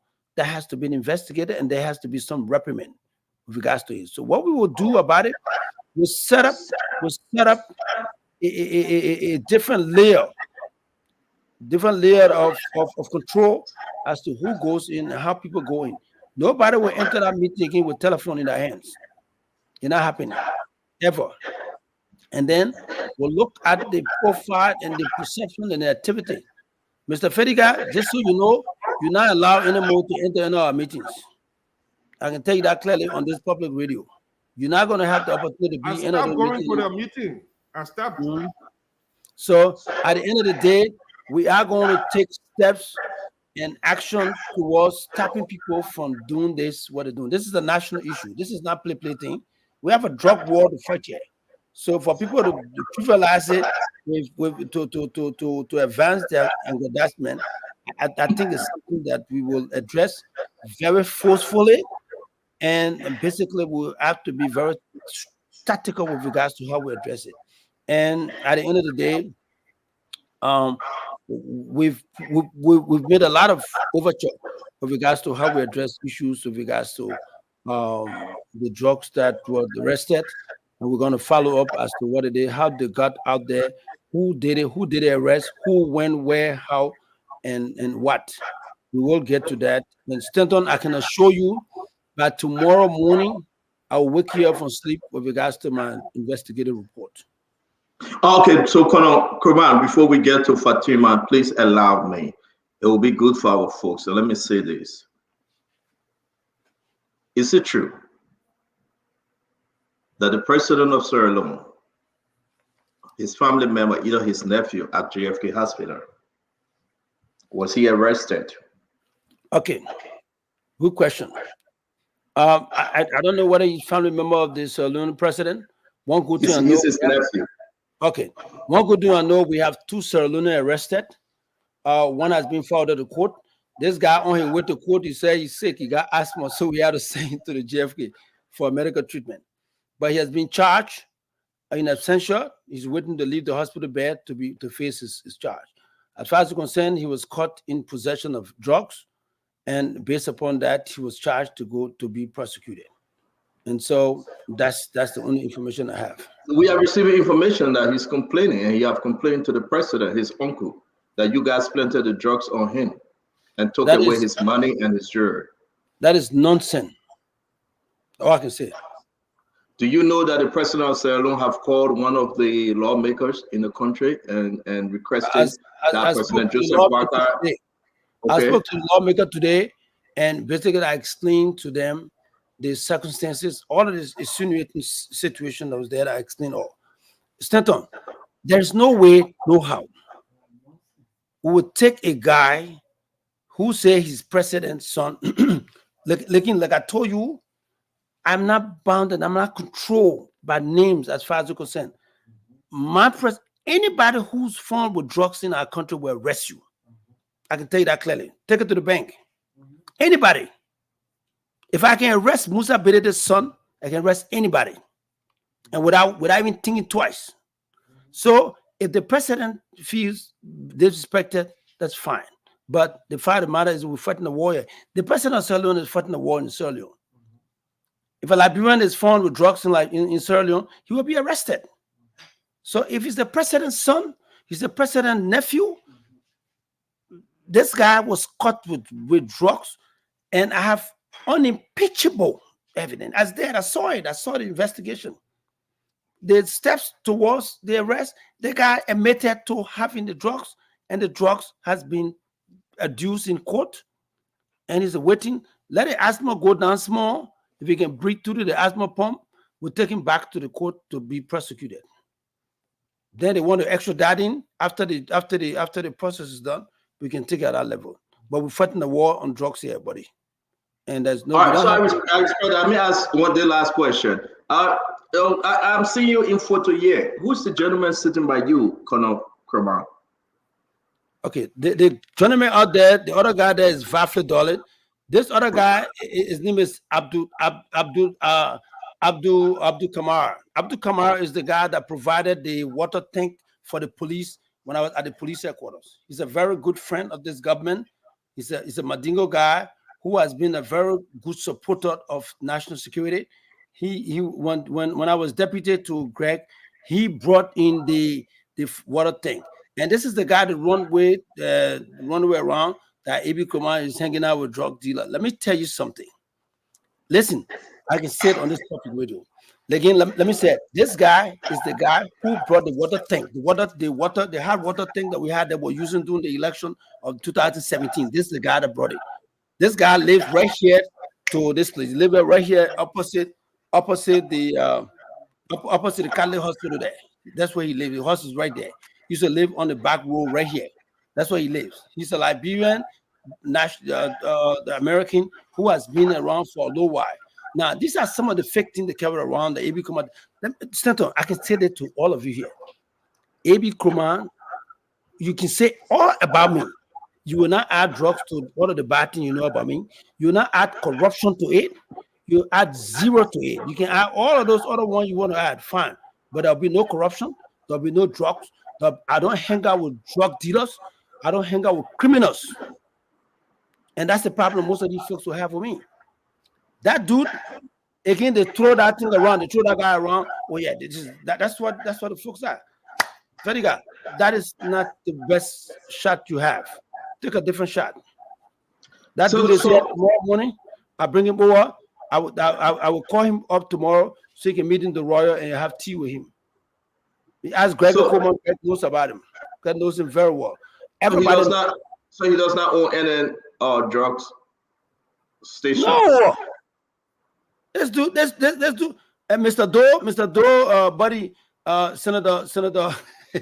Most of him, man, hang out with this dude. This dude is a regular dude that have provided a lot of. He hang out with everybody around here. He's a diamond dealer, diamond broker. He goes. He has a diamond creek in Westward. He goes there. He buys a diamond. He sells a diamond. But he's a very cool-looking guy. So to see the guy hanging out, you think he's a thank you, Colonel AB. Fatima, can you answer 2 questions? Good, thank you for being patient. Good evening, Mr. Kumar. Disclaimer, Mr. Kumar is my ex-husband and the father of my children, my only 3 children. We have no other relationship but that. So I'm seeing in the comments people say, oh, they even one other fool just said my kids are going to be gangsters. My son is an international basketball player. My daughter just graduated college. And so my kids are doing very fine. So that has nothing to do with it. Besides the point. AB, I just wanted to acknowledge what we spoke about in Liberia. You know, my passion for young people, for children, for the elderly. And we spoke about the drugs that was in our country and how I appreciated you to, come along to fight the war on drugs. I also encouraged you and I spoke to you, I said, to have a working relationship with my brother Fadiga. And I pray to God that you guys can mend fences and have respect among you guys so that you can move Liberia forward. The egos are not going to do it. People fighting each other is not going to do it. We need to put Liberia first. We need to put our egos aside. We need to ensure that the children, the future of our nation, their lives are at stake, and we need to put them first. As a professional person, I've been to several board meetings. It's illegal to record people, period. It is very, very much illegal. So I'm just saying that, I think you should go deep into who recorded those conversations. Those were private meetings, private institutional meetings, head of department meetings that were held, and people recorded it. I think you should dig deeper into it and ensure that it doesn't happen again. And I like what you said. People will not be entering those meetings no more with phones. My next thing is, in order to fight the war on drugs, everybody have to be on the same page. Healthcare professionals, the entire DEA structure, everybody needs to come together. As the director, I've known you almost all my life since I was 16, 17 years old. I know your passion for these things.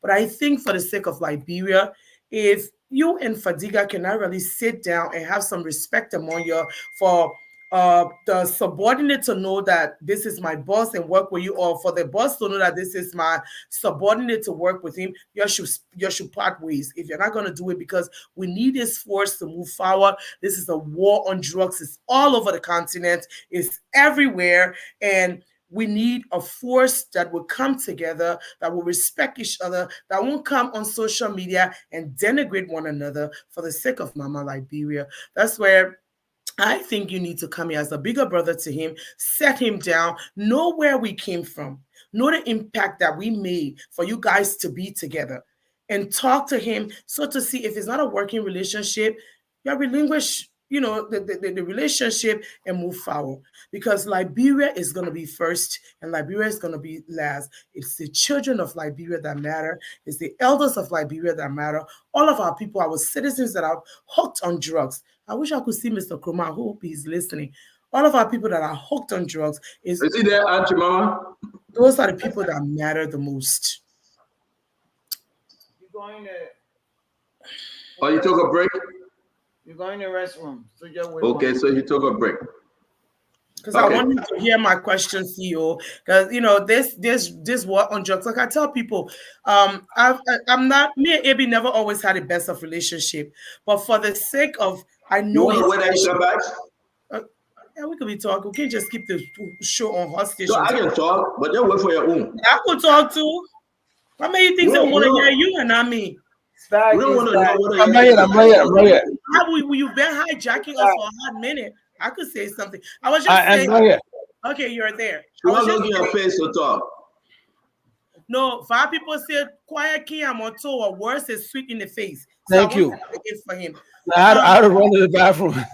Yeah, thank God you put it inside in the studio. But anyway, I was saying words are sweet in the face. So let me just express what I was saying. The relationship between me and AB has not always been perfect, but I know him.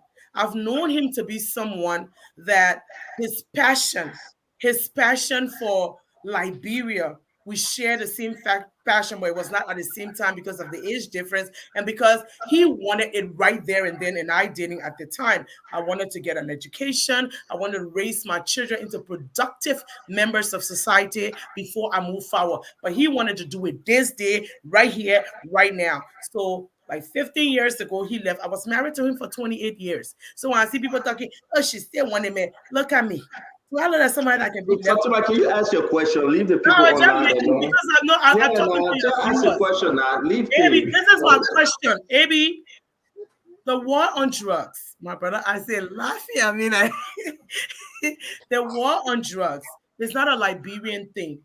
It's not a vibe thing. It's not a Madingo thing. It's every country, every part of the world. What are you guys gonna do with the structure of your of the DEA? How are you guys gonna come together to fight drugs? You know the talks that we had. You know the passion that we put into this. You know what are the message I came to you to Liberia from CEO because he pretended like he knew that we came together to ensure that our children live better lives, that they did not have drugs, they did not do this. Maybe hold your face because I get nothing to do with you and drugs. No. You know about it. Yeah, you know about it. So no. I just want to say, what are you going to do to ensure that you and Fadiga either get along or get away to move this president's agenda of drugs, eliminating drugs from Liberia forward? That is my question. Fatima, and I apologize for leaving briefly to use the restroom. And look, listen. You know exactly. Don't listen to those folks there that speak ills of those kids. Those kids are beautiful people. They brought up the right way. My son is playing basketball. The other guy is doing great. My daughter is out of college. So I'm not worried about these folks who make that outlandish, unsubstantiated, whatever you call them. However, the issue of regards to drugs, again, I left Liberia a long time ago. I mean, I left the States. I came back here and then to contribute towards the national building that we had. Madam Salib needed me, and I came back and contributed my quota in transition one government to another. I serve as members of the election task force that brought about Mr. Weir to power, Mr. Doe and his people to power, basically. Mr. Doe, just so you know, I wrote the CDC Security Manifesto. I just want to put that publicly. I didn't know anything in the CDC, but when I left grad school, I wrote the CDC Security Manifesto. Be that as it may, Fatima, I can assure you, the person that actually did that particular recording and publicize it, it's a national security situation. We're going to investigate. We'll put that person out for some reprimand. If it is a presidential appointee, we will write the requisite documentation out there for that person. If it is an individual who is under my direction, the requisite sanction will be applied. And with regards to Fadiga myself, Fadiga is my little brother. Fadiga was brought in. Now you, Fatima, talked to me and the CEO, all of you guys wanted me to incorporate Fadiga. I had not met Fadiga. I know Fadiga brother. I met him in Philadelphia. We spoke. And when the documentation for Fadiga was brought to me, I went through it and I appreciated it and I thought I could work with him. That's what it is. I could have taken more than 10 other person to go. Omer has given me the authority to go and find my deputies to come and run this institution because they have confidence and trust in me. So the people I selected, those are the people that I'm working with. So today at the mansion, anybody who ever heard it, say, my man, this is who you chose and this is who you decide to work with. But basically, Fediga is still a young kid who I think can be brought up properly to actually work in this process. And I think I can do that. I'm older than him, and I think I got more far experience than him in this process than anything else. Fediga is 47 years, so he's not a kid. All right. Fediga is well, I'm 55 years old. I'm older. It doesn't matter. A 47-year-old man is not a kid. Okay. Well, okay, that's my kid. Yeah. You see, you're not doing good at defending your brother. That's not. I'm not defending my brother. I'm not defending my brother. I'm just trying to tell you how you treat other people. All right. Well, it's the mindset thing. Well, okay. So, go ahead, please. So at the end of the day, we're gonna do our best to actually establish a system that will actually accentuate this president's agenda. I can assure you that. And there will be a process of renewal. There'll be a process of accountability. There'll be a process of responsible leadership. Now, the structure to actually have a chain of command, that chain of command is there. It's clear. Like Dr. Brupla said, I'm not to go to him to report. It is his responsibility to report to me what he has so that I can add my own there so that it's sent to the Minister of Justice or the National Security Advisor's Office. That's how the structure works. But if I have to be the one reporting to him, going to him every now and then to act, now there are several things that we're not going to discuss yet. We will find time to discuss it, and then we'll get to the bottom of it. But I can assure you that the DEA will be is on good footing, Ms. Salim, and I can assure you that this president's agenda in making sure that this place is drug-free is on course, and I can assure you we will get to the bottom of it. We are turning the curve gradually. These are all minor glitches that we are going to overcome because we already established all of the steps that we're taking. People might be smiling under that tongue, but we've already gotten a step ahead of the drug dealers. We've already gotten a step ahead, a little bit of step against the drug trafficker. Once we get our budgetary allotment, we got a logistical support. We just dealt with the ADB, the African Development Bank, and fill in whatever requirement they have. Gradually, there will be support coming into the DEA that will address our logistical problem. We got friends in America who will also be helpful in our drive towards establishing our logistical supply.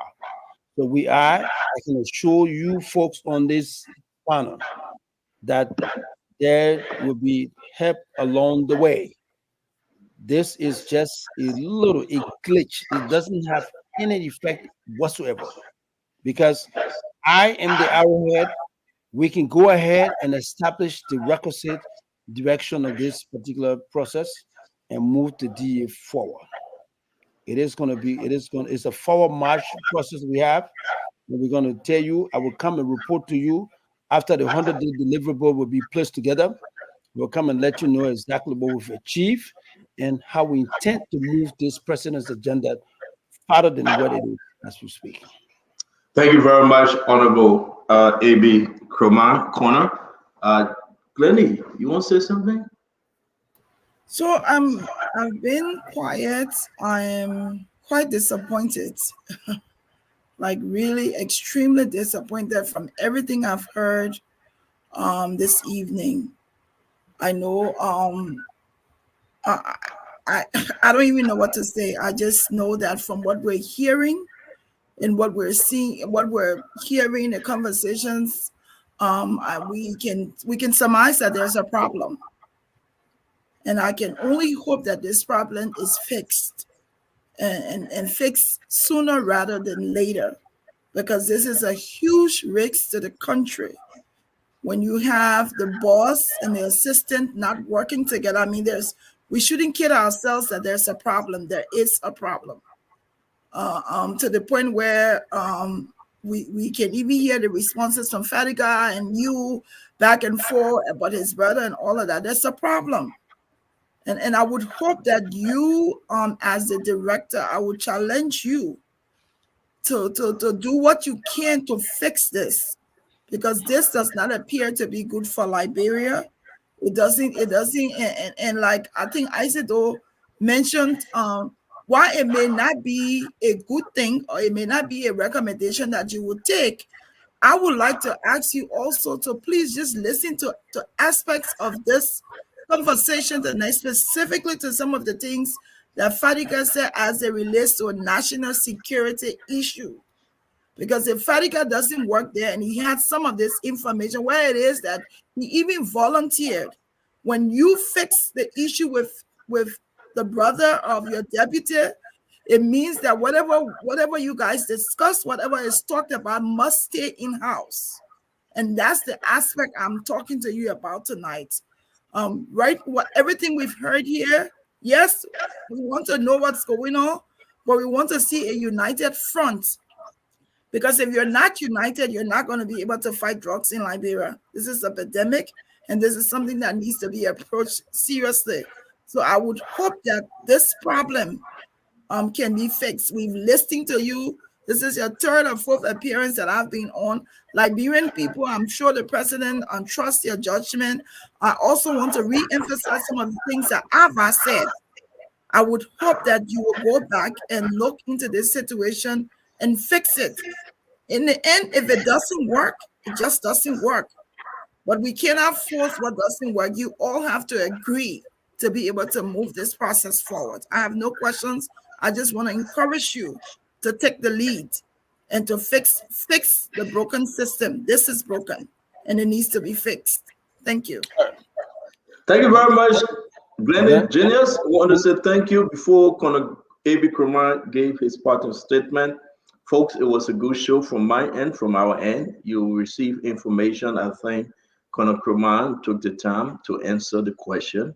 Conor Krumah on our set, we appreciate you. I know that you may know him, Fadiga, the Deputy Director for Operation. He's not okay. He's a 27-year-old grown man. But like you call me your Pekin and I call you Pape, I know that's the slight joke we do. That's it. I don't know you mean it, seriously, you mean no harm. But again, I want to say this. I think you have answered all of our questions. We're gonna let you go. It's 12:30 in the city, 12:33 in Monrovia, 8:33 here. You always welcome us, Spoon. When we hear this thing, you know I'm gonna ask you.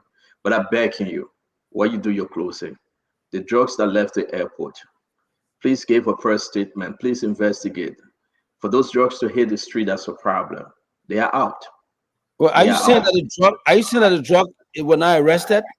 No, the drugs. I'm asking you the director. You don't know. So the only thing I know, drugs came out of the airport and the drugs left under the command of either you or one of your directors. So if you want to investigate and just help Liberians understand, and I'm just telling you because now we know that 10 boxes of marijuana out there, and you say you don't know, but it's troubling. Yes, sir. Stand up. Yes, sir. Stand up. Yes, sir. I hate to say that we've been sensational here, but I can assure you 10 boxes will not leave the airport and hit the street. But all the time you're talking, I thought, in fact, this was arrested by the folks, and then he has been turned. But they say they left the airport in that box there, and somebody recorded it. Nobody arrested it. Go. I will tell you, quite frankly, that I don't believe it. I'll be honest with you. To be honest with you. However, and the drug dealers now, they've gotten to understand. Since you took over, have you arrested any drugs from the Rawa International Airport? No. Have your guys, any one of your director, have they arrested any drugs from the Rawa International Airport that you No, know for the of? 1 month we've been there, no, we've not arrested any drugs from the Raleigh International Airport. And what we've done, we told the RIA, we've established procedure that have stopped most of the I don't leakages. want to waste your time. I'm going to say what I have because I don't want to share it yet. But I tell you, drugs came on at the airport and the drugs out there.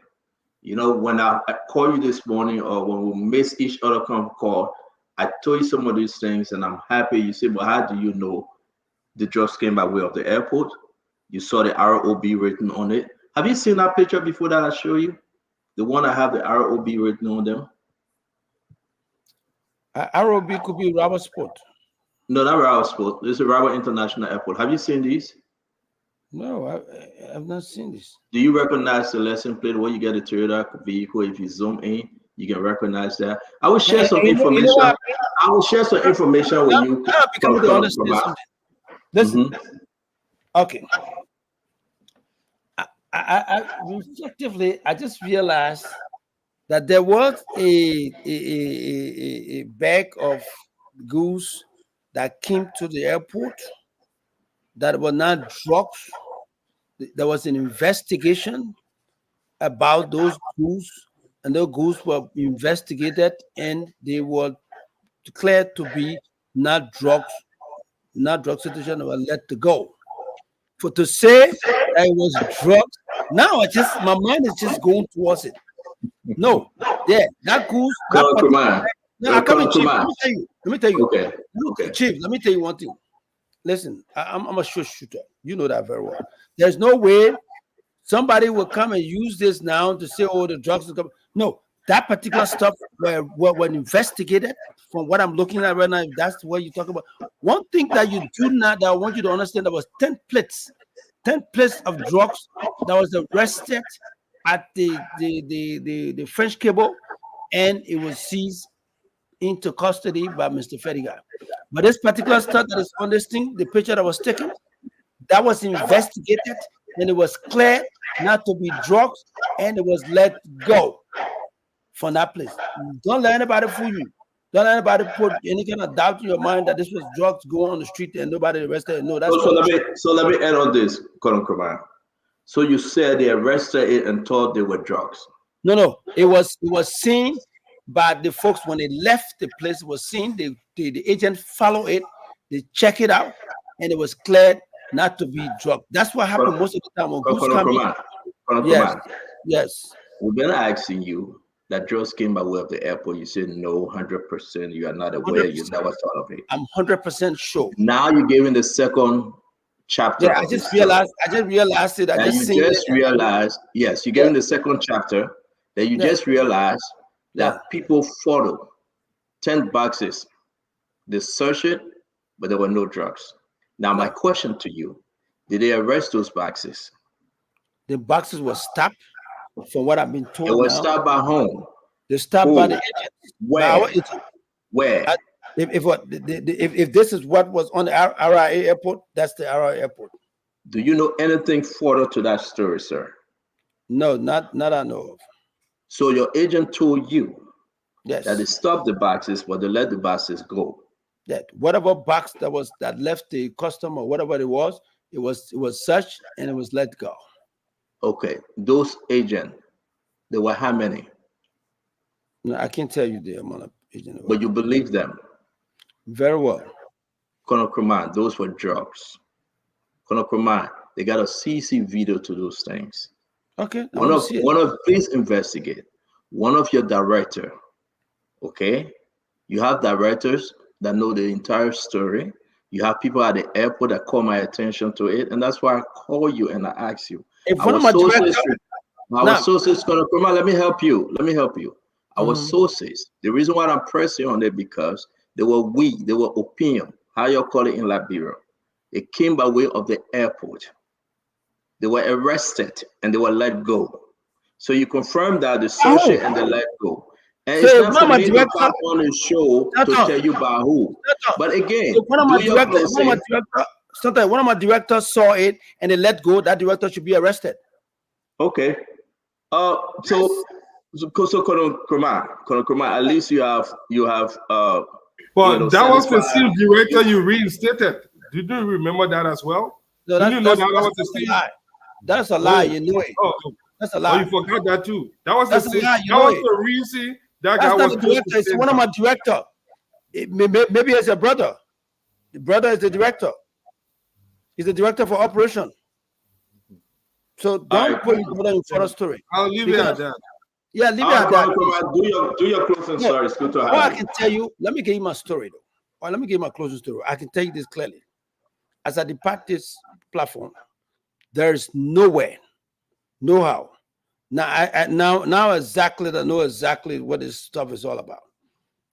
The boxes you see in there, those boxes, this is the same story that I'm thinking about, for which Fadiga said that this guy stopped people from going in there and there were boxes. Those boxes was checked, was investigated by the RIA people, and that particular stuff was cleared by custom, was cleared by the security, joint security there, and those boxes let go. There's no way nobody in that sound mind. Come on now. Are you kidding me? Some man will look at 10 boxes of drugs and let them pass the airport for what? To prove what? To assure what? Stanton, don't get carried. Don't steam your platform for innuendos and gossip. It doesn't make sense to me. You should know better. For somebody to come, for Fedica to sit here wanting to score a point about this thing and say, when I boss it, let it go. That's a black lie. That's a black Mandingo lie. Mandingo lie, black lie. Yeah, black. That's a lie. They're just trying to score a point. You can score that point on anybody. If there's any point, scoring on your brother who allowed this thing to go. And I can defend your brother here that he did not allow any drug to pass the airport. I tell you. So to make a case that a guy who reinstated, who was forcibly released there and was reinstated, that's the guy that let drug go. That's a black Mandingo or Suso lie. Or you can say Senegalese lie. Colonel Avery Krumah, thank you very much. Thank you very much. It's a pleasure being with you guys. We say thank you. Good try. But you're not invited to my meeting anymore. Oh my God, Krumah, I'll see you. Don't come out again when you come out. Yo, meet at Royal Hotel. Yo, will drink coffee. He laughing, Fadiga. We want to say thanks, folks. It was a very, very, very, very good show. Let's do our closing. It's something serious to this. Someone asked me how you got all the information from the airport when we brought in Mr. Masakwa Kamara, the officer in charge, and everything that was happening. The picture of the car. Folks, this is spoon talk. Thank God for his grace that people gave us information that was open. Well, how you get all the information from the airport? The last time when President George Manawe security brought in drugs, Fadika got nothing to do. I asked people. But I will say this, some good Liberians folks are working. When they see something, they say something. When they hear something, they say something. And if every one of us can do that, Liberia will be a better place.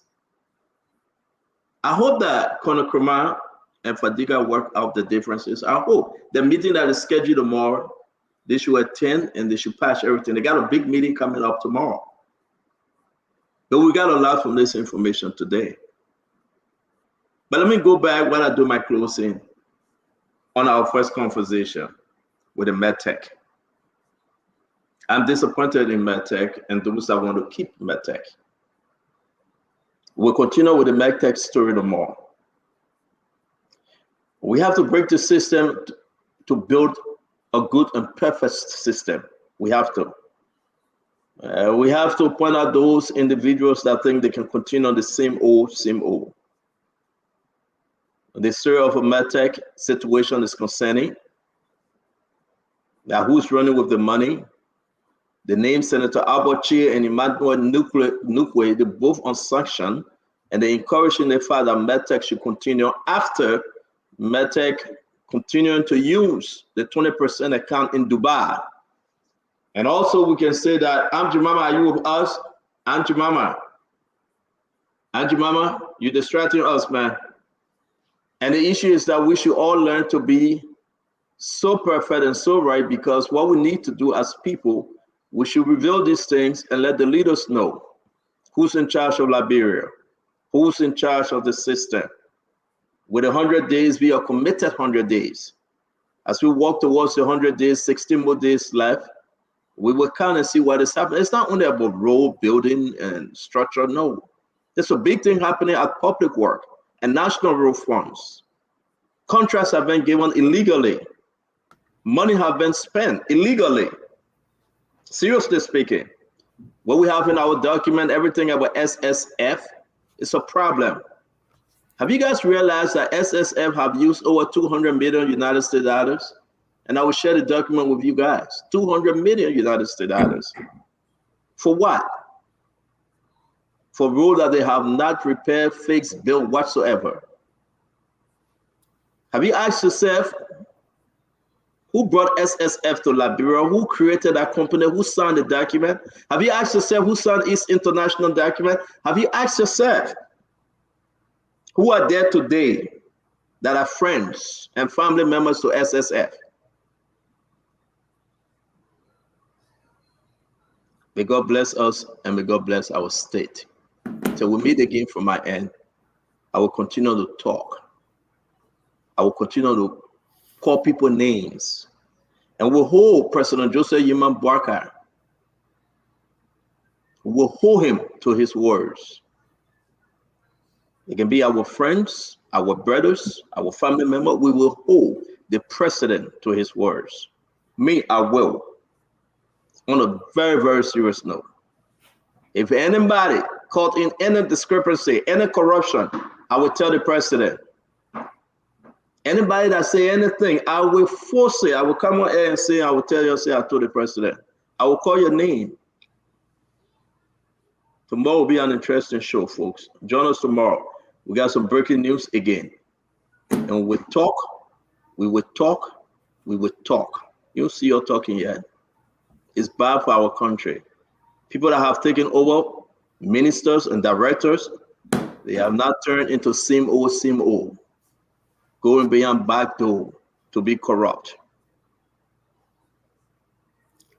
Dr. Francine Chinua Richardson, Aunt Jemima, Dr. Bople, Sam Jackson, Asiva, Al Hussein, and then Fatima will take us home till the others can join us. An informative show. I'm sure that Liberians are listening and taking notes about how to improve our country. You know, we started talking about medtech, and I gather that the system is broken in Liberia on all levels. People can write article of incorporation without even putting their names on it or putting different names where they will not be discovered. People can pay other people in order for, you know, money to be exchanged and saved in another country. People can do all sorts of things in our country. So as we share the information in this show is for us to start to think about how to change the system, and it can be changed. I have strong faith that it can be changed. Because the money that is funneled through illegal or fraudulent means by way of medtech can be redirected to the things that we're talking about. It saddens me for, you know, kind of AB Kurma to come here and say that I don't even have an office or I have no training grounds, you know. Here it is that thousands and thousands of dollars are being funneled illegally by way of medtech to another country bank account. So we really need to think about that. I'm worried about AB and Fadiga's relationship. I can tell you right now, what I heard, there's cultural differences that are happening, believe it or not. I'm understanding, and correct me if I'm wrong, Fadiga, if you're listening, that your working style is so different from Mr. AB Kurma's working style. And I hope that you guys will come to some sort of medium ground for the sake of Liberia. It's different when you live in the United States and you live in a developed country and you're accustomed to doing things a certain way, whether it's reporting drugs or either if it's how you relate to subordinate insubordinate relationship is very different. So I hope that that's something that you guys will work on and be aware of and work it out for the sake of Liberia. So I just wanted to say that to both of you. I'm afraid, Friday guy, that whatever you guys do, just keep everything privately. We don't need to know all of the ins and outs. Something tells me your journalistic nature is going to go ballistic. And I hope you can promise us today that you, Fadiga, whatever you know about this organization or whatever you know about AB Kroma, please don't make us a part of it. Liberians don't need that. We don't need to hear it. So I hope you will make that promise to Liberians tonight. Thank No, you. no, no, no, no. Don't make that promise to me. I want to know. No, Doc, let me say this. Honestly, I didn't want to come on the show today. I know you do. But why you keep interrupting? Why you interrupting the show, Stanton? Don't listen to Dr. Richardson. I want to know everything, please. What? Stanton, honestly, my dad had a favorite quote. He said, when you do secretly, others see secretly. Look, I grew up in a family. I grew up with a dad that found $50 US and went in the village during the war to go look for something. We got honesty to own our sleeve, and we do not look down, we look up. My brother is an honest man. I'm an honest man.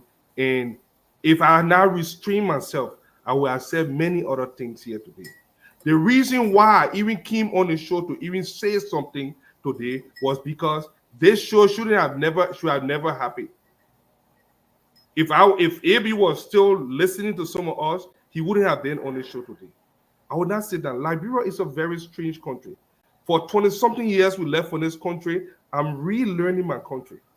I'm relearning the psyche of our people, where we have embraced bad as good, where you can get punished for doing the right thing and people heal you. This is a new portion. I don't want us to let it get the case in the subject. But I listen to AB talk. What angers me was what he did not say. Those innuendos, those. Let it be so, buddy guy. So I will not sit here. Look, my brother left his pension. He left his federal job to come and contribute to Liberia. He's very passionate about this job. You know, we work in the same field, Dak. We know how passionate we are about our client. I see children every day, Liberian children struggling for the thing. I want us to solve the thing. My brother didn't want to say anything. He would not say anything. Have you guys seen him on radio before? No. He doesn't talk. He prefers writing. He doesn't talk. But people, look, AB has God complex. Sorry, I'm going back in my son. He has God complex. Very serious thing. I think I like this, my brother. I beg you. I know if we continue, we'll say what we don't want to say. But for the sake of the show, you and your brother, I believe you and your brother and me and my brother will handle it. Okay, but I recuse myself. Let me just say I'm already on the floor. Let me just close. I stopped going to the meeting. The day I heard this man tell my brother, I brought you here, I'm going to mold you in a way. I said, no, this is a man of the mind. This is a man that will not they gotta let it go. They will solve it. The reason I'm saying, let me just close on other things. God have a way of exposing. Close on CTN. Close on CTN. I will not test CTN to that. I swear to God, if you talk to me, I will never talk about CTN to that. Honestly, I like how the show ended. I really wish it have not ended this way. But let me tell you something. Sometimes, let it go. Let it be. Let it be. My brother is not here today. Let it go. In Liberia, he who first come on the radio and say bad about you, that person is right. You understand it? But I like how the show ended. The show ended with a lot of doubts. The show ended with a lot of questions. And I don't know why our brother actually talking about national security. I don't even know how to think national security issue. You know, but honestly, my brother is an honest man. He's willing to work. They can figure out how to work. But honestly, the culture of silence in Liberia is sickening. I'm telling you. But when you do secretly, others see secretly. And no matter how people speak evil over you, live so that others do not believe them. Thank True you. for someone one of these days. Thank you, prove Fatiga. Thank you. He always Thank you. does. I'm out. Thank you. Al Hussein UJ Fatiga, thanks a lot. According to the Bible, people lived for more than 900 years. Long time ago. What's going on now? I do believe on the show, Uncle Sam will live for 900 years. Uncle Sam, please talk to us. I don't want to live. I don't want to live for 900 years, because if we Christians will talk about a heaven. If there's a heaven, I want to go there within a reasonable amount of time. I don't want to wait 900 years. Okay, look, seriously, guys. It's about Liberia and Liberians. How, I mean, the collective will, which is the unity, consensus, understanding, those kind of things are not Liberian. The reason why we've been a failed experiment is that we've been fighting each other for 177 years. We fight each other based on ethnicity, geography, on class, on education, on every single thing. And I've been a victim of that, okay, because I have a big mouth, okay? But the thing is, I have critical qualification, do a lot of things. And the reason why I don't get to do them because people don't like my personality. So it's just on my personality alone, I cannot achieve certain things in my country because I'm not big mouth. I'm what they call it, Jenny. I talk. I say what's on my mind. And I don't only speak what's on my mind. I speak when I want to speak, how I want to speak. Or someone say, but how come you didn't talk with Joey time? I was an ally of the government. You want me to be an ally of the government and come and badmouth the government at the same time? Eh? You see people in the American administration badmouthing Trump. There will be political consequences for badmouthing Trump. It's called real politics. That's why we don't know in Liberia. We think everything is black, everything is white. The world is full of a lot of gray areas. That's why the United States is the most powerful country with the most opportunities, because everything you negotiate to associate. And if we Liberians don't learn that the critical thing for us is to achieve together, not against one another. No matter how you dislike me, you call me all kinds of names, but there's something that each of us bring to the table. And in the case of AB and Fadiga, there's things that they bring to the table. And with this guy Cole down there, another young fellow, they can make DEA, something that we Liberians can be proud of. But I can tell you, we have not heard the last of it if they are Liberians. I pray against it, but if they are Liberians, because guess what? Their allies, brothers and sisters and allies will be pushing them, goading them to go after each other. They will not be like two men to sit down in a room and discuss the problem and come to a critical solution. They will be influenced by allies, be polling and talking. This is what has brought Liberia to where it is today. So you young people, you say the progressives fail Liberia. So why don't you change that? You got the government now. You elected President Boyka. Why is it you're not getting together to change the things to make us proud so I can live in a reasonably decent, prosperous country before I take my last breath? It is on you. It is not on me. That's what you guys should be doing instead of fighting on one another. You know how many calls I get every day from unhappy people? How many minutes this guy has to talk, man? Let me finish, man. No, we gotta go. You can't take the whole evening, man. But you're not so the next person should talk. Okay, please, don't interrupt our show. Let him we'll come to you. You can't we'll come to you. Stand up. We'll come to you. Let me tell you something. We'll come to you. Don't interrupt the show, brother, please. Please. You just woke up from sleep. You want to interrupt our show? What you just did is a manifestation of the schism that is in the country. My brother, No can't respect take for discussion, anybody. man. What is the big thing? You home, you in your living room. I can speak for another 1 or 2 minutes, something that is of national importance. You try to break me down, chop my legs off. For what reason? Eh? You can't wait for 2 minutes? That is Cynthia we're talking about. Every time I say something, My brother, boom. go ahead with your discussion. No, I'm Let's just end saying, the show, but man. this is a manifestation That's of what the I'm talking manifestation. about. You make it seem like you want to have some kind of enmity. No, you living under Yeah. your age. But I how want you you to make make it it good with your age. Come on, man. Stop. Yeah. Stop. How you make it Let's seem talk about that you are competing for something. Go ahead, Uncle You're Sam. competing for nothing.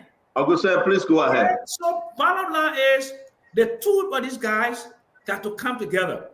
On Metech, and CTN, and all of the contracts that have been given to those old guards, the old road construction companies, this is to show that this is not a changed government.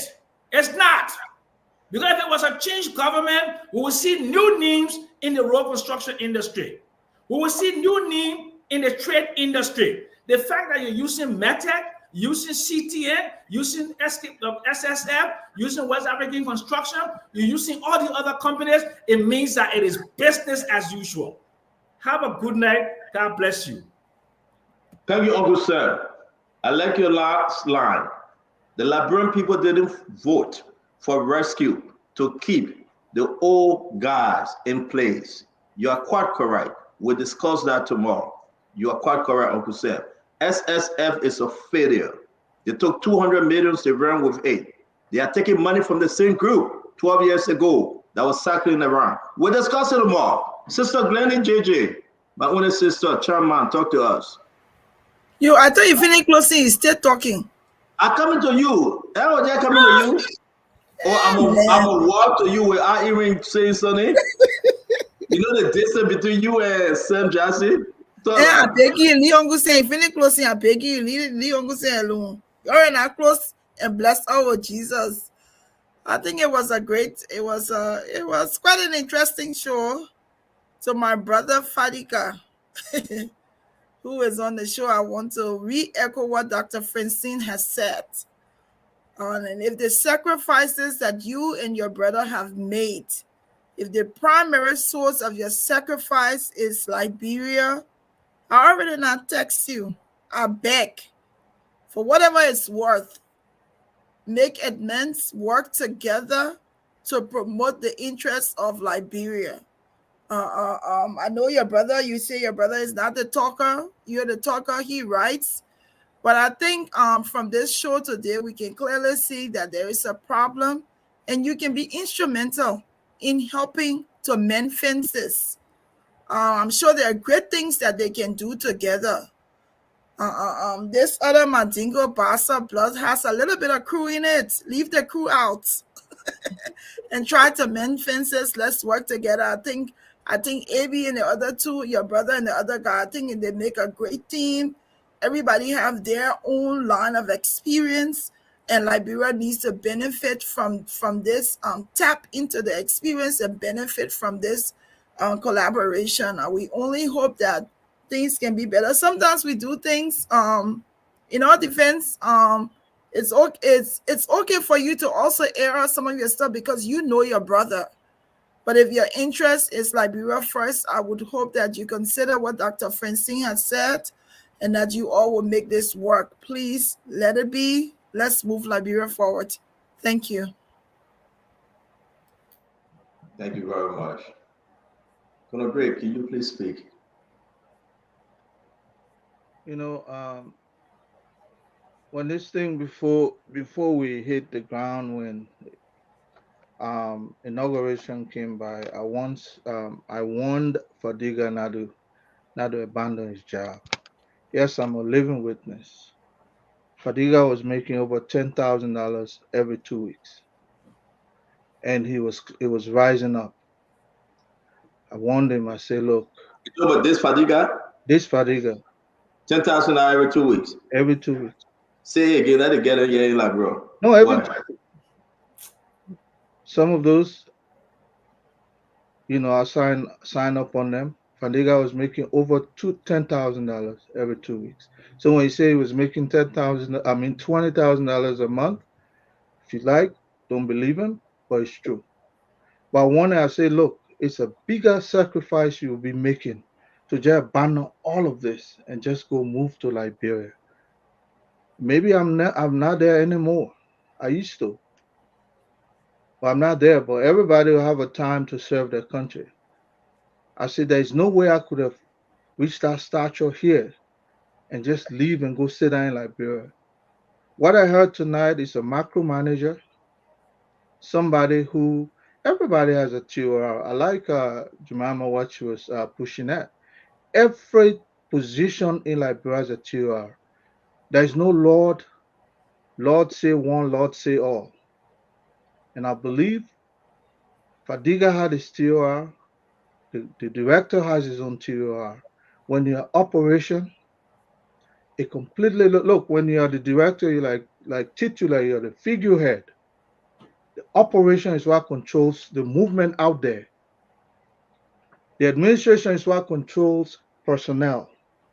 You, the boss, look, we had the same situation when the late Edward Bayer Kessley, Dr. Kessley, was at defense. BJ was there, my cousin was there, and those people work harmoniously because all the old men want to hear, let me know anything that is done. But you cannot kind of say, you move the needle, I must know. Well, how come the director doesn't know that a drug bust occurred at the airport? That is a distinct place. That's one of the only places. I know there has been so many busts around the country, ghettos and so, but the national airport, you're not aware, somebody is now on top of his game.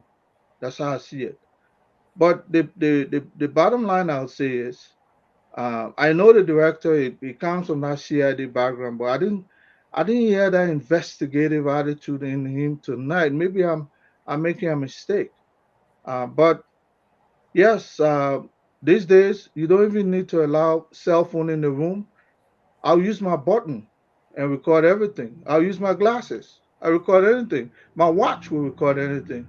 So don't go there because you're not going to be able to control anything. The only thing I would say, run your ministry in a way or your department in a way where you work collaboratively with everybody, not so say one, so say all. That's why everybody has their function. When an operation takes a decision based on situation on the field, you don't just dismiss that. Jemima, you made my night when you were bringing that up. To be frank, I saw a person who has very little tolerance, and I would deal with AB on this. And I would talk. Sometimes, this is not a military operation, even at that. You can't just subjugate the other man up to the point where they take a decision based on operation. You just kind of baffle over that. That's not good. I don't think those two people will ever work together. That's my own observation. But thank you so much. Thank you very much, Colonel Gray. Azevato Jr.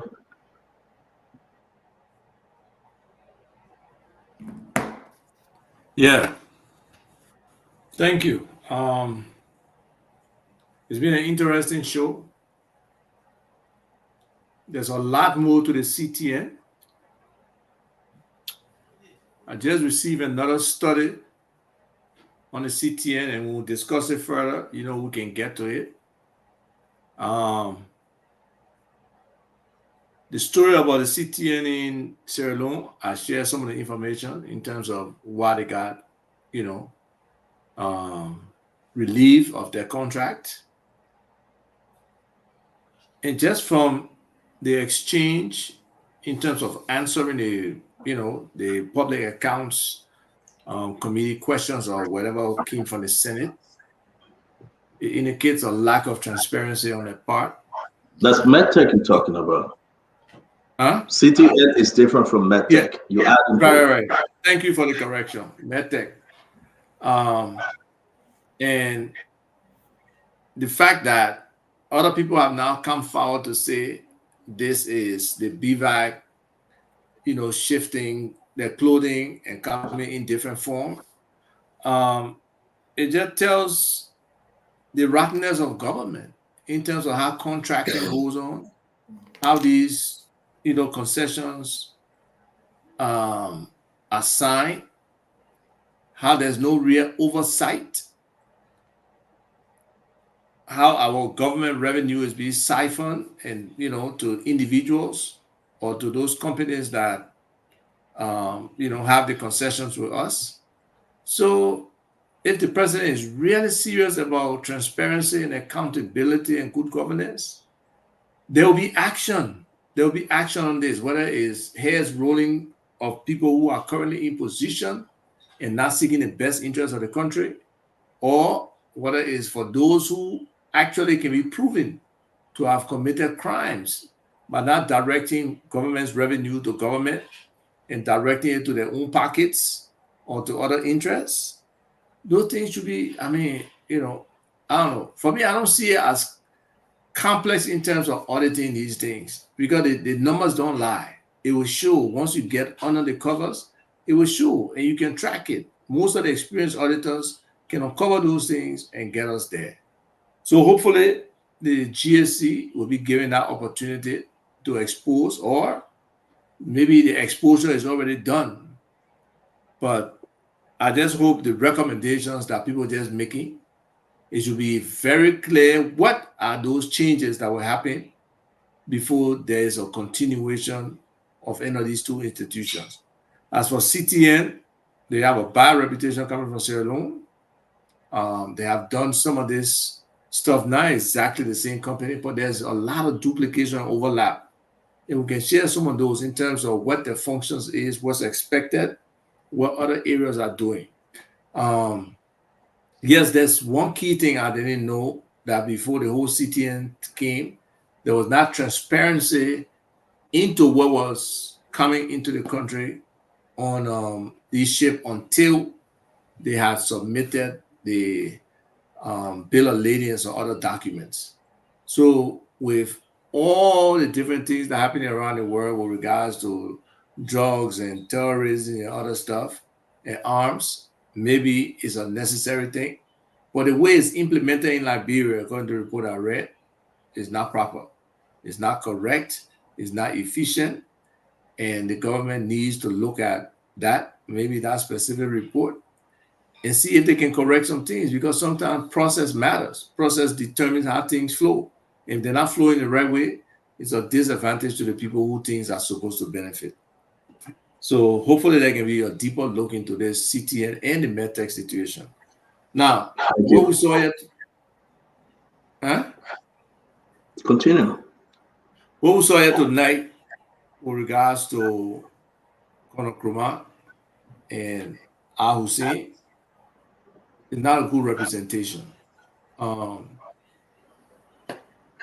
We need better relationships. Sometimes your anger or your frustration of a situation can get to you and you can react that way.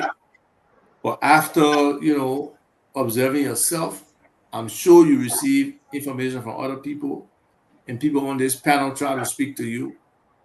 Sometimes you just got to take a break and you got to wait and go into maybe a closed session and really hash this thing out. But like Remy, I don't see the potential of these guys working together. It's going to be difficult. The insubordination has already taken place.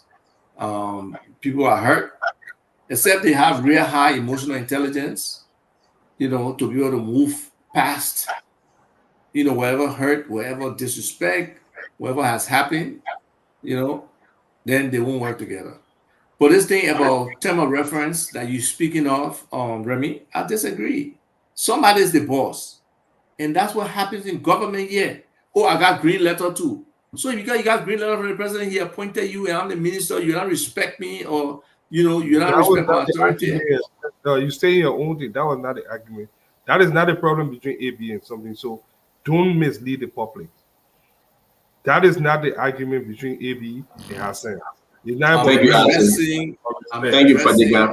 What Remy said. Thank you, Fadiga. Move on. I'm addressing what Remy said. So in essence, I really don't see how it works. If they work out, I'll be proud of them as men who can intelligently come together, resolve issues, especially when it comes to the public space, and be able to collaborate and work together. That would be great. But I don't see it, and if it continues, it could be a hindrance to what the DEA needs to be doing to really fight drugs and have a vibrant organization moving forward. Thank you. Thank you very much, Albert. Thank you. I think we spoke to Dr. Chinwe, so let Dr. Proplet go, and Mama and Fatima will take us home.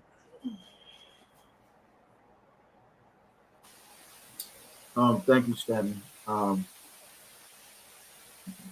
Most of what I wanted to say, I said. I will say, the sacrifice of leaving the comfort of the U.S. and income sometimes is not understood or appreciated by our fellow citizens at home. And sometimes they say some foolish stuff. You ain't gotta come here, you can go back. But I can relate. And I appreciate you and your brother for coming home. I just moved home myself. And, apart from giving up some stupid money over here, I give up a lot of authority. Chairman of the board for Shenandoah, fiduciary oversight of $67 million. Are you kidding me? Teaching at the university, setting my own schedule. Pastor in the largest multi-ethnic, multicultural denominational church in the state of West Virginia. Not the money was buku, but the authority and the ability to motivate and to lead people and to fashion people's lives. You leave that, you go home. I did intentionally because I want to be in the theater. I want to be on the ground and do what I can. So I just want to encourage you and your brother, don't let the distraction bother you. Let the purpose propel you. Stay focused. Because at the end of the day, there is no way we can dig ourselves out of this pit of poverty without sacrifice.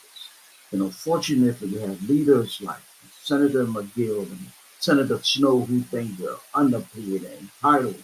But the truth is, we need people who can sacrifice. And over time, you will see the fruit. So hang tight, stay focused, and don't let this stuff distract you. Because at the end of the day, life will be better for them. CEO, I just want to thank you for the show. And I want to say, continue to do, the investigative journalism. Because, this is not, some people think it's entertainment. This is not, Housewife of Atlanta or stuff. This is real news magazine. And people, I get emails from all around the world. People are watching. So thank you, Stanley, for, doing investigative journalism. Keep digging because we want the facts and we want to expose it to people and engage people in the national conversation so we can take action. So let's keep moving forward. We'll be better at the end of the day. Yes, sir. Yes, sir. Thank you, Dr. Stanton. I'm glad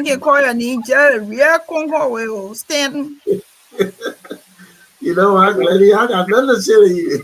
What man with Stanton?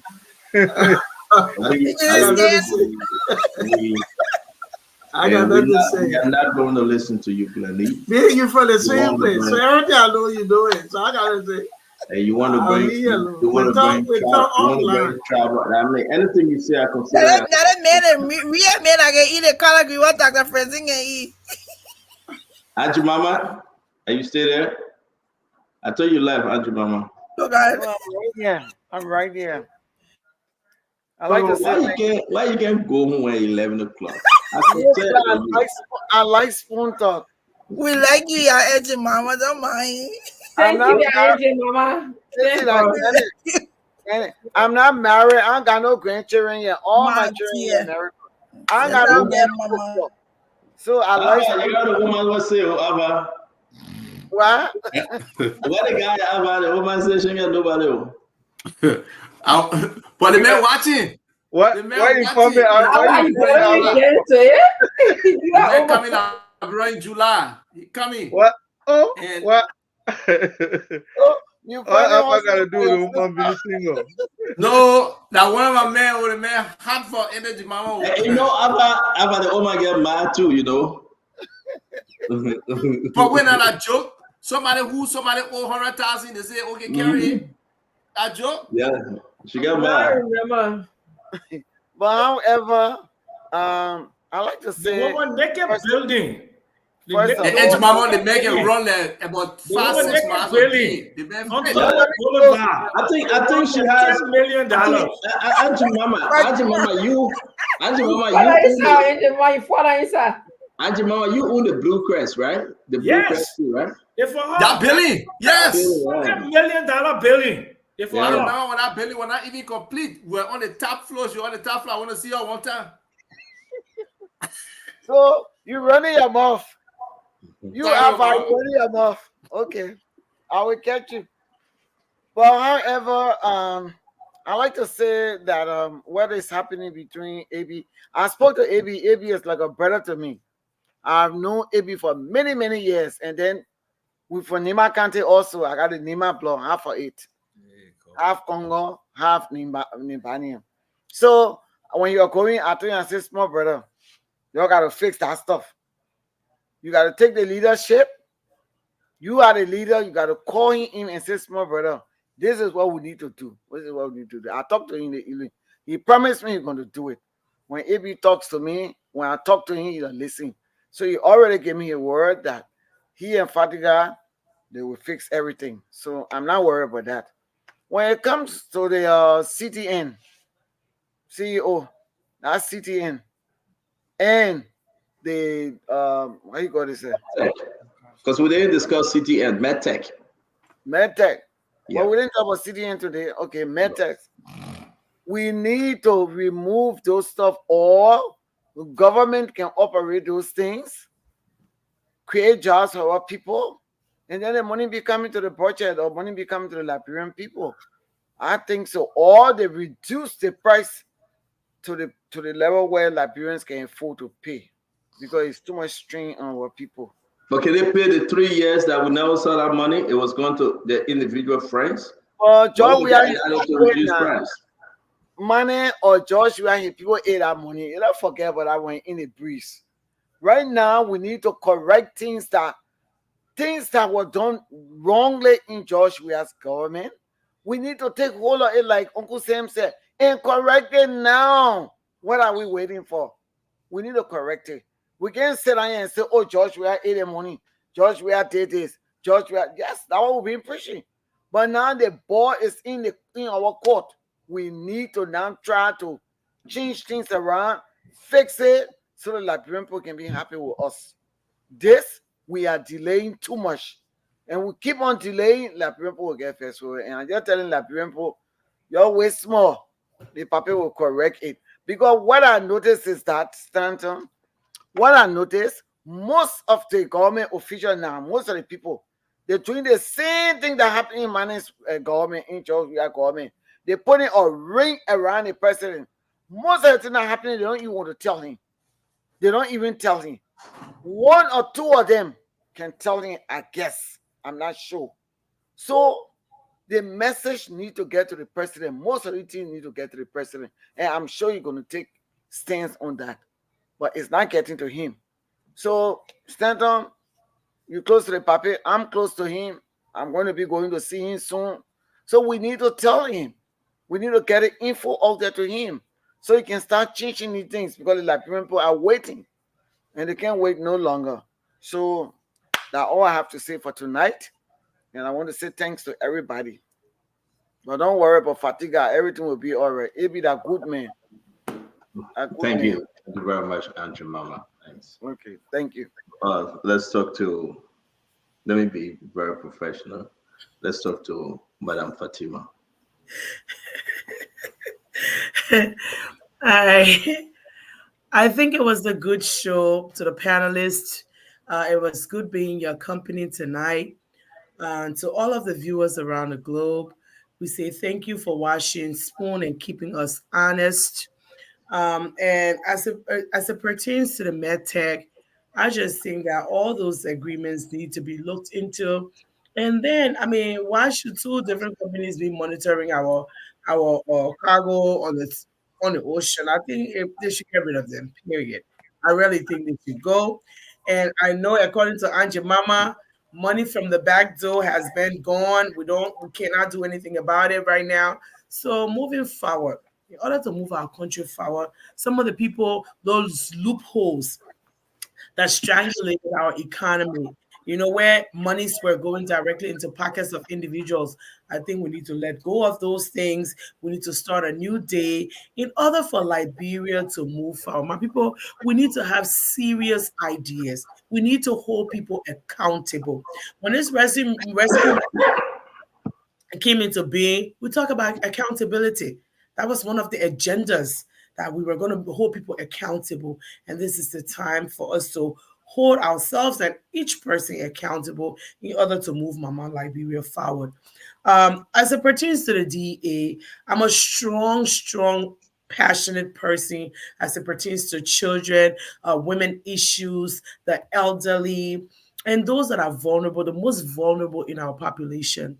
We know that at a larger scale, drug is a national issue, is a global, is all over the world, is a pandemic.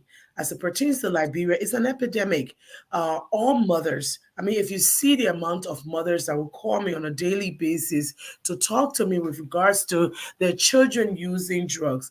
I mean, I've always had the belief that my brother Alpha Digger and AB would come together because of their shared passion and the shared vision to ensure that, drugs, people that are bringing drugs into our country, people that are selling drugs to our children would be apprehended. And a major aspect of which was the rehab center, will be revamped to keep our children away from drugs, because we do not want a revolving door.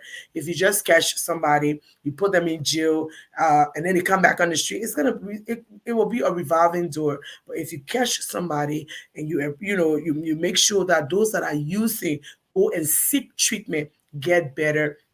I mean, our country will look forward to people, because those are the future leaders of our country. I believe strongly that Al Hassan and Ibi can work together for the betterment of Liberia. I just believe that me or Al Hussein, we all can step aside. I understand he's your twin brother, but we can step aside for them to get together to work for the better good of Liberia. And in so doing, we'll make sure that we move our country forward. It's a collective effort. See, Dr. Richardson, as you were saying, I don't think it's right at this early stage for people to go to a meeting, and talking to comrades, and it's being recorded. It doesn't show, any kind of respect for them in there. I think people should step aside, let these guys come together, air out their differences, put their egos aside. Because I know Madingo men, their egos are for nothing. That's why, some all left some Madingo men, because their egos are too wide and too big. And sometimes you got to step on their ring and break it to ensure that, yes, you know what? If you want to be boss of me, you got to listen here. For women, you can give us diamond, you can give us gold, you can give us a house, you can give us cars. But if you don't listen to all of our nonsense, we have to go, you got to go. So I know that their egos are there. They need to put it aside for the sake of Mama Liberia. I mean, we come here every day to do this because we want a better Liberia. I don't know about everybody else, but I want to go back home to Liberia. I want to live the rest of my life in Liberia. And I'm the heir of my grandfather's property, Sheriff. Yeah, why should I sit in America and be working two jobs to make sure that I'm living comfortably when I can go to Liberia, do something for my people, have a rehab center, enforce, help our people that are using drugs to get free and safe from drugs and live a better, productive, and rewarding life. This is where I come from. This is how passionate I feel about this topic. I feel that the two brothers can get together. I feel that those two brothers can work together. And I feel that it can move our country forward. I thank each and every one of you for watching every day, for keeping us honest. I thank the CEO for the topics that will come forth. I thank all of you guys for the investigative journalism to investigate and hold our people's feet to the fire. Thank you and have a good night. I know CEO got something sarcastic to say, but shots fire, bullet enter, and I'm equally prepared to send some shots back. How can I live without you? How can I live? That's a book that you can join me though. Sorry, How can brother. I live without you? Listen, I have a question though. I need somebody to You know I love you. You know I love you. Rachel, say I got your lapa. Oh, I told you, I said. I love the game. I love you, begin. Fatima, I see ya. My wife waiting for me. That's a book player. That's a book player, the preacher man. Can you join me? Let's do this for the people to have some sweet Yeah, dreams. Racy, let's sing. Do something new in my life. Something new in my life. And then you got a whole choir. Everybody can sing. In my life. I pray. Do something wonderful in my life. Something wonderful in my life. Do something wonderful in my life. Oh, Lord. Yes, he said that's a good play. Yeah, he said before. Sing, Stanton, sing. How can I live without you? Yeah, man. How can I live? Sing, my brother. Glenny, you're a politician. Glenny, you're a politician. How can I live without you? Oh Lord. Sing on, brother. Sing on. I cannot live. Go ahead, brother. You. Sing. I cannot live without you. Sing I that. cannot live without you. Oh Lord. Yeah. Thank you, Dr. Bobla. Thanks, folks. Have a wonderful evening. It's good having you all. I might even know that song. Fadiga, thank you for the great Auntie Mama, Fatima, Ava, and all our many listeners. We want to say thank you. I know when you kept calling the man Conor Gray. Yeah, man, your name stuck in my head. I was saying Conor Kumar. I kept on calling it Conor Gray. I'm like, this guy name is in my head.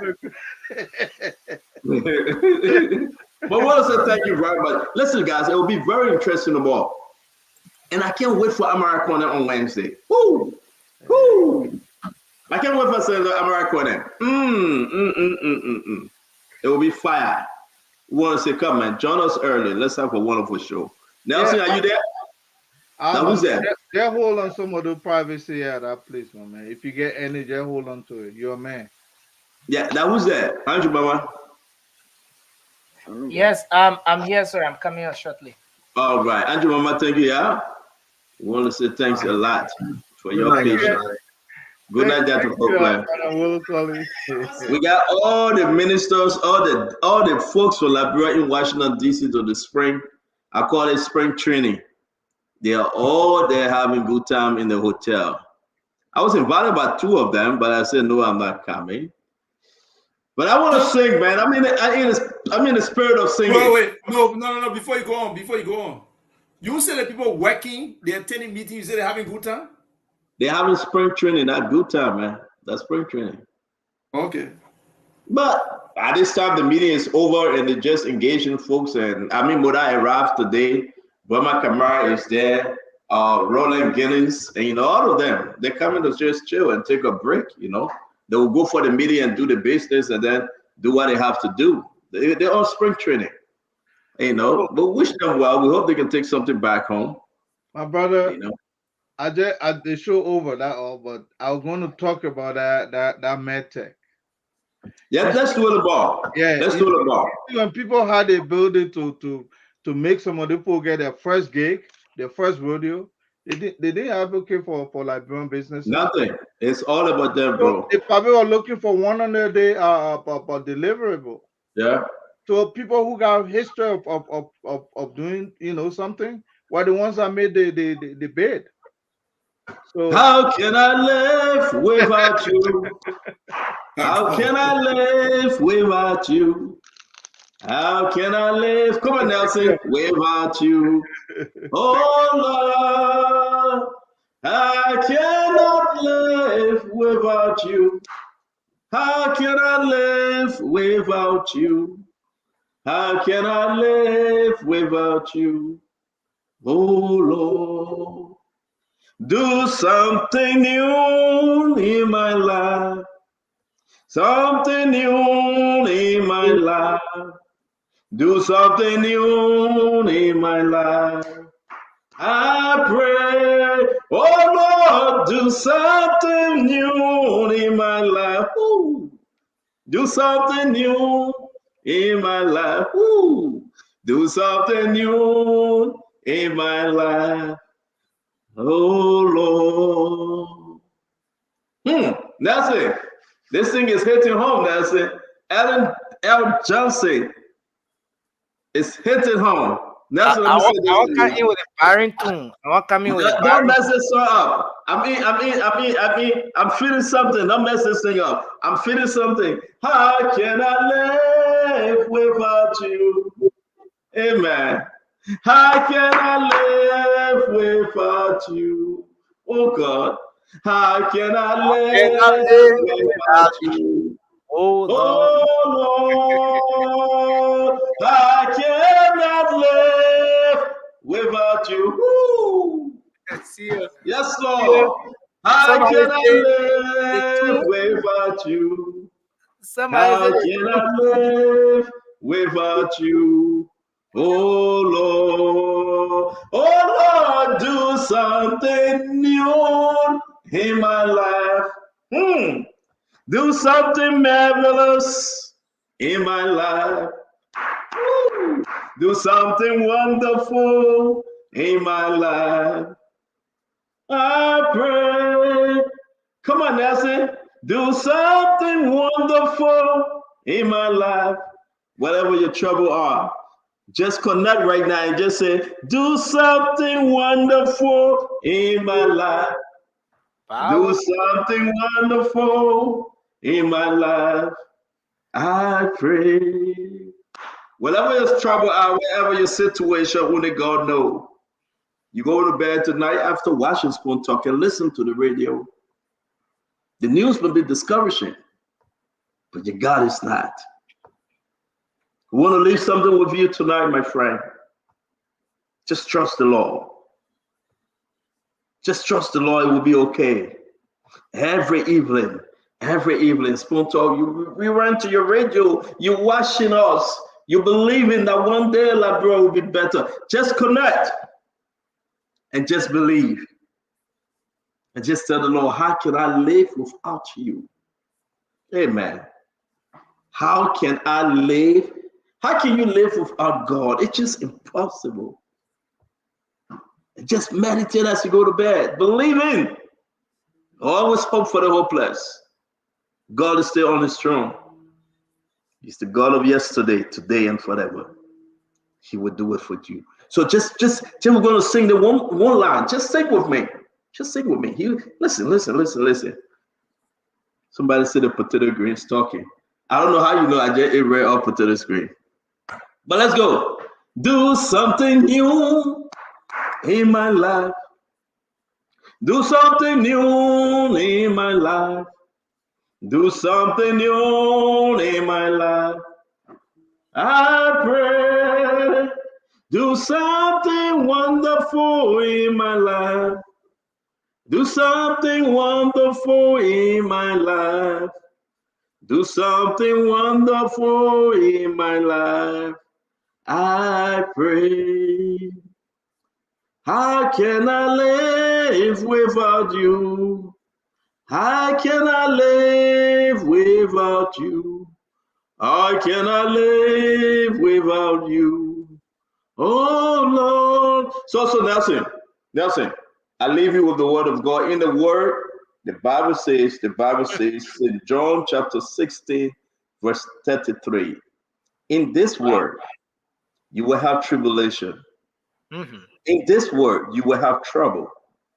In this word, you will have problem. But take heart, because Jesus Christ said, I have overcome the world. So he said, take heart. And in Isaiah 41 verse 10 says, so do not fear, for I am with you. Do not be dismayed, for I am your God. I will strengthen you and help you. I will uphold you with my righteous right hand. And Philippians 4:6-7. And this is the most important one, Nelson.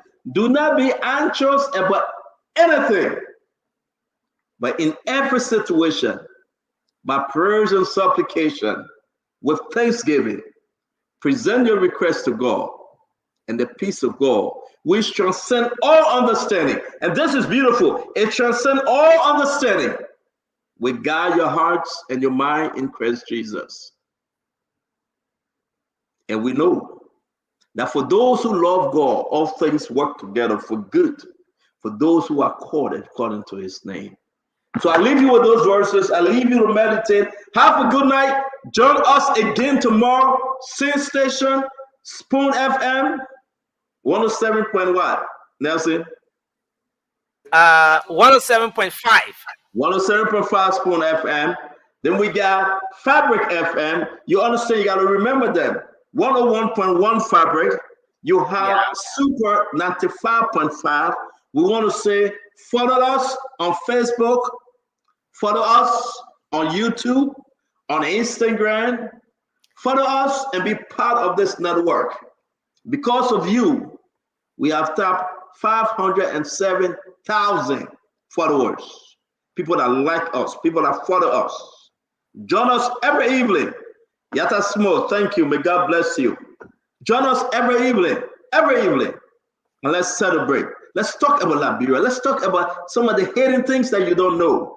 Let's talk about it every evening. When you're at work, pick up your cell phone. When you're home, watch us on YouTube, on the big screen. When you're in Minnesota, we say thank you. You're in Liberia, Noir Panton, we say thank you. Saigon, thank you. Clarendon, Newtown, West Point, Red Light, Gunnersville, Chicken Soup Factory, Stephen Tower, Rehab, Pence Avenue, Bushra Island, what's all of the Boulevard, everywhere we say thank you. In all the countries, You know, plenty of places in Liberia, more than Pastor Raymond. Thank you.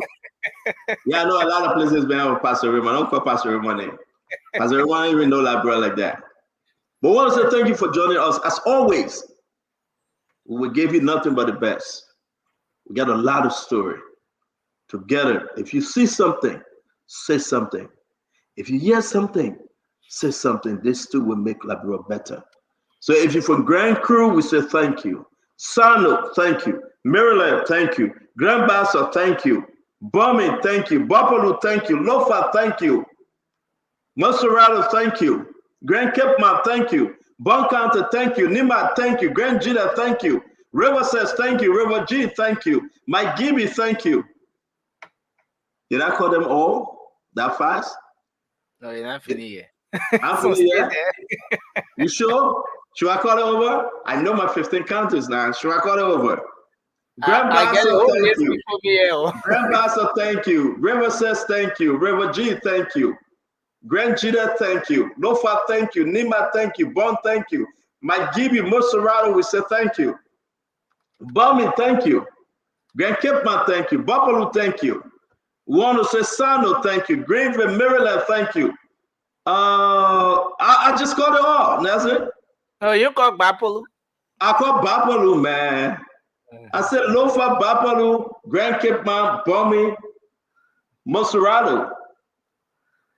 They say I call Buffalo again?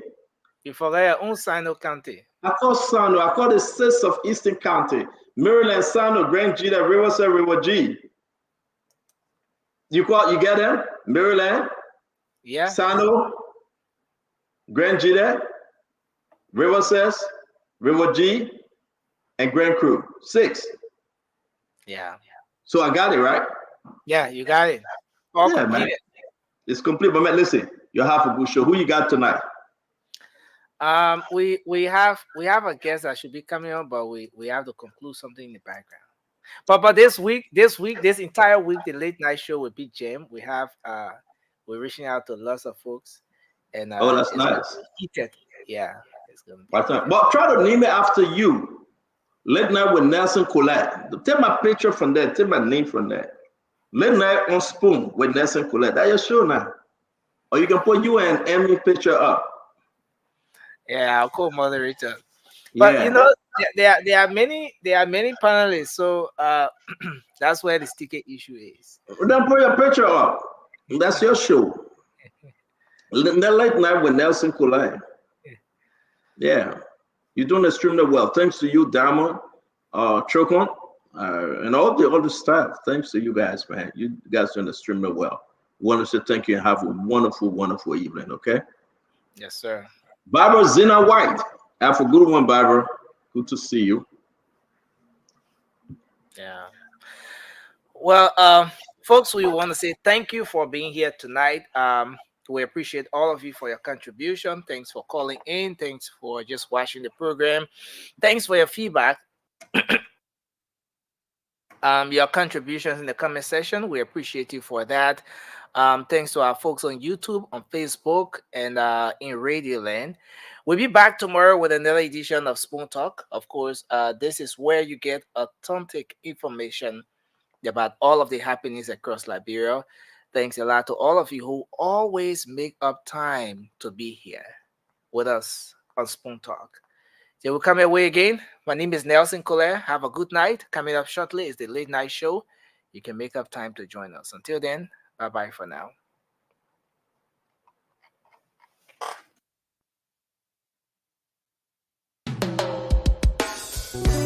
Yes, sir. A special one from the CEO, stand coming with the spoon. And your boy, Friday the Southern Band. Charges on the beat.